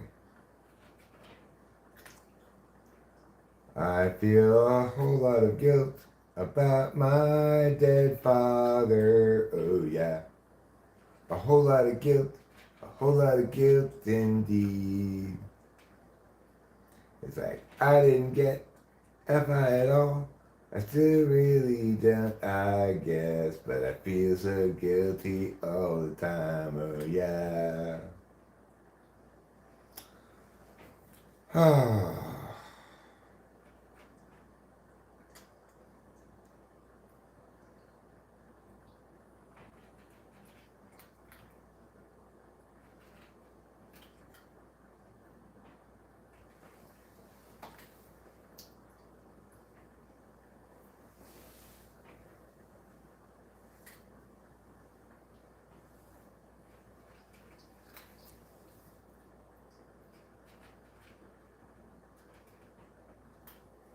Guilt is my least favorite drug. Of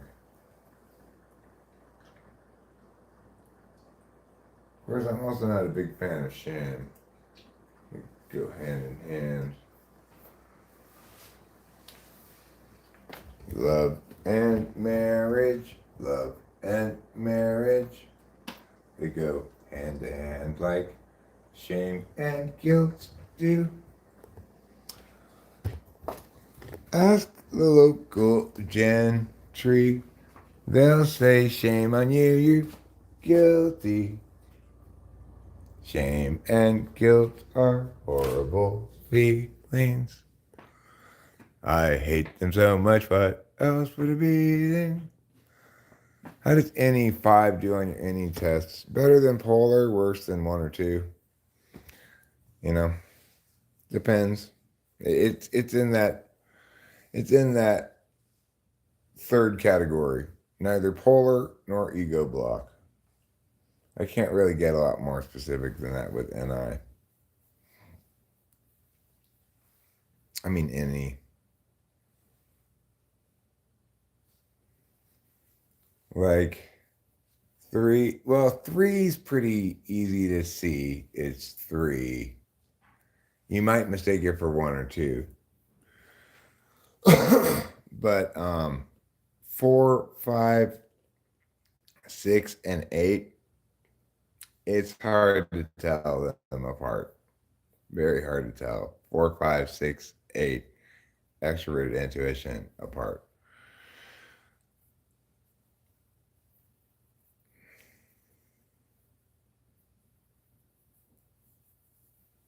What type was Freud? I don't think he's an ISTJ. You know, I looked up Freud quotes. I actually like a lot of Freud quotes. And quotes only yeah, but still. Oh, well, I no longer think that the rat tests correlate with anything cognitive function wise reliably. I've seen it it may be difficult in general for NI polar to do the rat tests, but not impossible. And doing well on them does not indicate like ISFJs can do great on those. You know, it may have something to do with a mix of FETI and somewhere things, but I can't determine any good correlations to draw between rat test results and type. I played around with it quite a bit and I just couldn't find any linkages. I guess it's too language based. Sure, maybe that's it. Why did I think it indicated NI? Well, because it's asking you um, to I have to look at the test again. I don't remember exactly why I thought it would indicate an NI. The point is, I no longer think that the rat test is a good indicator of anything. So, whatever my reasoning for thinking it in the first place was wrong. I get that it's informative to know what that reasoning was, but I don't really remember what my reasoning was exactly.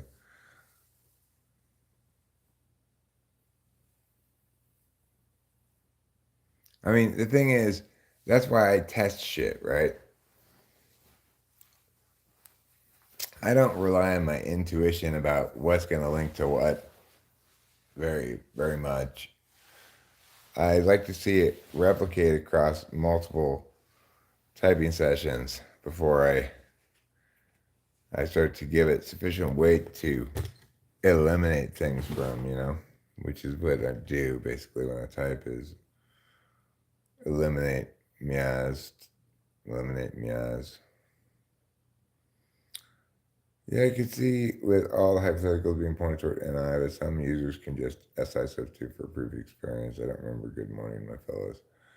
Well, I don't know what it is about that rat test. It does seem to link to like language skills in general, but I was unable to find any informative good correlation with a specific cognitive function. So I ditched it. Which is exactly the sort of story you should hear from any typologist that you should respect is here's something I tried out as a assessment that didn't work, and I ditched it. And this is the reason why I declared it didn't work and ditched it. Namely, it didn't establish a clear correlative link to any particular type or function that I could determine. So I have no use for it, obviously. Well, you're right on time for the ending of it because I am pretty sure I'm going to go to bed very soon. I I do know that I need good amount of sleep, and I know that Rachel and I are going out to dinner this evening at 6 o'clock down in Oakhurst at the Elderberry House. So I want to be well rested for that. And I probably need a little bit of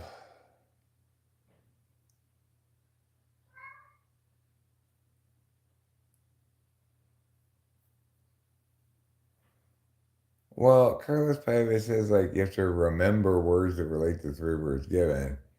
You got to intuit a, a single word that has a linkage to all of them, right?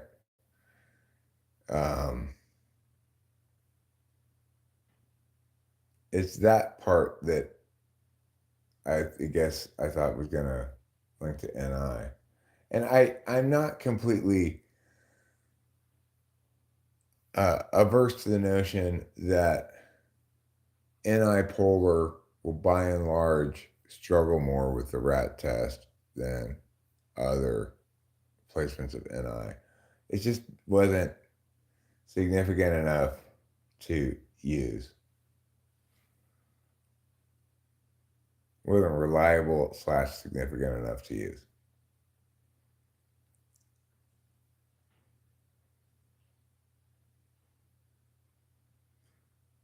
No, but it doesn't work like I gotta look it up again.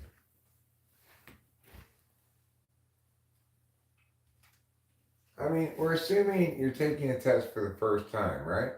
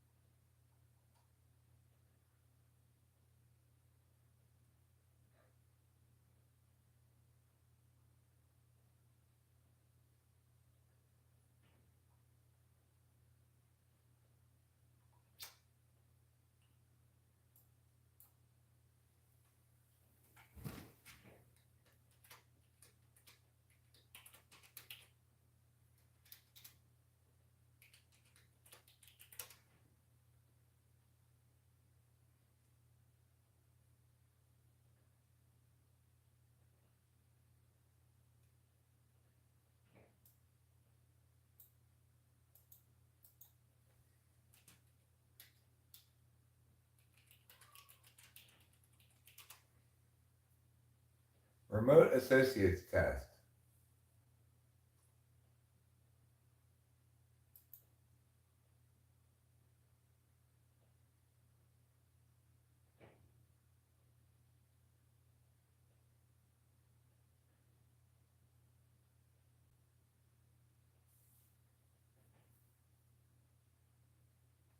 Let me find the good rat test.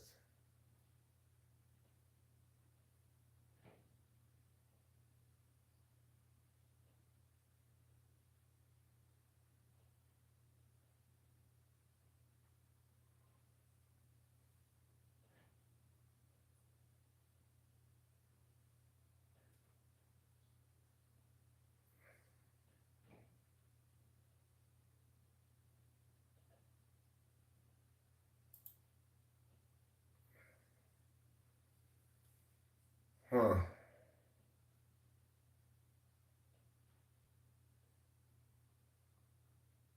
Widow bite monkey.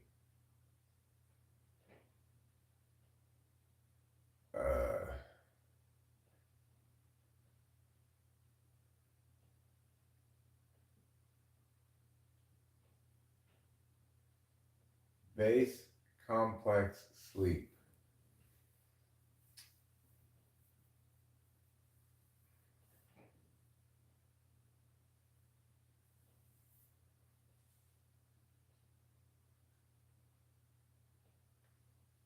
Room blood salts. Bathroom blood bath salts. Bald eagle screech, eagle emblem. This one's not a good one, right? Like base complex sleep. They say deep. Deep base, okay. Deep complex? Maybe. Deep sleep, fine, right? And they say spider, widow bite monkey. Spider widow spider. That's not correct, right? Spider bite, spider monkey, fine. So the like room blood salts bath is a good question. It's a correct question. All three of the other examples here are not correct questions.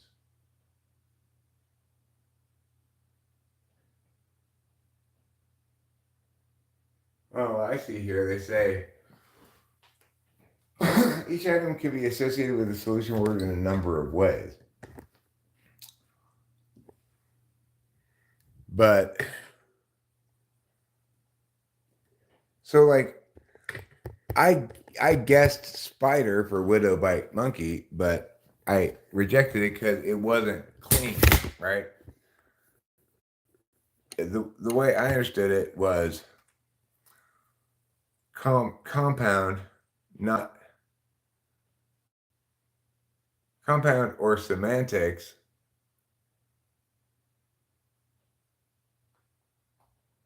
Which is say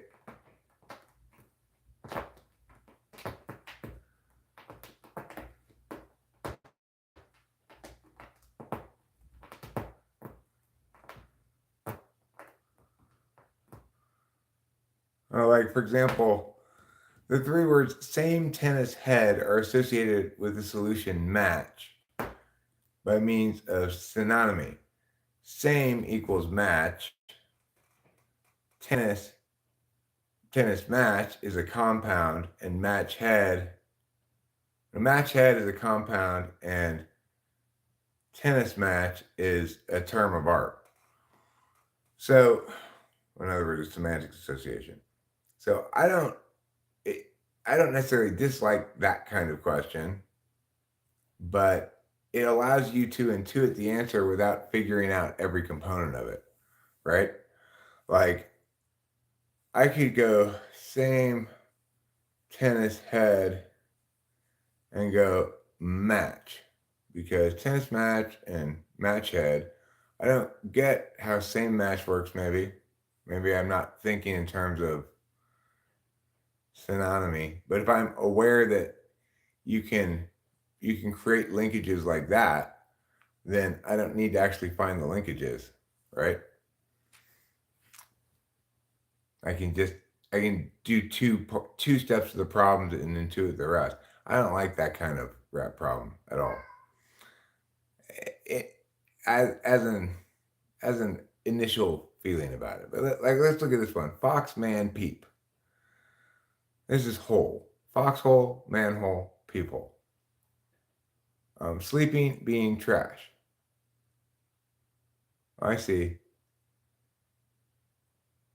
It says here.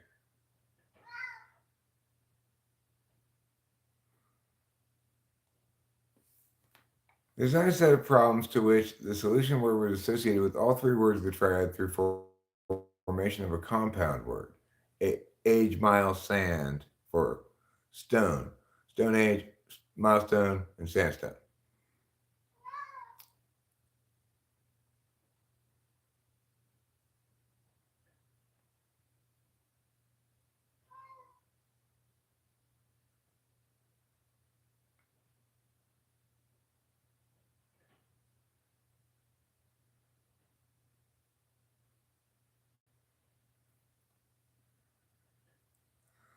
I see. Interesting. Sleeping bean trash is bag. Dust cereal fish is bowl. Those are easy, you know. Despite the original intent for the rat to be used as a measure of individual differences in associative ability, the rat has fallen out of use as a self-standing test of creativity. This test has been used to assess a wider range of cognitive abilities thought to underline creative thinking.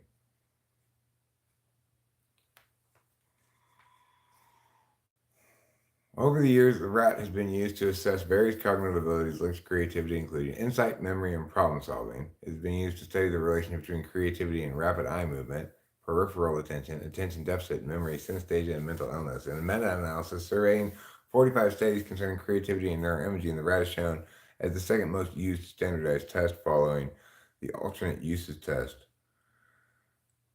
and placing the Torrance test of creativity in third place. Not familiar with the alternate uses test or the Torrance test. Maybe I should try them. Sounds interesting. I wonder how creative I am.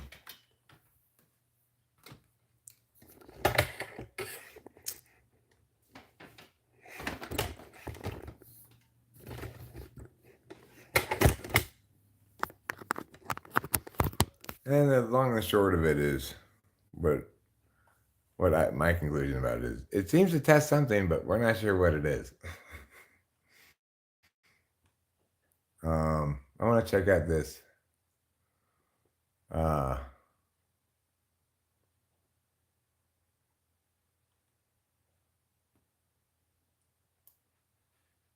FRAT, functionally remote associates test, supposedly better than RAT.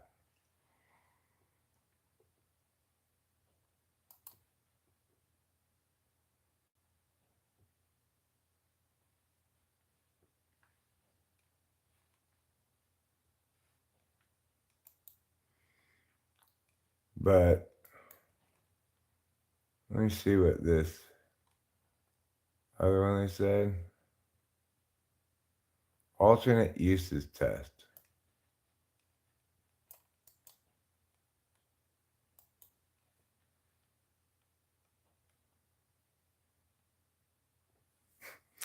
The alternate uses test asks you to think of as many uses as possible for a simple object. What a basic NE test that is. That's cool.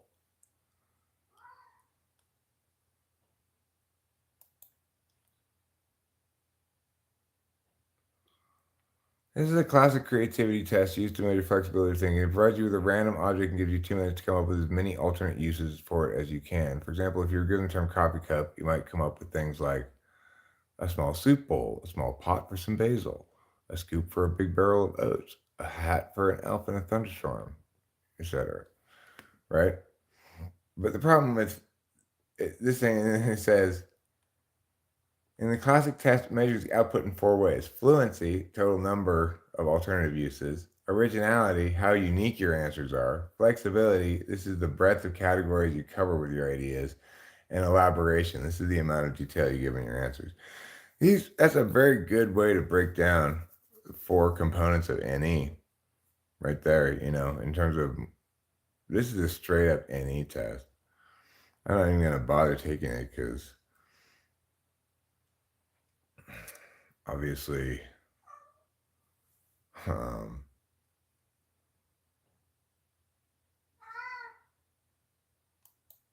I don't feel any need to prove that I can come up with a million different things.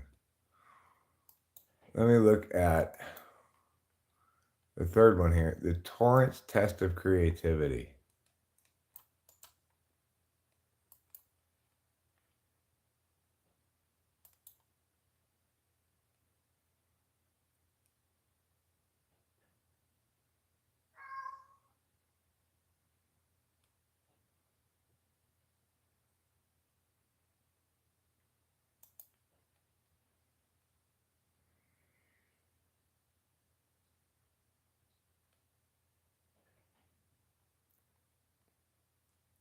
Huh. Verbal tasks using verbal stimuli, verbal tasks using nonverbal stimuli, nonverbal tasks. They group subsets of creative thinking into those three categories.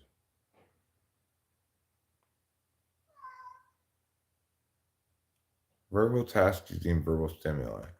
Unusual uses. The unusual uses tasks using verbal stimuli are direct modifications of Guilford's brick uses test. After preliminary triads, Torrance decided to substitute tin cans and books for bricks.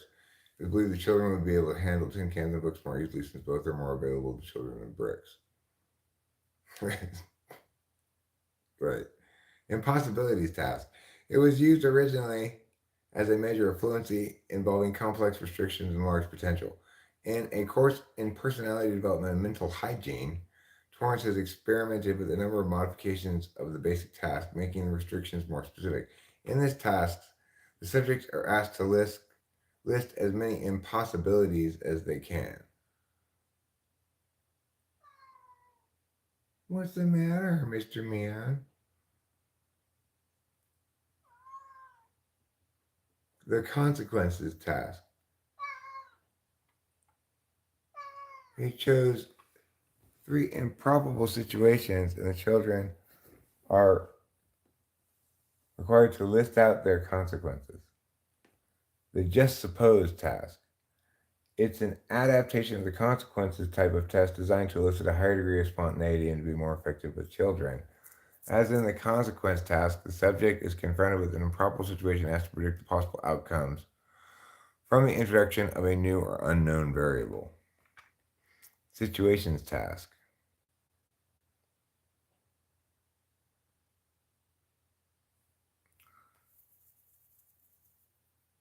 Think of as many solutions to this problem as you can. If all schools were abolished, what would you do to try to become educated? Common problems task.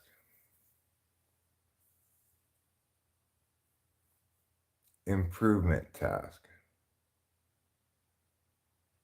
This test designed to assess the ability to see defects in all aspects of sensitivity to problems. In this task, the subjects are given a list of common objects and are asked to suggest as many ways as they can to improve each object.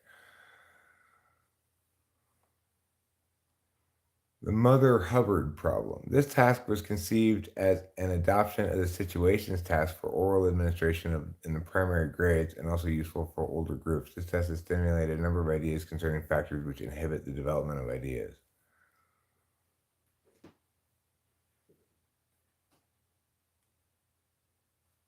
Imaginative stories task. Cow jumping problems.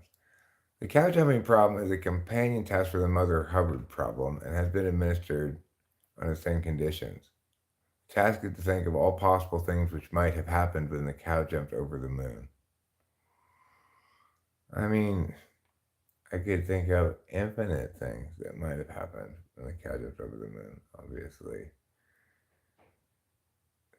To me, when I see these things, I think,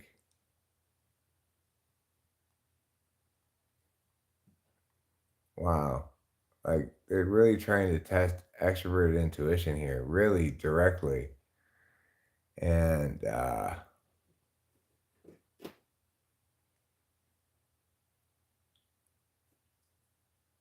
wonder if they understand that for some people, there's no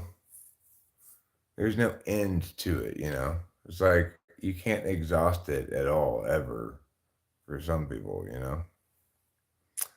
The ask and guess task requires the individual first to ask questions about a picture, questions which cannot be answered by just looking at the picture.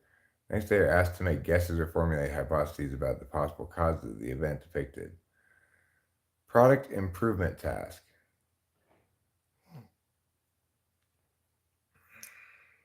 Unusual uses task. Incomplete figures task. This is a drawing completion test. Picture construction task or shapes task. Circles and squares task. This is all tests for little children, I guess. I don't know. Probably would work just fine on adults too, but I think it sounds like it's designed for children.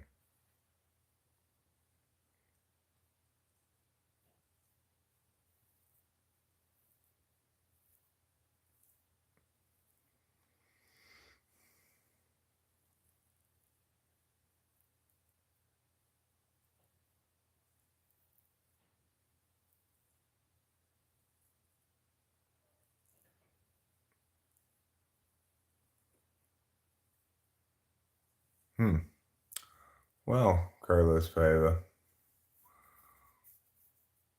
I don't know.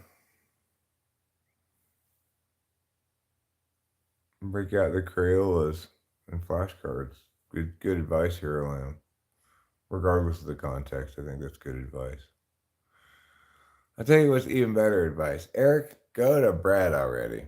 At least watch a cartoon to get ready for bed. So I'm going to follow that advice and say good night/good morning to everybody. Thank you for being here. We had a fun time live streaming for God knows how long now. A long time. I can't see. This thing says 4 hours, but I know it's more than that. So, anyway, good night, goodbye, and good luck.